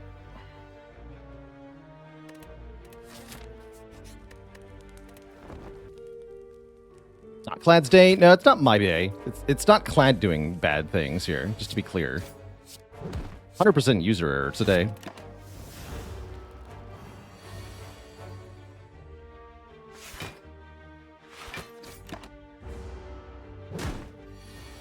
Also too hot in here.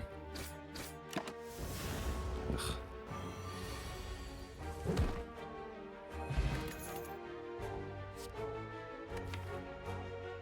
No? No.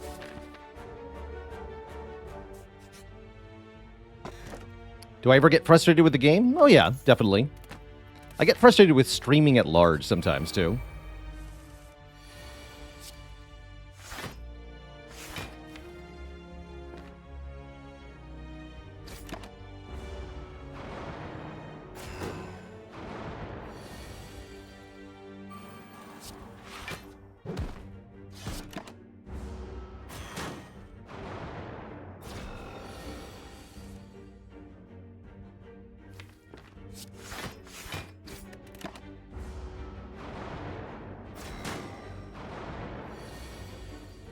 I do like streaming in general, quite a lot.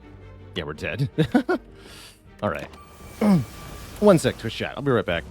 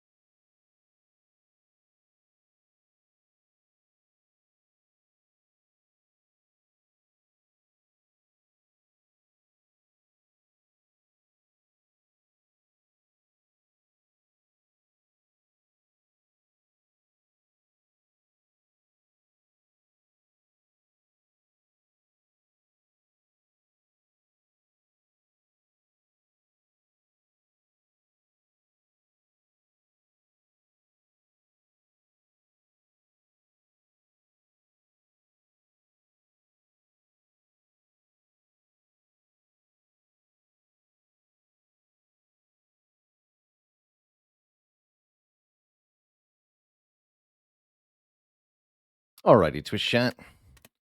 We are back. I'm gonna do some fun runs with the other characters.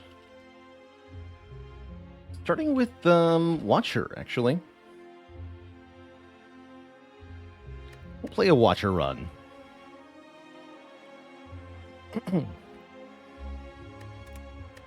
Maybe a bit of a treat since we've done so few of them.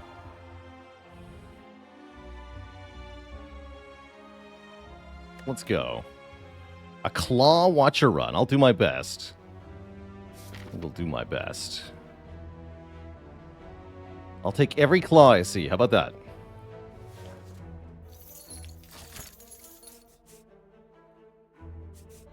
Actually, let's go 2 fights.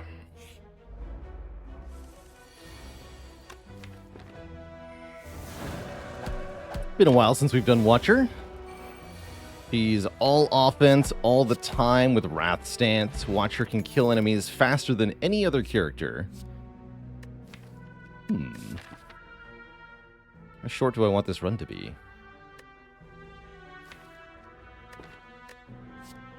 Let's give the chat what they want. A short run.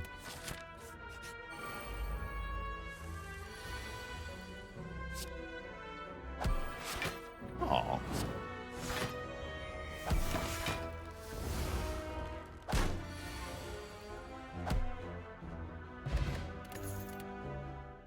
Right, and then we immediately find Tantrum. And we remove the pressure points. Sounds good to me. Yeah.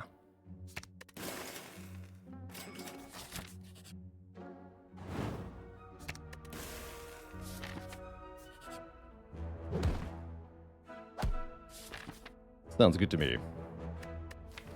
Though this is not enough to take the Burning Elite, huh? Go this way. Had a good run. That's right. We did our best.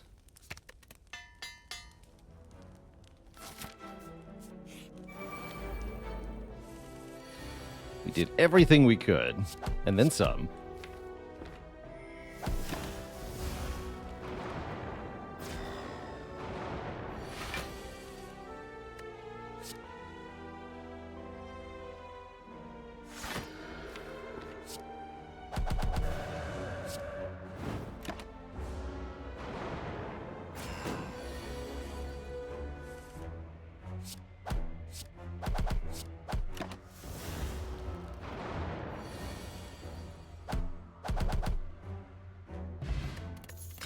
Yeah, let me get Vajra. Who needs another pressure point? It's not me. Certainly not me.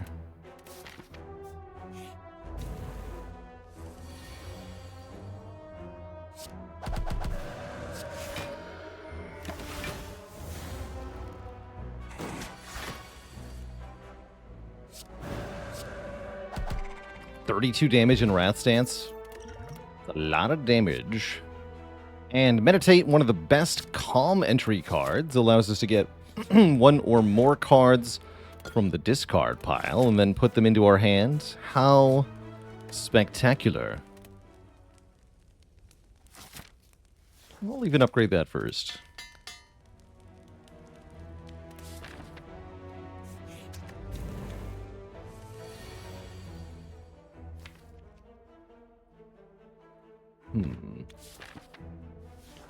Can Meditate the Tantrum? I suppose so.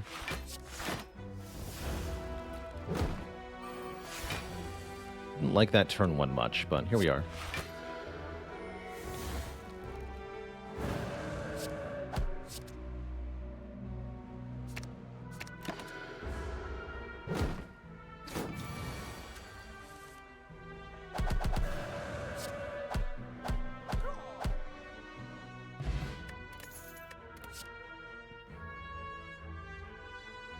Good enough.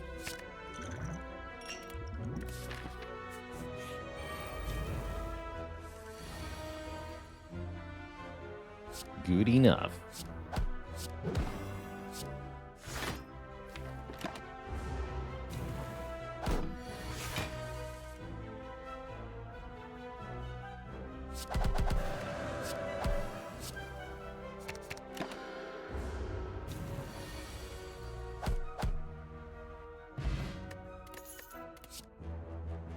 This one's much better. For 1 cost, deal 6 and then add a smite, which retains and deals 12. Very good.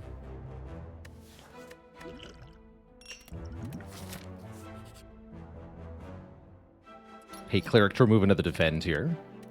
Defends are terrible on Watcher. You want to remove pretty much all of them. Every last one of them.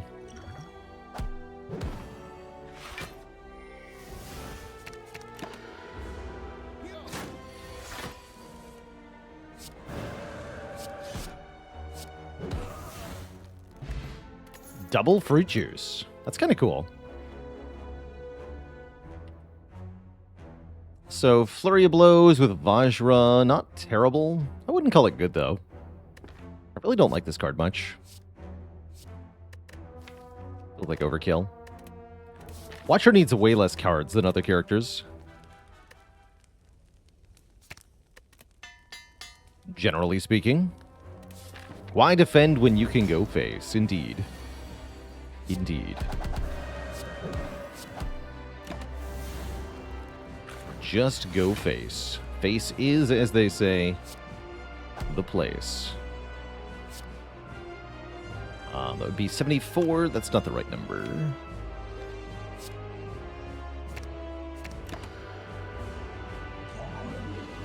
To shreds, you say?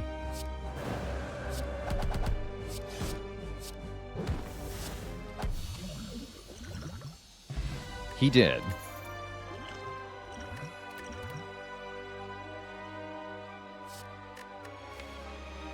He did.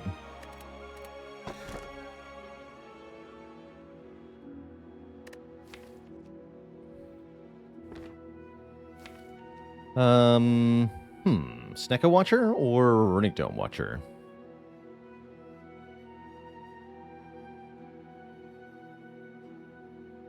I like Snecko here, actually. Do a Snecko run. Means we'll draw cards at random cost.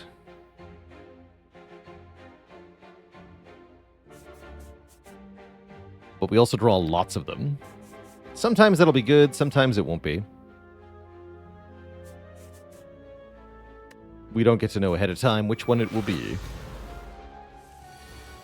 But I do get to keep removing defense. And that part's great.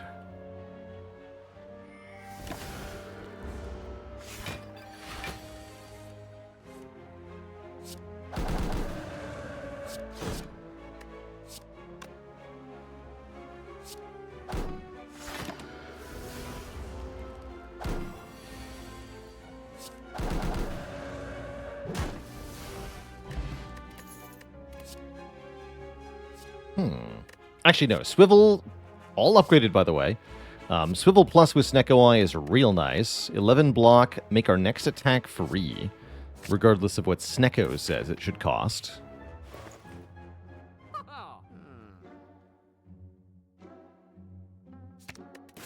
Replaces one of our defends as well.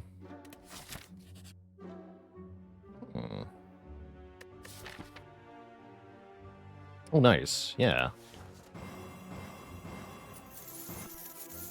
Ow.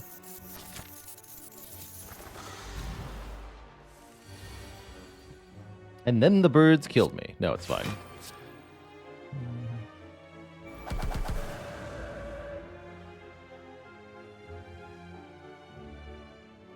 Do normal damage. So we got 7 plus 13 plus 7. Or I can just fire pushing you.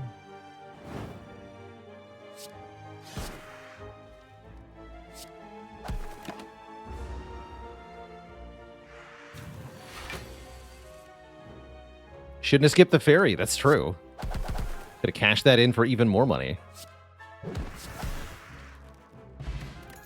At least we get some healing.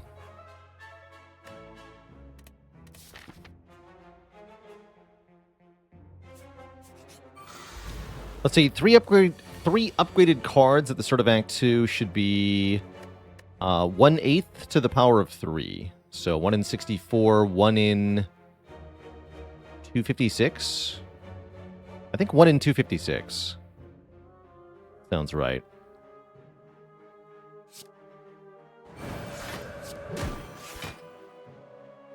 Should have strength potted here. Still will. 5/12s. Oh, sorry. Yeah, 1 in 5/12. Here we go.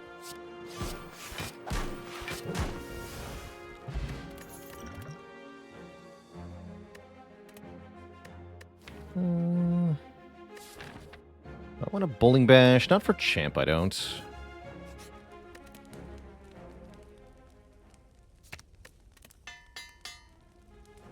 Probably should have rested.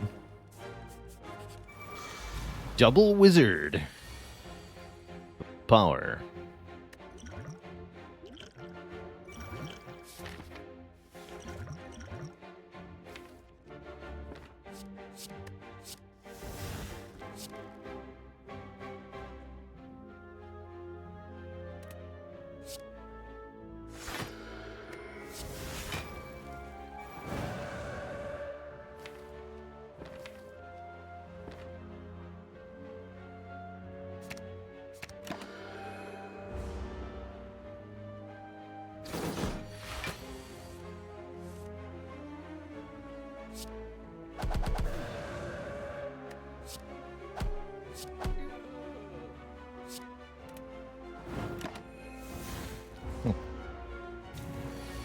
Excuse you? How dare you? Sash Whip Vigi?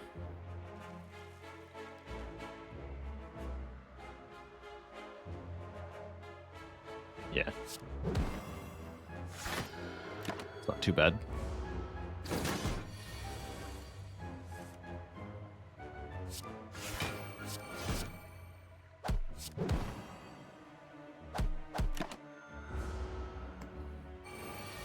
Now we just go for the kill.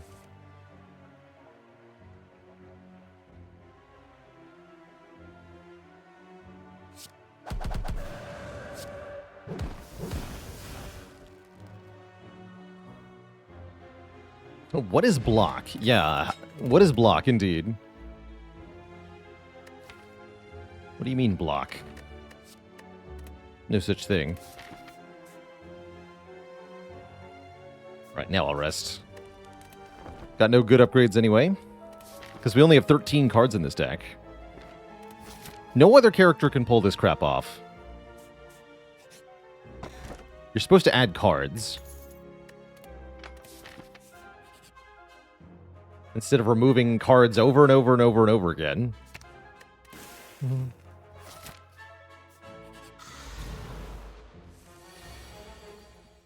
Ridiculous.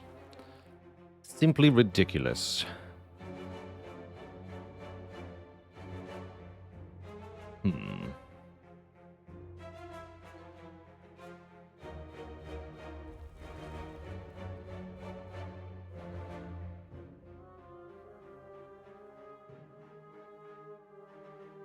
Really bad cost rolls here, unfortunately.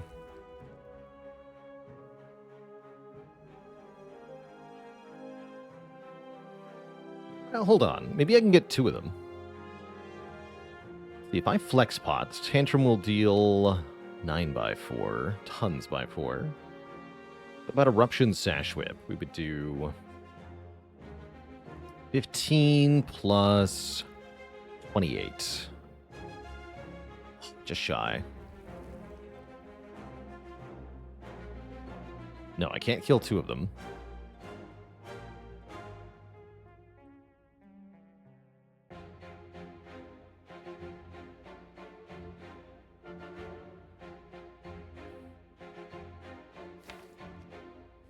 So I think that means we do the following. If you're suggesting Eruption, Flexpot, Tantrum, then that means you're okay with taking 30 damage on this turn. I, for one, am not okay with taking 30 damage on this turn, so I'm going to do this instead.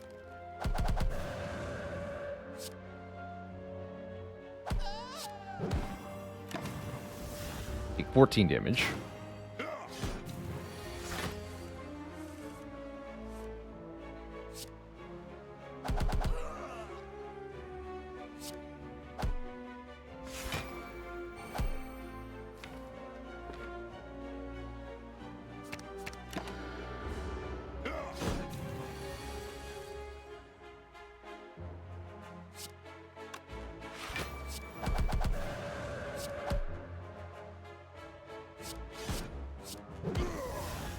Much better. Score 10 max health. Score a cut through fate. Not that good with Snecko, though. Nah. Cards are lame. Just remove everything. What bites? We have all 4 of our strikes, which means strikes for bites is kind of cool, actually. Providing us a constant source of healing from a lot of our cards. Let's try it. I'll be a vampire watcher with a Ragnarok. Ragnarok's pretty good. Sling of Courage for extra junkage, juicage, ownage, blownage.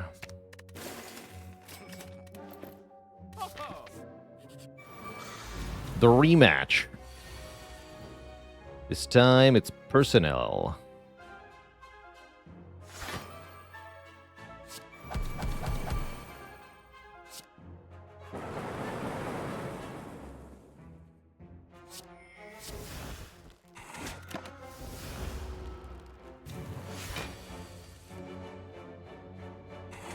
Nice try, fool.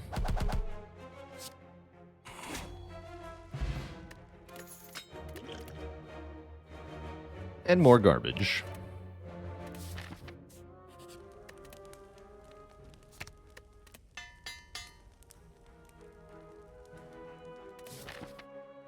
Okay. Don't have a ton of health or really blocking for champion.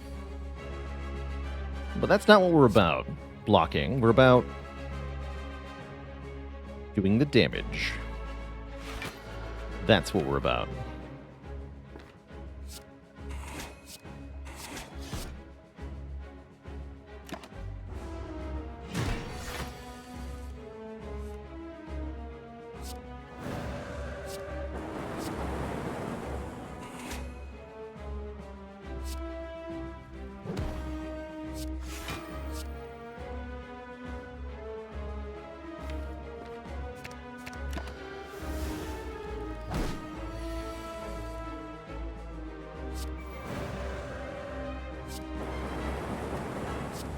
How does this deck block? They said.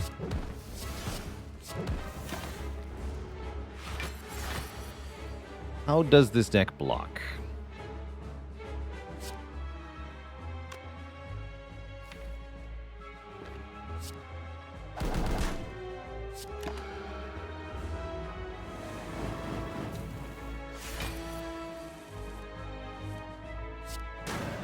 How does the deck block? GG.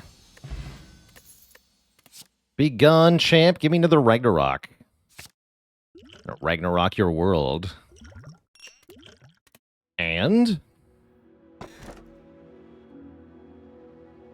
Slaver's Collar seems like the most sensible energy. Surely I don't need energy in hallway fights.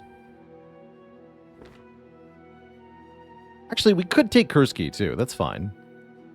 Skip one chest. Good enough. That's right, we just need one talk to the hand, and we have a way to block. Don't necessarily even need that, though, right? Smiley face.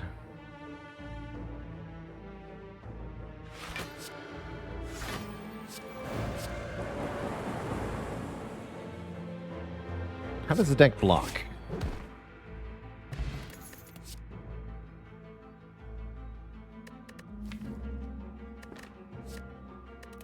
Not like that. Uh-oh. Time to spin the wheel. Show me money. That's not money. Uh-oh, you lose! He stabs us in the face and leaves. How rude. One Orb Walker was not too hard. What about two?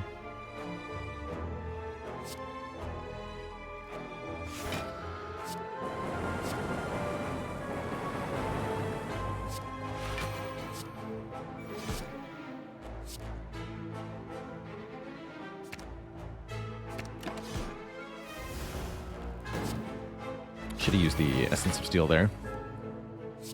But we have bites, it really doesn't matter.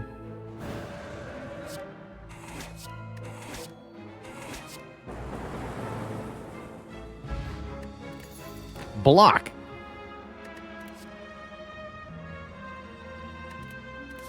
This is 14 cards in Act 3. This is insane.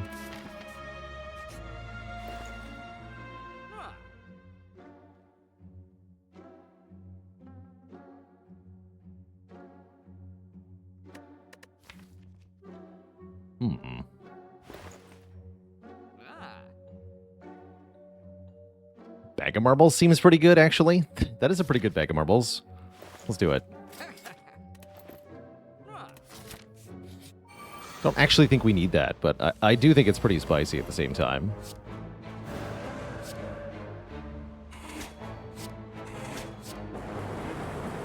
So many turn 1 kills, right?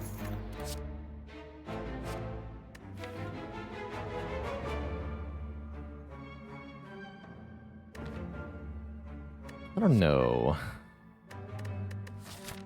I don't think so.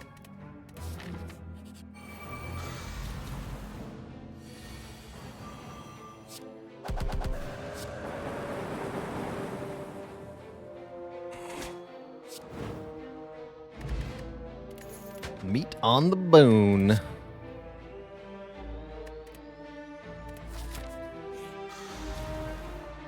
What is this? Just an average Watcher run? What do you think it is?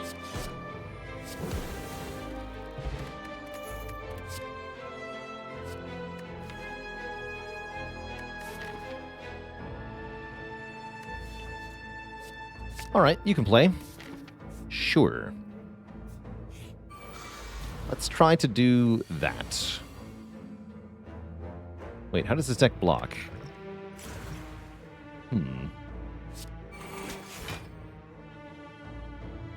How indeed.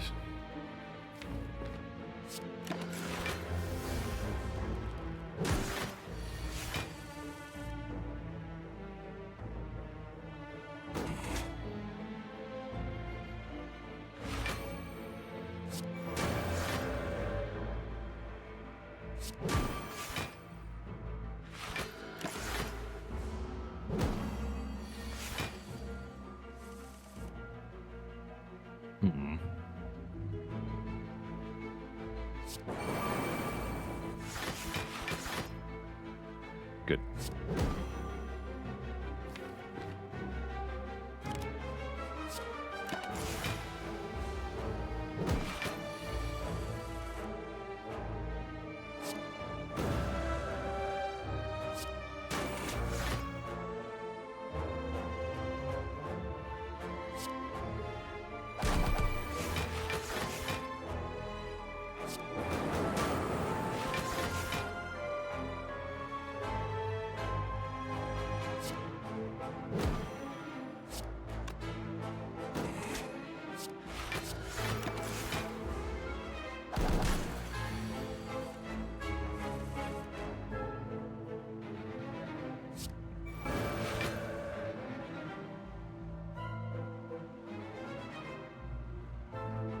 Sounds tricky.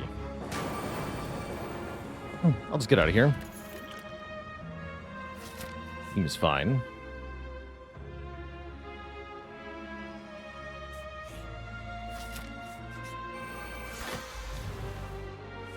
This is also questionable. I don't have a spiker solution. Terrible. Terrible.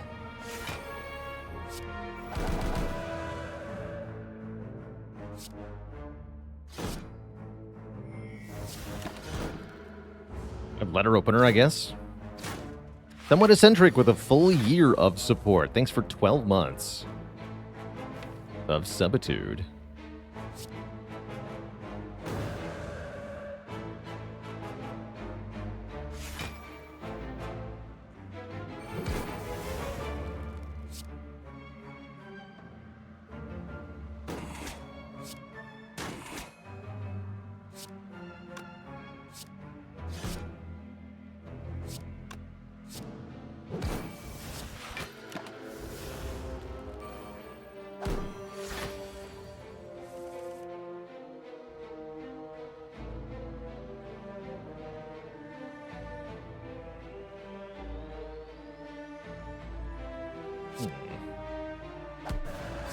works, right?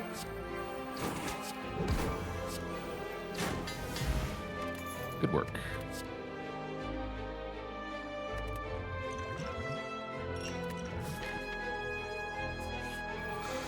The Prophet Kane with the Prime sub in the 16 months. Back for more. Good to have you. And Janice with the Prime sub in the 21 months. Treating your sub to a cocktail later. Tasty.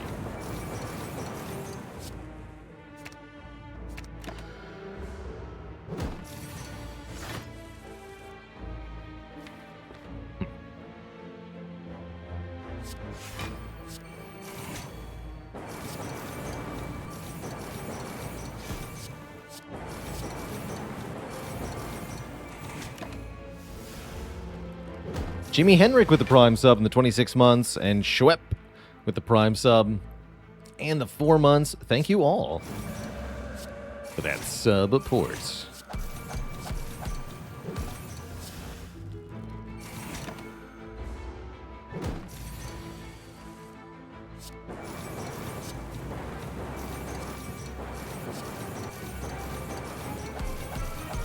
How many orb slots do we have? 0. We have no orb slots.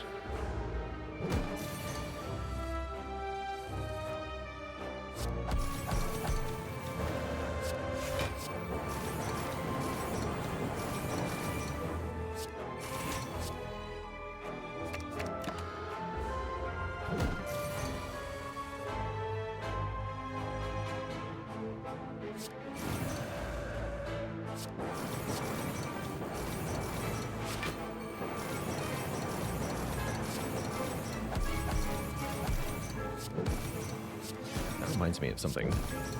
We got really close here. Good turn. That's a good turn.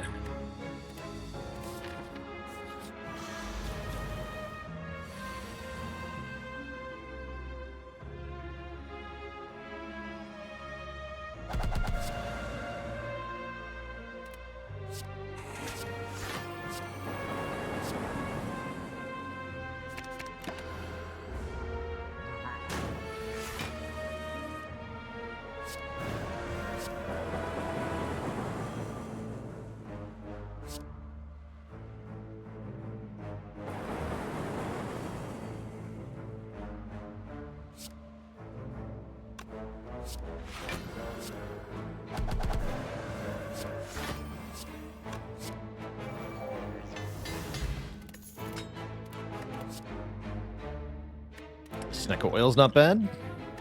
I think I like the Dupont more, though. Running out of options for ways to block, though. I'm a little concerned here that we are, in fact, going to fall flat against Heart. It happens to the best of us.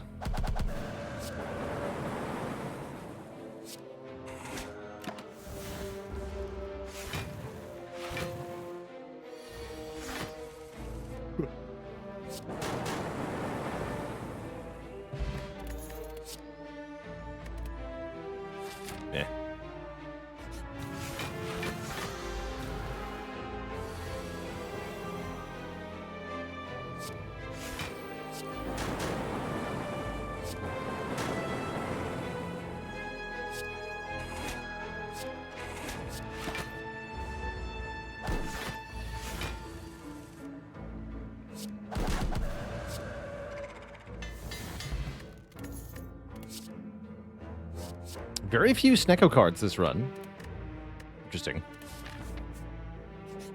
Very interesting.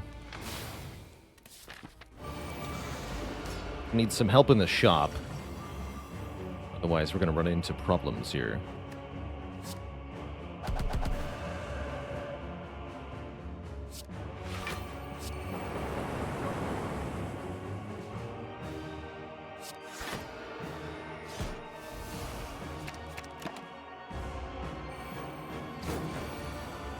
Awaken 1 is very easy, though. We have no powers in this deck. You have no powers here.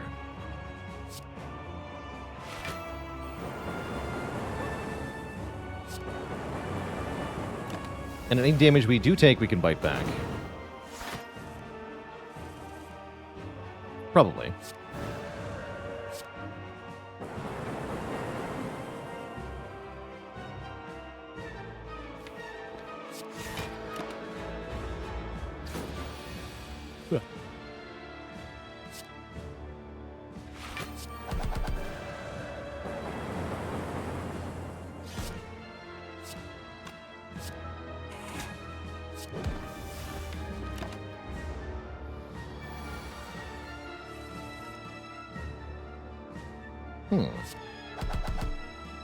That's a slight issue.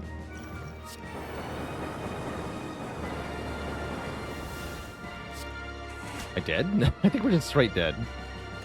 Yeah, I figured that might happen. Fixing our draws there. Fun run, though. Very fun run. Don't think we're going to make it through Act 4 with this, though. We needed a power. Literally any power would have helped. I don't think we saw any other than in the shops. Let's take a quick look at that. Hey, Righty, thanks for the 12 months. Block overrated? Yeah, kind of.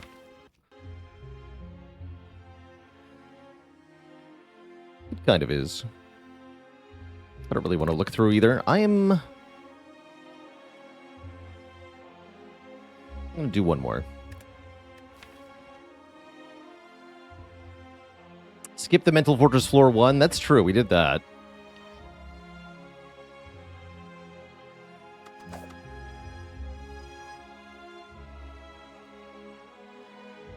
Try a silent run. Hard to play too fast with her.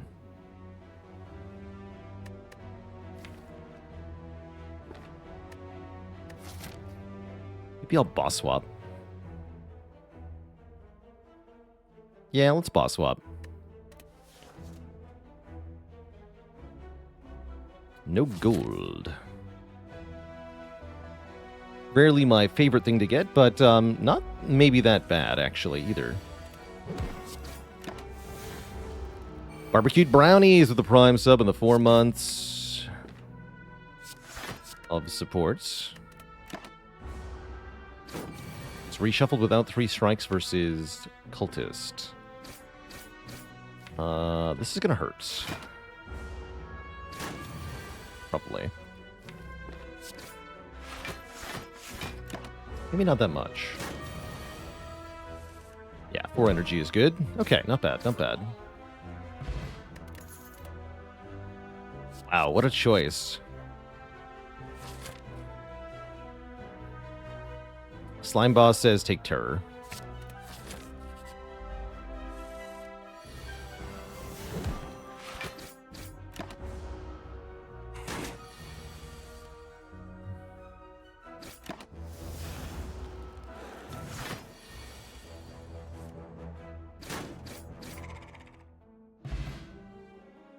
Bod Dabbing, thanks for the Prime sub. Welcome to the Cozy Sub Club. Enjoy your stay.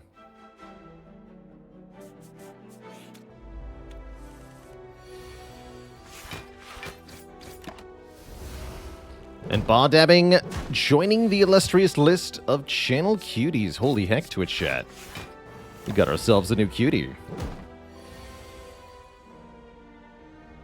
Bada Bing? Yeah, probably Bada Bing, yeah? That sounds more appropriate. Bada Bing, Bada Boom, you're on the list.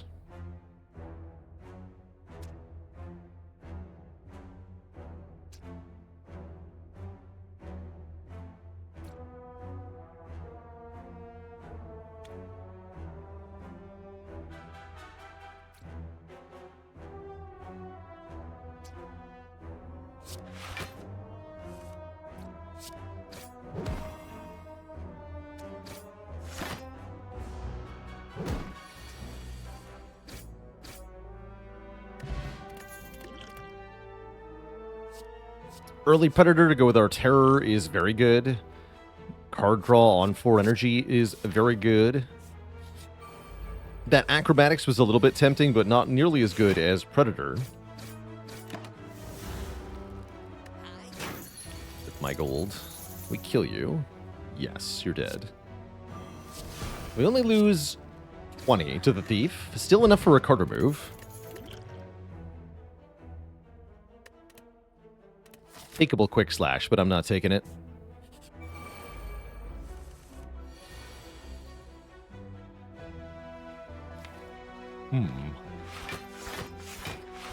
Interesting.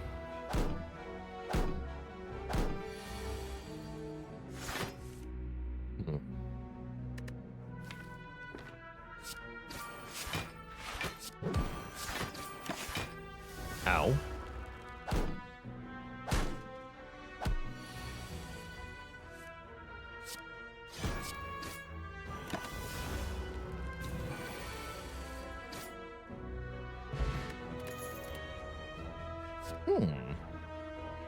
The end of our turn, retain up to 1 card is pretty good. Lots of fights where that's quite helpful. And then our first elite fight will be Gremlin Knob.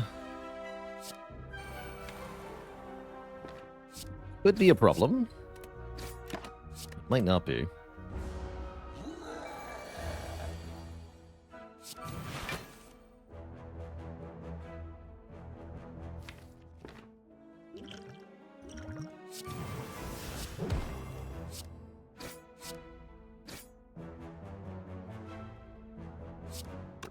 Plus 30, exact lethal. Full block. You dead, son.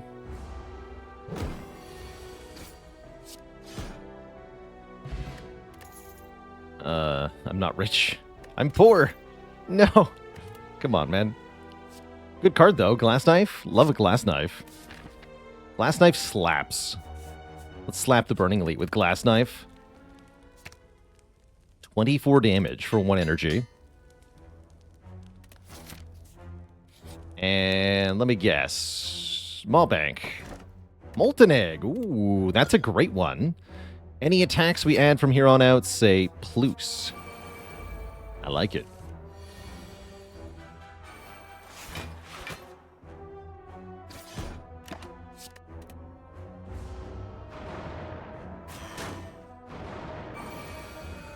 Pretty good turn 1 against sentries as well. Excellent. Excellent turn.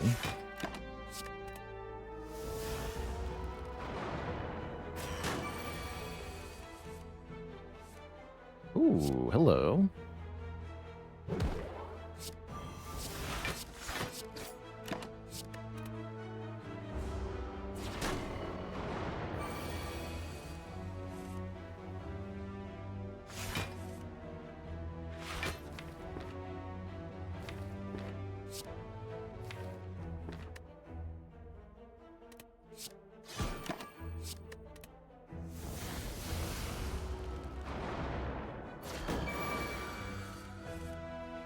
What?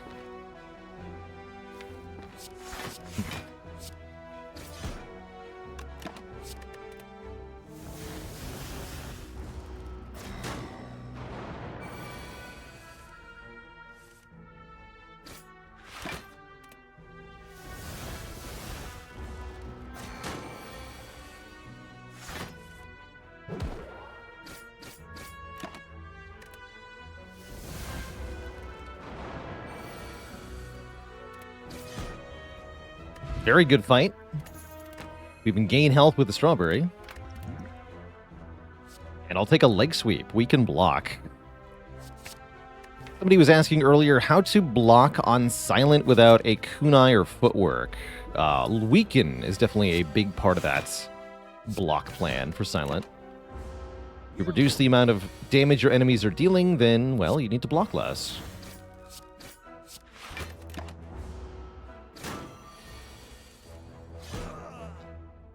Upgrading your block cards can also go a long way.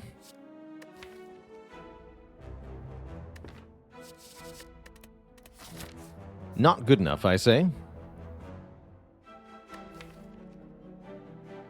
Do I want more card rewards? I guess so. Yeah, I guess so.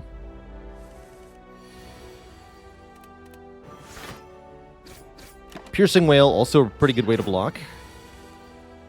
And for Silent, it's really all about creating a multi-layered defense strategy. Lots of different block options, lots of different types of block.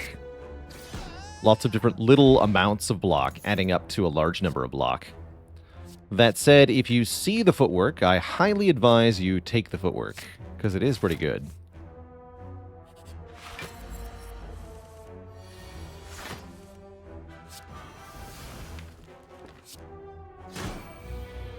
Wake up.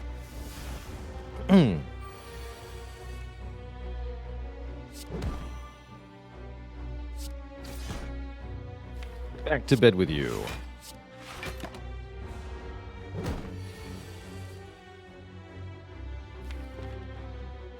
%70 chance for a potion? I'll use the skill pot.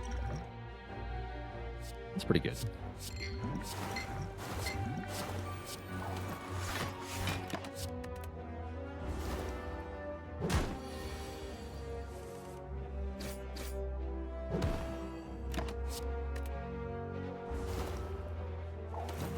Is Noxious Fumes a must-take on floor 1? If you're fighting Slime Boss, yes. Otherwise, it's okay, but not required. AoE in Act 2 could be an issue. Don't care. Double Predator. Give me a Corpse Explosion or something.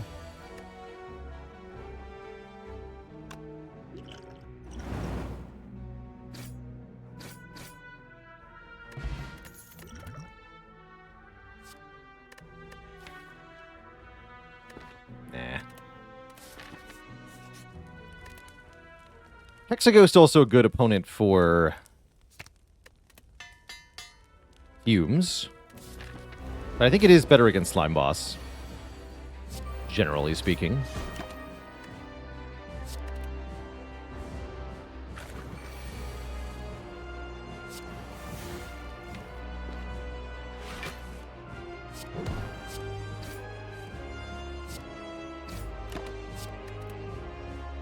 Prepare to die. Limbo.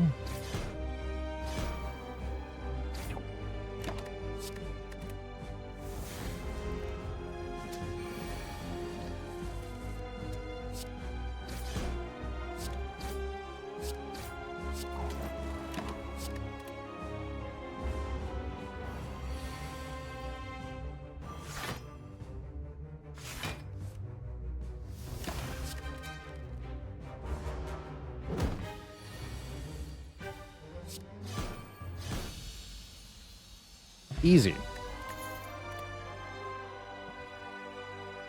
And she says, I love Act 1 Glass Knife. It smorks hard. What about double Glass Knife for Act 2? What if we just smorked even harder with big attacks? I like it. I knew it, also. I knew upgrading the well-laid plans would be a mistake. What if we're Black Star? This deck could go Black Star and be pretty happy about it. We've already got 4 energy. We can probably slaughter the elites of Act 2. Especially Book of Stabbing is easy to kill. And Black Star is just plain fun. Let's try it. Extra relics from elites, please.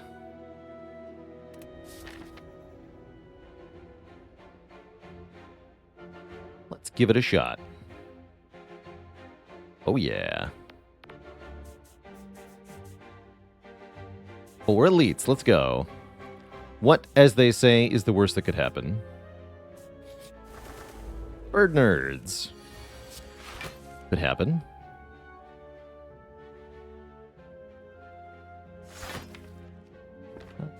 This. Actually, this. Favorite event Act 2? I think the Cursed Tome is probably what I would nominate. What the heck? Oh no. We're getting swooped. I've been swapped.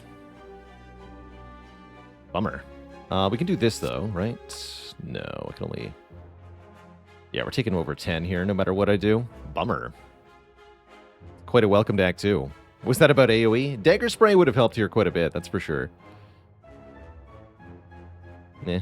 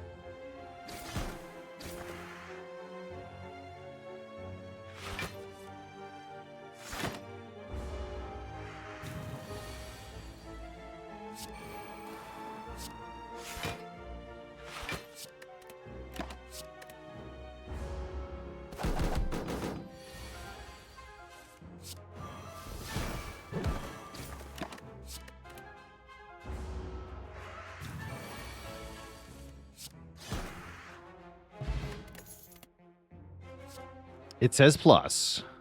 I would like another backflip quite a bit, but let's get with the second footwork first. Much rarer card, especially with an upgrade. And we can upgrade another card. The Well-Laid Plans. That means I can afford to rest at the rest site now. That's good. This is a hard no. Even without our starting relic, we're already starting behind. More feet.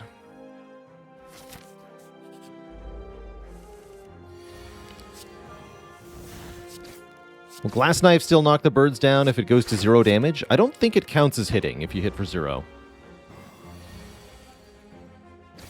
Don't think so.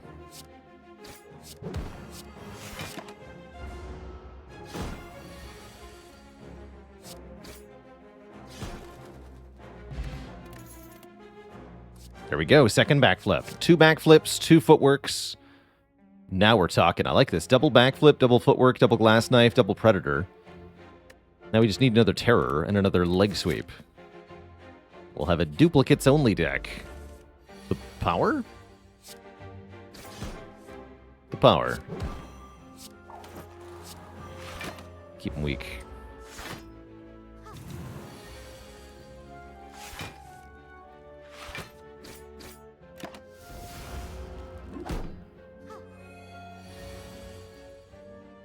You've got to be kidding me. Bummer. Well, glad we can rest.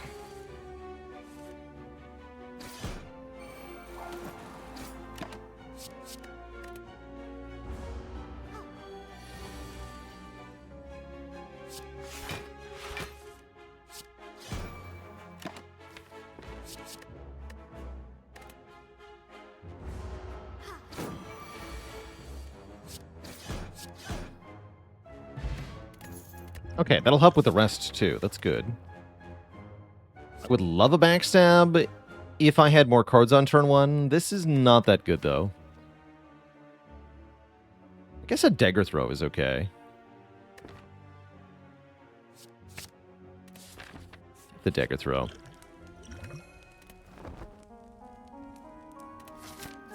Okay, our first elite is going to be Gremlin Leader, who's definitely on the tough side here.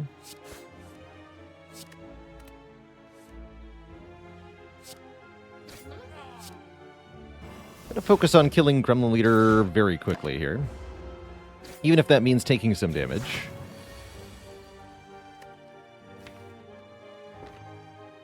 Not that much damage gain, come on. Yeah, some. Sure is some damage. There we go.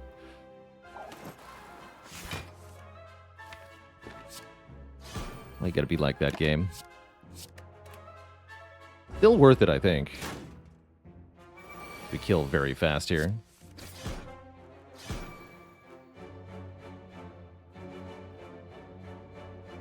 Jerk.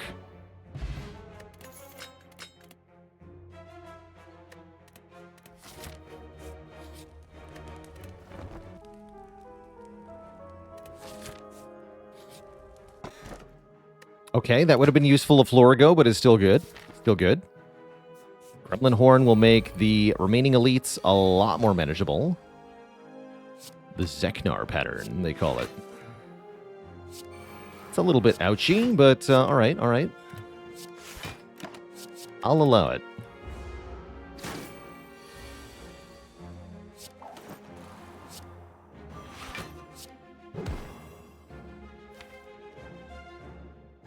Really want to play this with Vuln.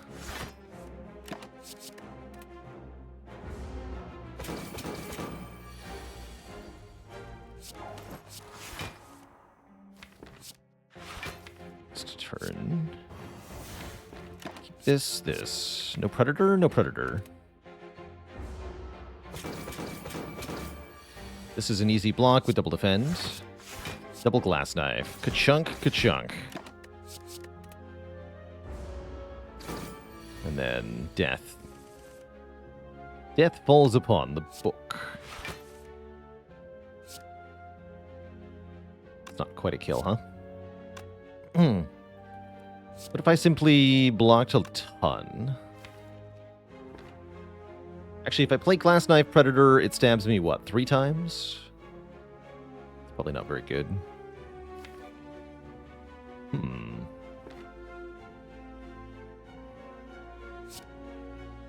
Yeah, we do 30, 30. It goes to 8. So I take 10. If I double block, I do 32, take 9. No, it's better to double block. Now I can double Glass Knife and we win. There we go. Good fight. Who needs to take 10? Not me. Gambling Chit makes our turn 1s a lot better. Smiling Mask makes... doesn't do anything. And Skewer's kind of cool. Don't feel like I need it with double Predator, double Glass Knife, but it is kind of cool.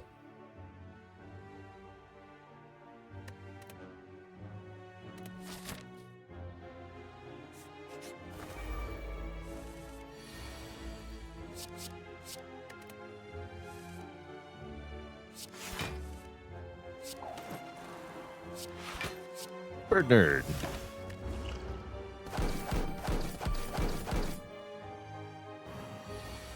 With Smiling Mask, we could maybe buy an on-sale common card. I think that is technically true.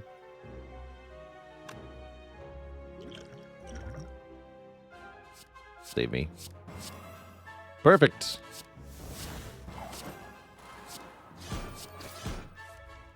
Excellent.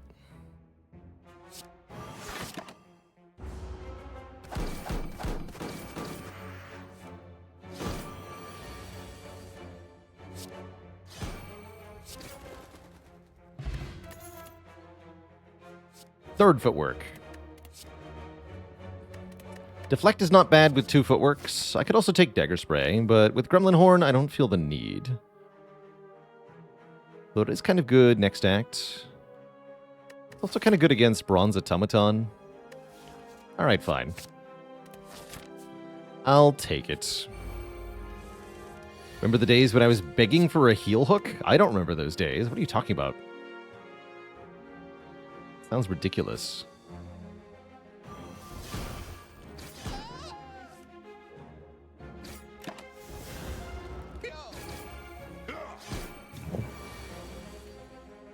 Uh-oh.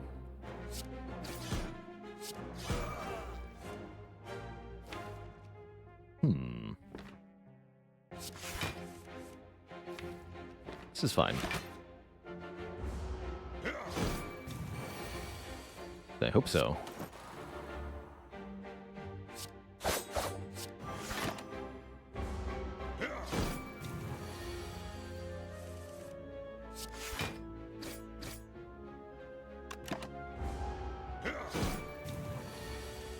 Oh yeah, the Mastery Challenge. I was begging for a heel hook then, that's true. That's true. With well-laid plans, I'd probably take a whale here. Although I do like acrobatics. I think the plans is better. This would be a good time for a waffle. No, I can't afford the waffle. Dang it. I called my shot wrong. Whoops. Oh well. It sure would be a good time for a waffle. Carter move indeed ain't bad. We at least get to keep 29 gold for fun. For fun. I am going to fight this elite, though. For better or worse, we'll do the rematch against the Book of Stabbing. Not the nasty pattern this time, the good pattern.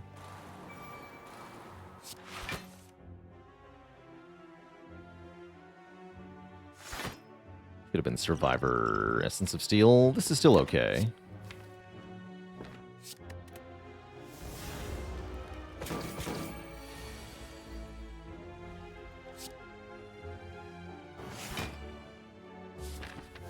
Sure.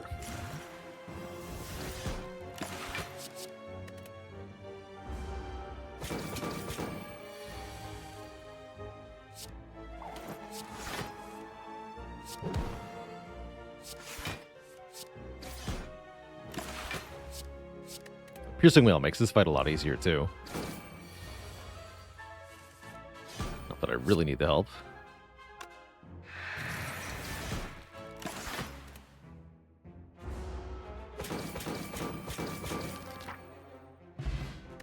Boot thingy.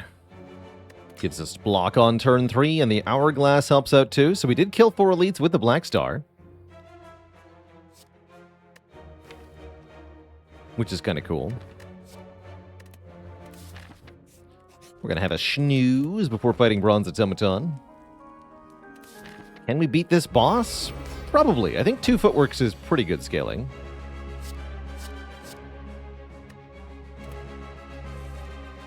Let's go with probably. Discarding Terror there because of the artifacts. We have to remove the artifact first, then I can Terror. Which is perfectly fine by me.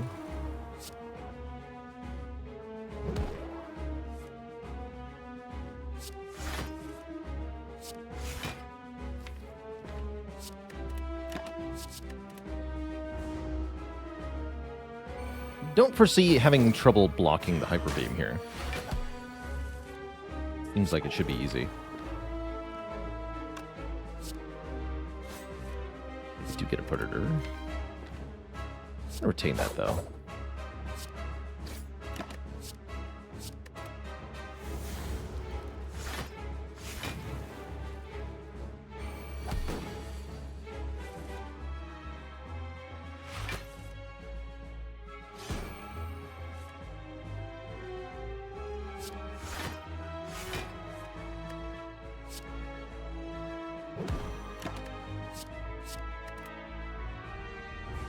Hyper Beam is next turn now. Turn after this one. Is our Terror.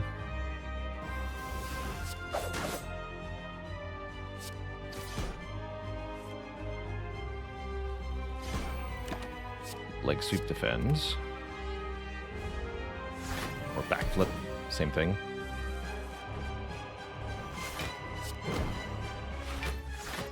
Uh-oh, I take 1 damage.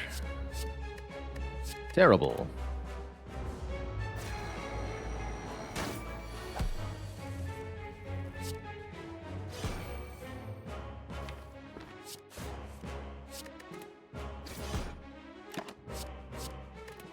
Damage output's pretty good. Don't really have a way to scale. In fact, with the glass knives, we kind of lose damage over time, but that's okay.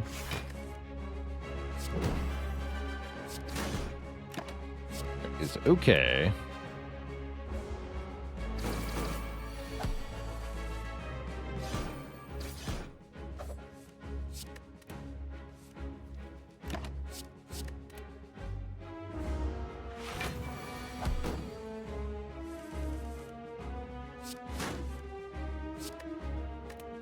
GG. No fanfare for us, just a fade to black. And a Wraith Form, a Nightmare, or a Corpse Explosion. 2 footworks makes Wraith Form less good than usual. We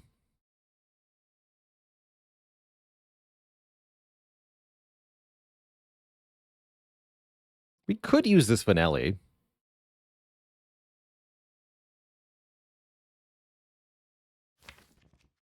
Corpse Explosion solves Spikers. No, we've already got Hourglass for that. Easy.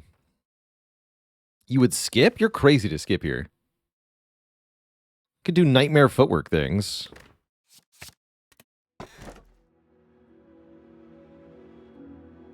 Snecko Eye is tempting, actually.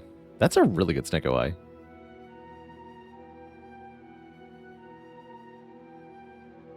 I'm down for either of these. Energy lets me do Nightmare Footwork things. Snecko Eye lets me do Nightmare anything things. I would say Gambling Ship probably breaks the tie in favor of Snecko Eye here, because we can gamble our opening 7-card hand after looking at the card costs. So we'll go that way for that reason. All about the Gambling Ship. I have no money.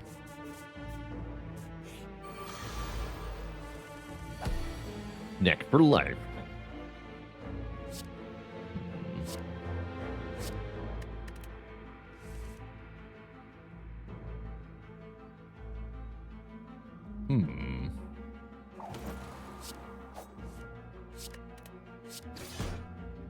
Yeah.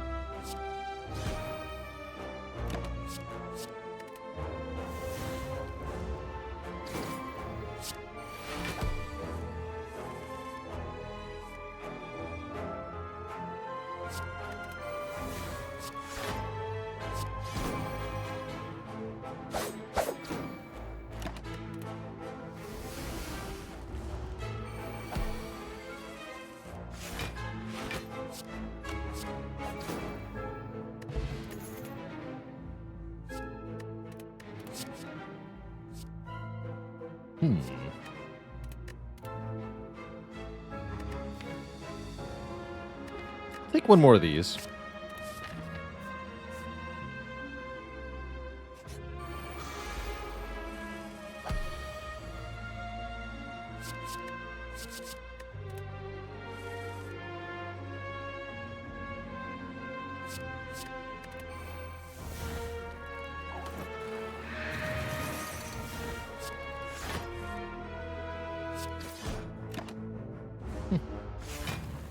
Decent.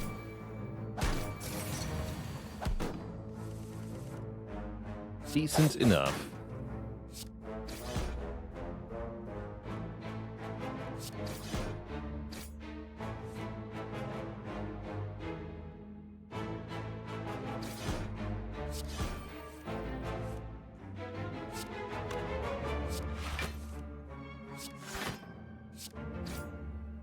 Eh.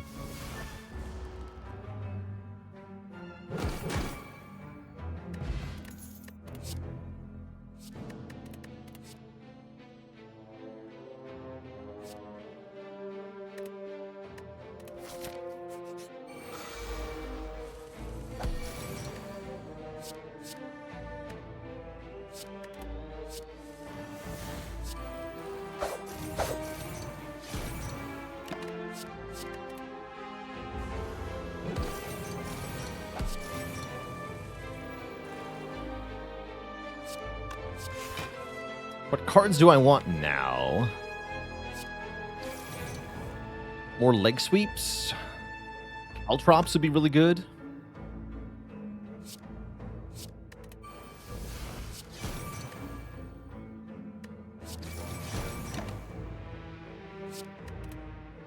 Wraithforms would be good. Maybe a big poison card like a Bouncing Flask could be okay. Not amazing, but be okay.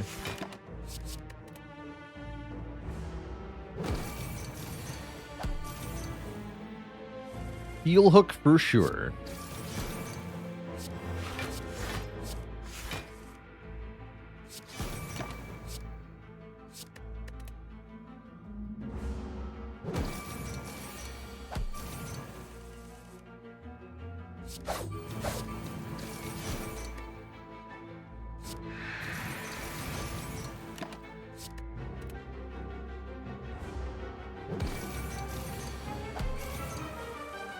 Bullet time would be pretty good. Definitely would appreciate bullet time.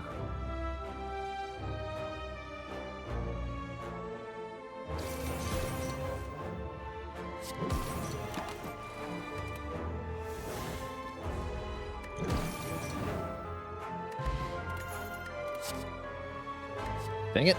Okay, there's another leg sweep. That's good. Crippling Cloud's okay.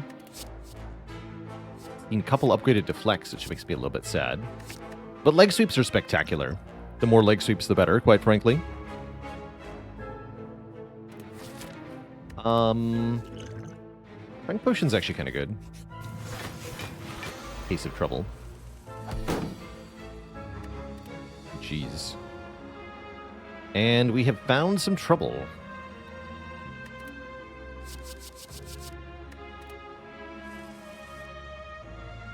Hmm.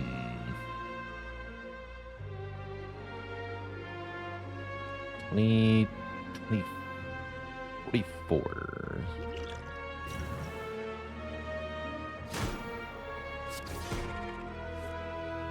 Bah. Ouch. Thanks, Snecko Eye.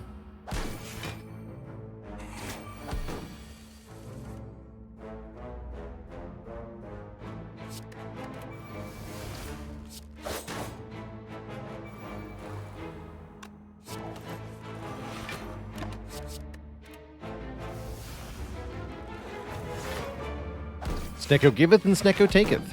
It is the way of things.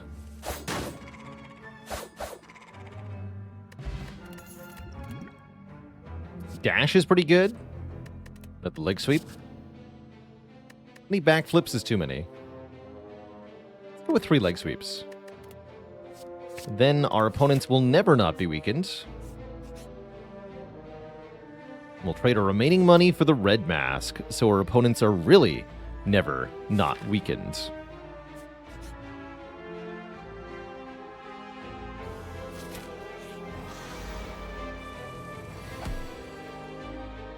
That said, this is our first somewhat problematic fight, the giant head.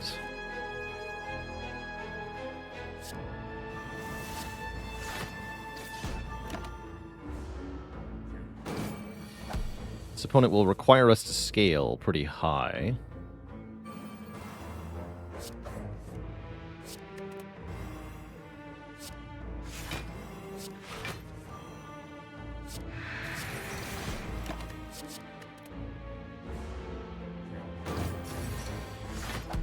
Starting next turn, they do big number attack.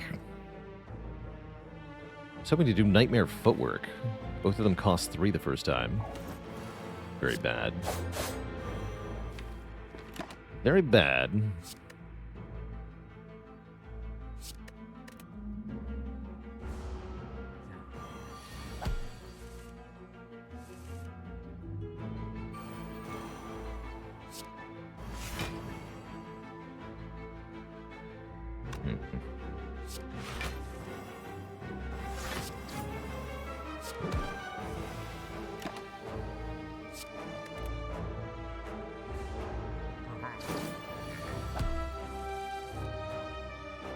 Son of a gun.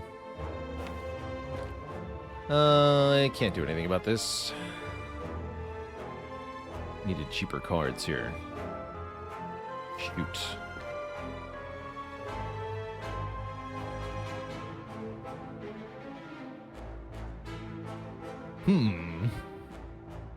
Concerning.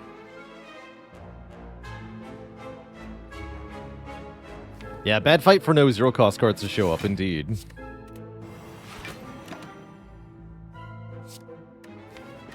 Keep that one.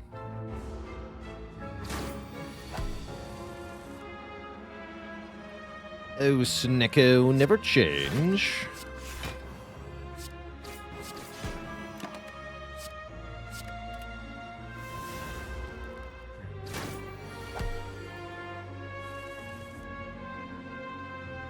Better.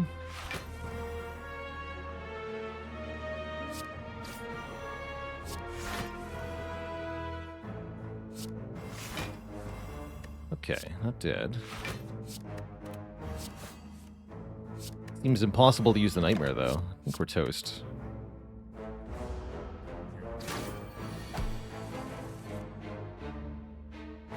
Yeah. Can't scale like this. Alright, Twitch chat. I'm going to get out of here. It's been a nice little time hanging out with y'all. We'll probably be back tomorrow. Not later than noon Eastern Standard Time, but I've had enough for the day, so I am going to head out and get started on dinner early. See you later, Firedrawn, Twitch Tarek, Suburban Socrates, Van Laser, Danieldo, Fabitos Kauto, Dollar Cave, and everybody else. Stay cozy, friends, and good night.